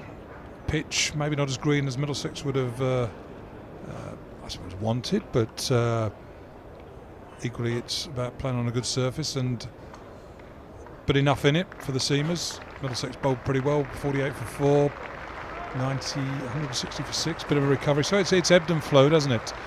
And at one stage, I think Middlesex were harboured hopes of dismissing Glamorgan for around 150, 160. So they'll be quite pleased, I'd imagine, to get to over 200. And Middlesex rolling along nicely, 90 for 1, then bang, bang, bang. James Harris comes in, takes 3 big wickets in an inspired little spell. And Simpson and Stoneman playing well to get Middlesex to the close, still only 4 down. But game still very much in the balance. You can imagine the conditions tomorrow morning. They're going to have a bit in it for the bowlers again. So Middlesex are going to have to play well if they're going to get close to and past Glamorgan's first innings score. I was just going to say, it's had virtually everything today, the ebb and flow, hasn't it? The overheads, the underfoot indeed as well. 10:30 this morning, the September you'd expect. It's been proper first-class cricket today, the contest. Yeah, 14 wickets, 350 runs. The 3,000 or 4,000 people that turned up have had a nice day's entertainment. Nice day on the mic with you as well. Thank you very much, Gus. Thanks for your company today, Andrew Sampson as well. And John Embry will be back tomorrow. Myself, Kevin Hand. Do it all again. And the forecast's good. Let's see what the weather's like at 10:30 in the morning. A bit of cloud cover will add, obviously, just to that little bit of tension that you get in September at a 10:30 start. But 132 for 4 overnight. Middlesex 82 the deficits. They'll be hoping, Glamorgan, that the cloud cover that's with us this evening, there'll be a bit of it around tomorrow morning to assist. The one thing as well, the umpires out there just taking the light meeting at the moment.